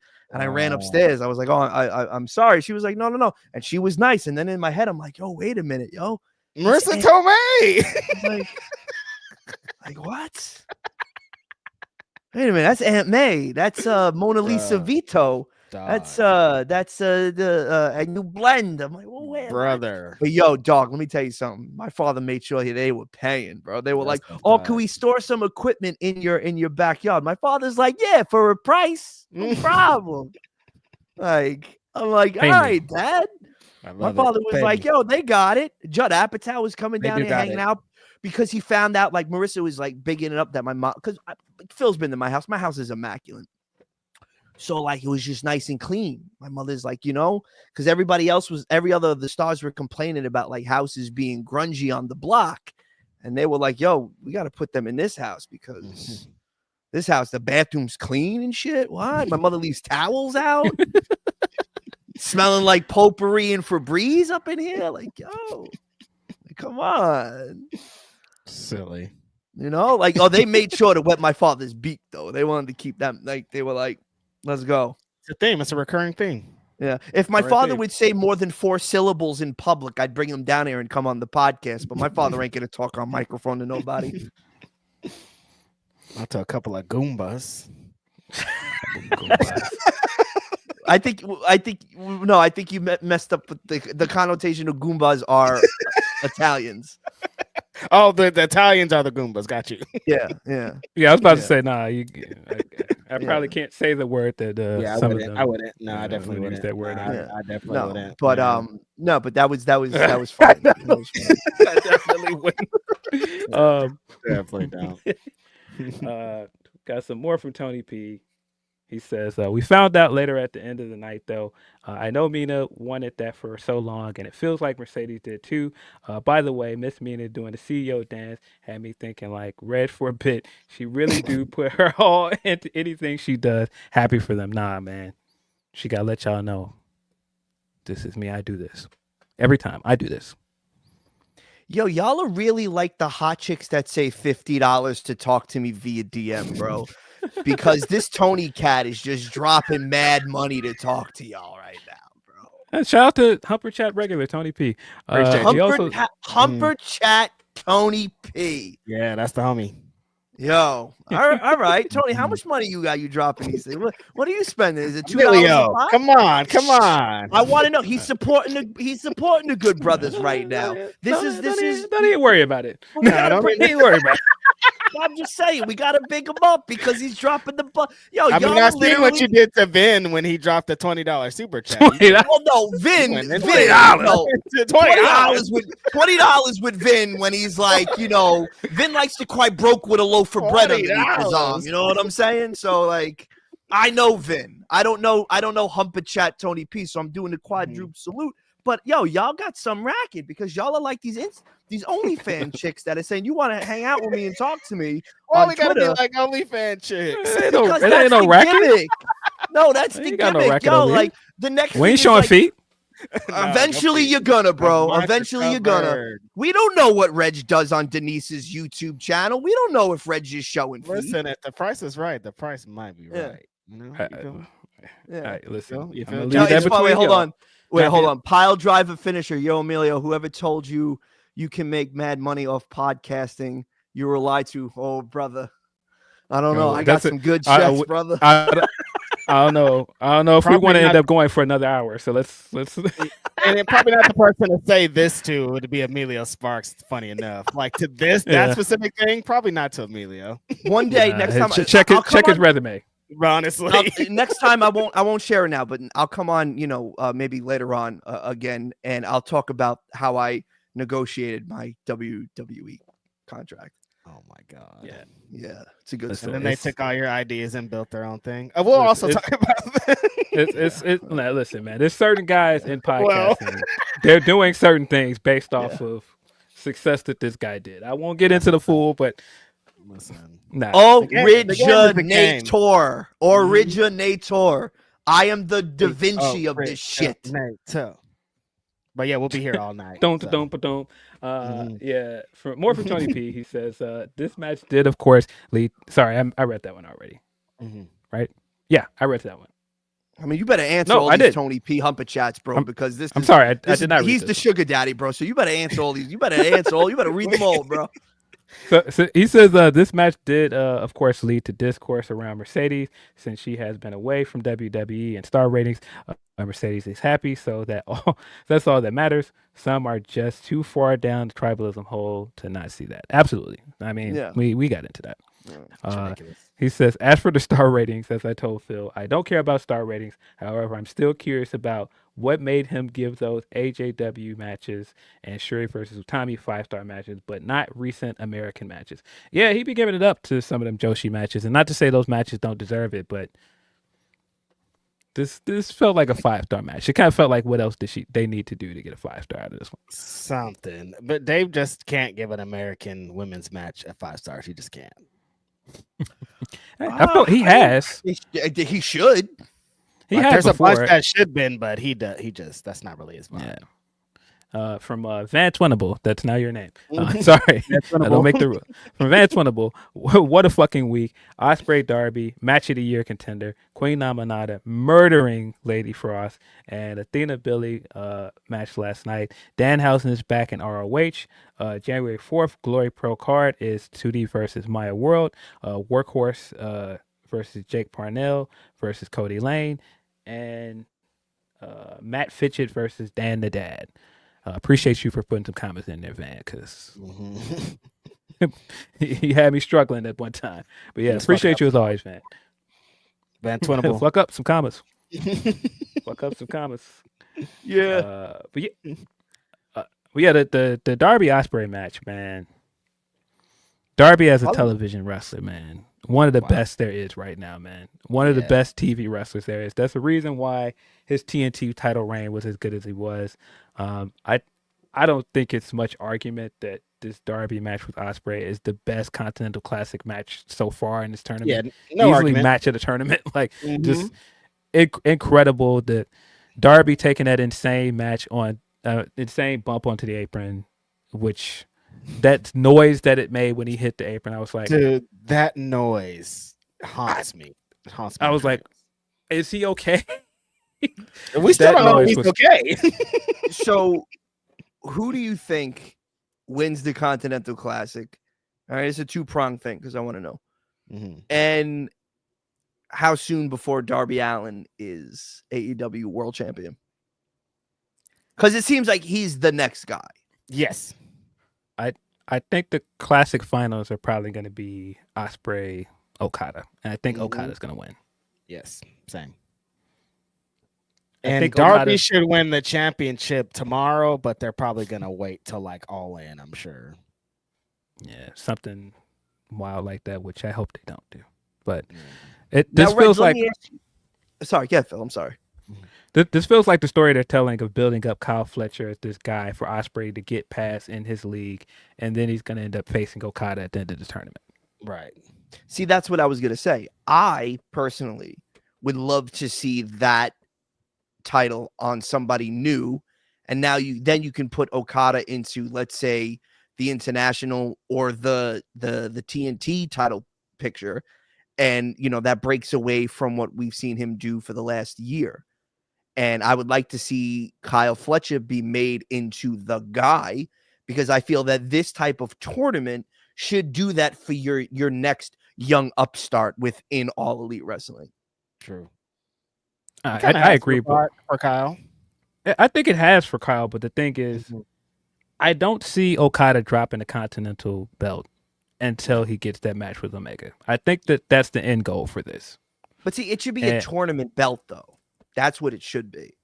Like, instead of it being a belt, it should be a trophy or a check or something where it doesn't need to be defended constantly.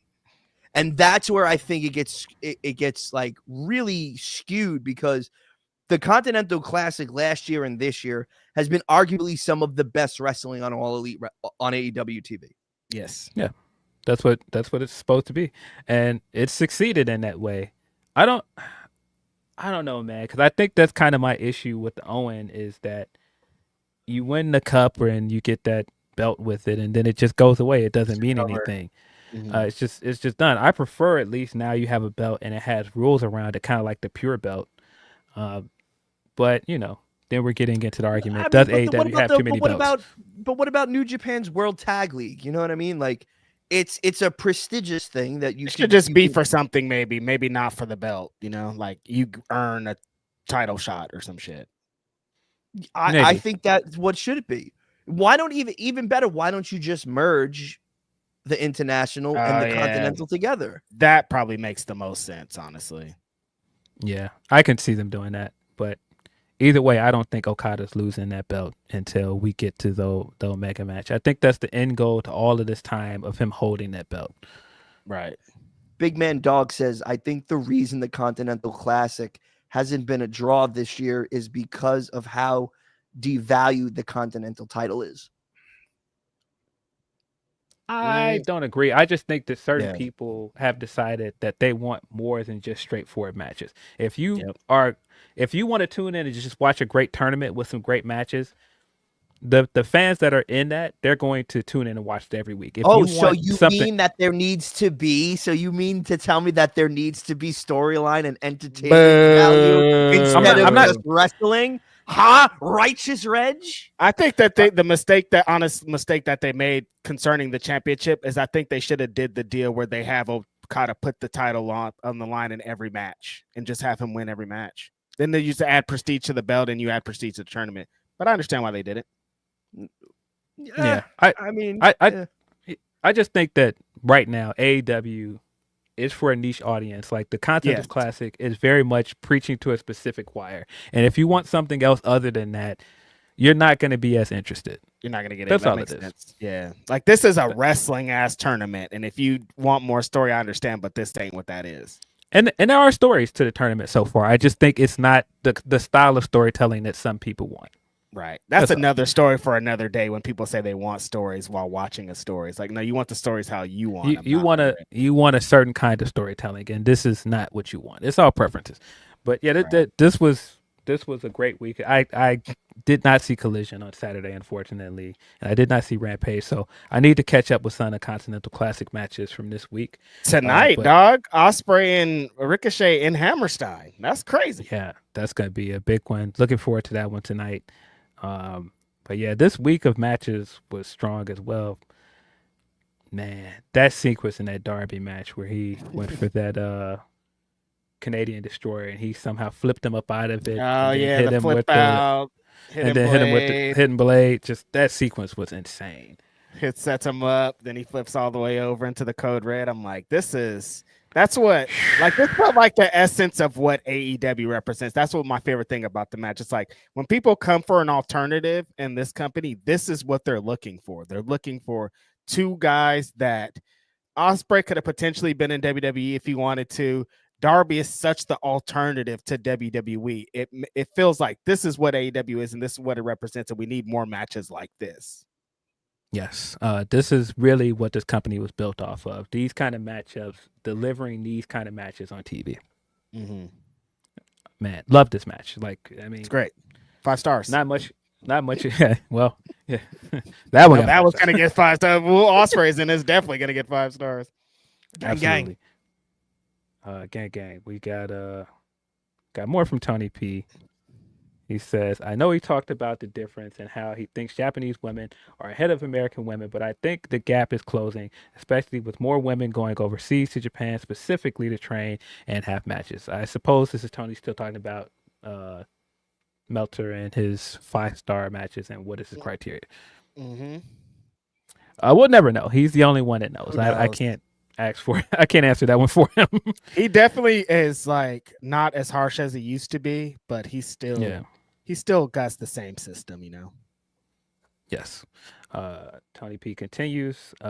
Liking the stardom 4 finalists, Shuri, Momo, Tamaka, and Zuzu in the 4-way to be added to the Women's Cup. I can see Shuri winning it, but knowing them, they're picking Momo with Zuzu as a possible dark horse. I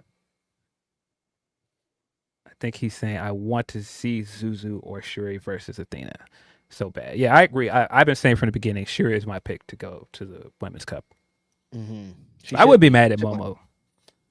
I would be mad. I think Momo's a good option, but personally for me, I think it should be Shuri. Momo has she has a little bit of like name recognition, and it would make sense for her to be in there. Either one of them, I think, you know. And Momo just had a great match with Mayu. I think she would fit in this match, but if it's me, it's Shuri in there with Athena and Willow. Yeah, that's the one for me. Mm-hmm. Tony P also says, one beautiful thing I am loving about Wrestle Dynasty, Athena, Willow, and Mercedes, 3 black women will be showing out in the Dome, along with Ricochet and New Japan World Champ. That's really amazing to me. Glad Athena is getting her Japan tour, but can we talk about the ending of last night? YTK always never lets a super overstar win a championship on pay-per-views. Remember Rosa / The Claim / Billy / Private Party, just to name a few. My worry with Billy is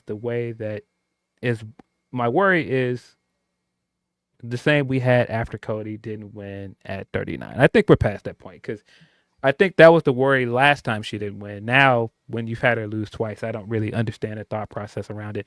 And he has given the wrestler the win when they're over. I don't know why we got to overcomplicate this thing and think that there's another step to it. Sometimes there's not another step. Sometimes you can't just give them the win. Everybody wants stories. That's why I got to give more adversity. Got to tell more stories. Can't just have the fucking match. Yeah, sometimes it's just as simple as just giving them the win. Do it when they've got all the momentum. I don't get it, but you like it. I don't know the decision making. Maybe there's something to this that we don't know. There could be. She's too young. She's not ready. I don't know. Who knows? I think you should have gave her the win personally. Yeah, me too. And I love Athena. We're huge Athena fans around here. Yes. Tony P continues. Luckily, it didn't hurt him at 40. However, they can't keep this story going for too long. Some people were talking about Billy, Athena at All In. Like the fuck? No, AEW knows fans want Athena / Moné for that show, whether it's for the TBS or world title. The only idea I like is that Athena tries to pull an Asuka and Billy stops her from doing it, but they did it with Joe, so who knows? Yeah, I hope Athena does not vacate this belt. I think that would be a bad decision. If they do that, it's going to be so stupid. At the end of the reign. Yeah. People are saying in our chat, I've missed it a few times because we were in the midst of conversation, but absolutely rest in peace to Ricky Henderson. Ricky Henderson? Yeah. That's been in our chat for the past hour or so. I guess that just came out while we're recording. But yeah, rest in peace to him. Condolences to his family and friends. But a bad time to lose a loved one right before Christmas, man. That sucks.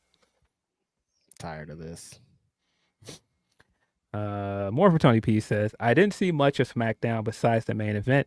It was a fun match that took me away from the Ring of Honor tag title match, and the OKC/Miami was trying to watch all three once like a madman. I don't know how you were trying to watch a basketball game and 2 wrestling shows. That sounds insane, buddy. Yes. But yeah, Miami, I don't know, man. You might not be smooth sailing. Ricky might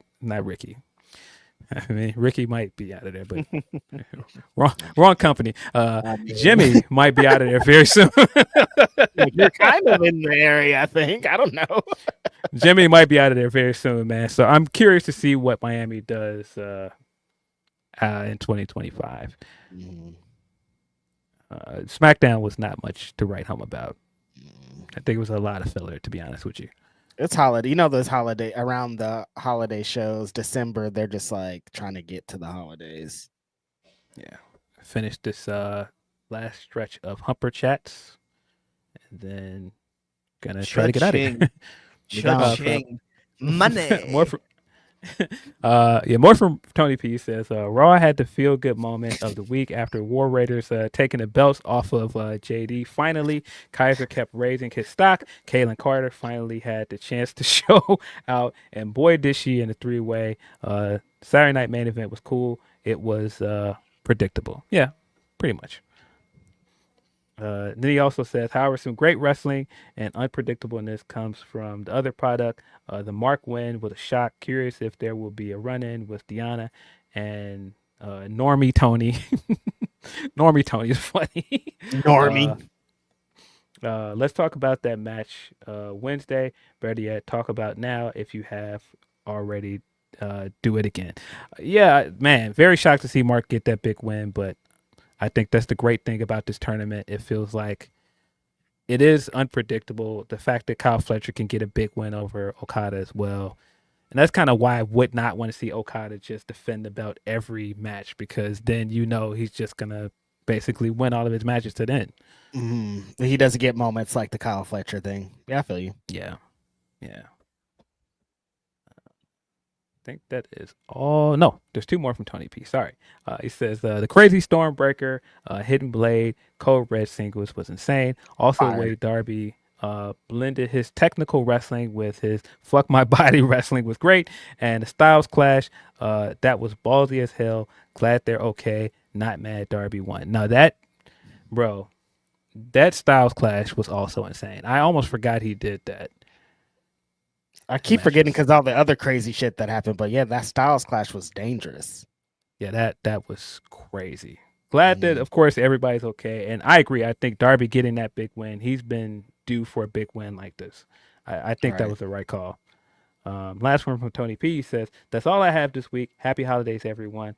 Also, once again, thank you, Phil, for the critique of the Gunther short comic. Hey, Reg, pick a wrestler / cartoon and a word. You can do the same if you want, Phil.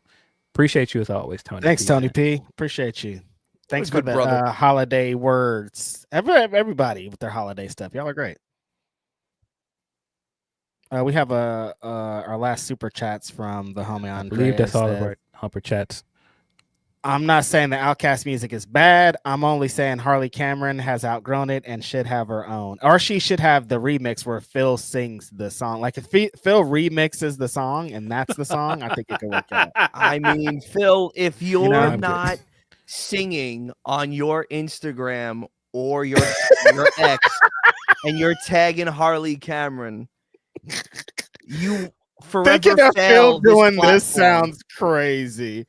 And it's funny because if anybody gonna get blocked, Phil's not gonna do that. Emilio, I'm gonna get blocked. Is what that sounds like. You're not gonna get blocked. You know it.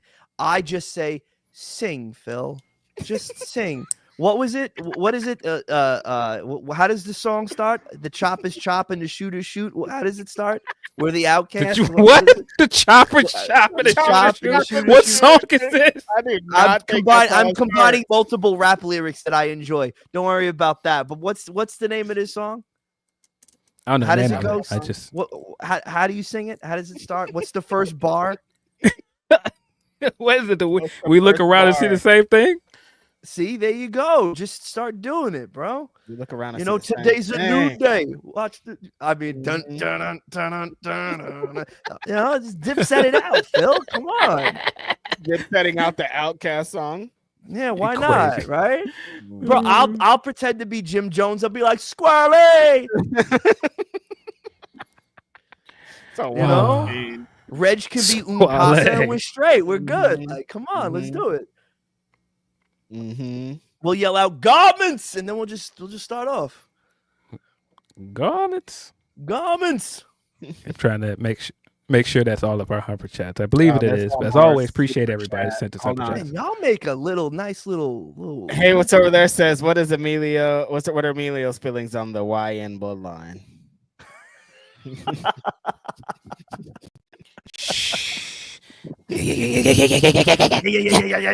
No, I think it's interesting. I know that. I don't know, Reg. What about you? Don't ask me about. Why? Come on, you can't acknowledge that something is good, even though it's not your preferred cup of coffee. Meanwhile, your Fed-friendly co-host over here is always just like up in the Fed vlogs, and he's like, what Fed vlog does Phil up in? He's up on the Reddit. To me, I'm like, Bloodline 2.0 has some stuff, right? If it didn't pop the way it popped, we would have never have seen Jacob Fatu do what he do, and you would never have seen this second resurgence of what Tama Tonga and Tonga Loa have been doing. Right. Yeah. So if anything, those guys deserve the shot. Jacob has always been a big what if. Even when I seen him in MLW wrestling, I'm like, damn, why ain't this? He's got to make some big money.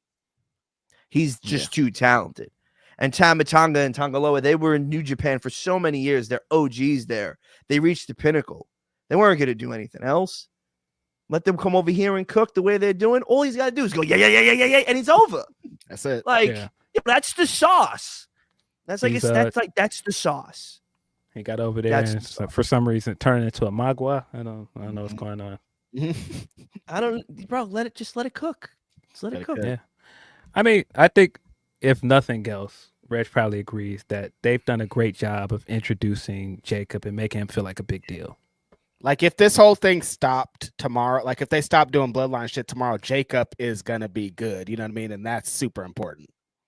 He's the guy. That's one of the few things from SmackDown. They had this long 6-man tag match to open the show, but Jacob in there with Andrade, man. When his energy on the screen, there's not a lot of people that can replicate that. Like he brings to the screen, right? And what he does too, and Tama Tonga does it well as well.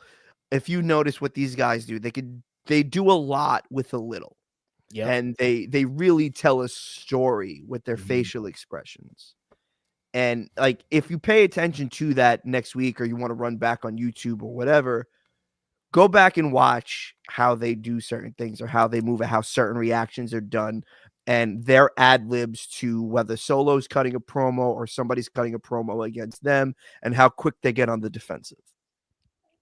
Yeah, right. That all of our super chats? That was my TED talk. That's everything.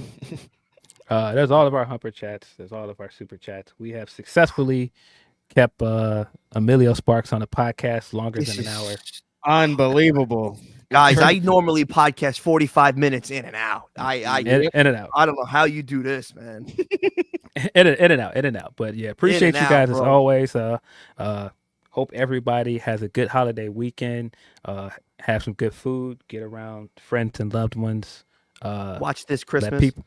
Let people in your life know you appreciate them, and don't always have to just be buy them a gift to make sure you appreciate them. Just let them know that you appreciate them, let them know. And the place they play in your life. if you are letting this stupid, depressing holiday get you down and feeling lonely, man, it's just a week. Get through it. You'll rise above it, man. Like we'll get through this, and hopefully next year will be better for you if this was not a good year for you. Straight up. There's another one coming very fast in a couple days. You can start fresh. And also, you don't have to abide by the times that Western society has given you. Every day is a fucking new day, dude. Tomorrow is a new day. If you got a fucked up Western society, come out tomorrow and be like, we're starting fresh. That's what's real, man. I hate that. No, seriously. Stipulations. They'll be like, well, on Monday, I'm going to start. No, start today, you guys. No, but I'm of course joking with you in Western society, but no, seriously, if you're just ready and you feel like you need a reset, you need a restart, you don't have to wait till January 1st. Just like, even if you just want to get in before Christmas, like, I just want to make a point of living life and being happy. Straight up. Just appreciating the small things in life. You can always start that today. And call a friend. Eat some pizza. Take a walk. Take a walk. If it's not freezing outside, it's probably freezing outside. Yeah, if you're here in Chicago like me, it's cold outside. But this has been another episode of your Grapsody. Appreciate the homie Emilio Sparks for coming through. You have anything to plug? You've got the YouTube channel with some great interviews on it. Thank you very much. I appreciate that, Philip. Showing feet with Marina and Roderick. That's crazy. Bro, I give away so much free feet content that I should be getting so much money. You get to see my dogs. You see Marina's dogs, Roddy's, Ricky's dogs, Big E's. Everybody's dogs are on my YouTube channel.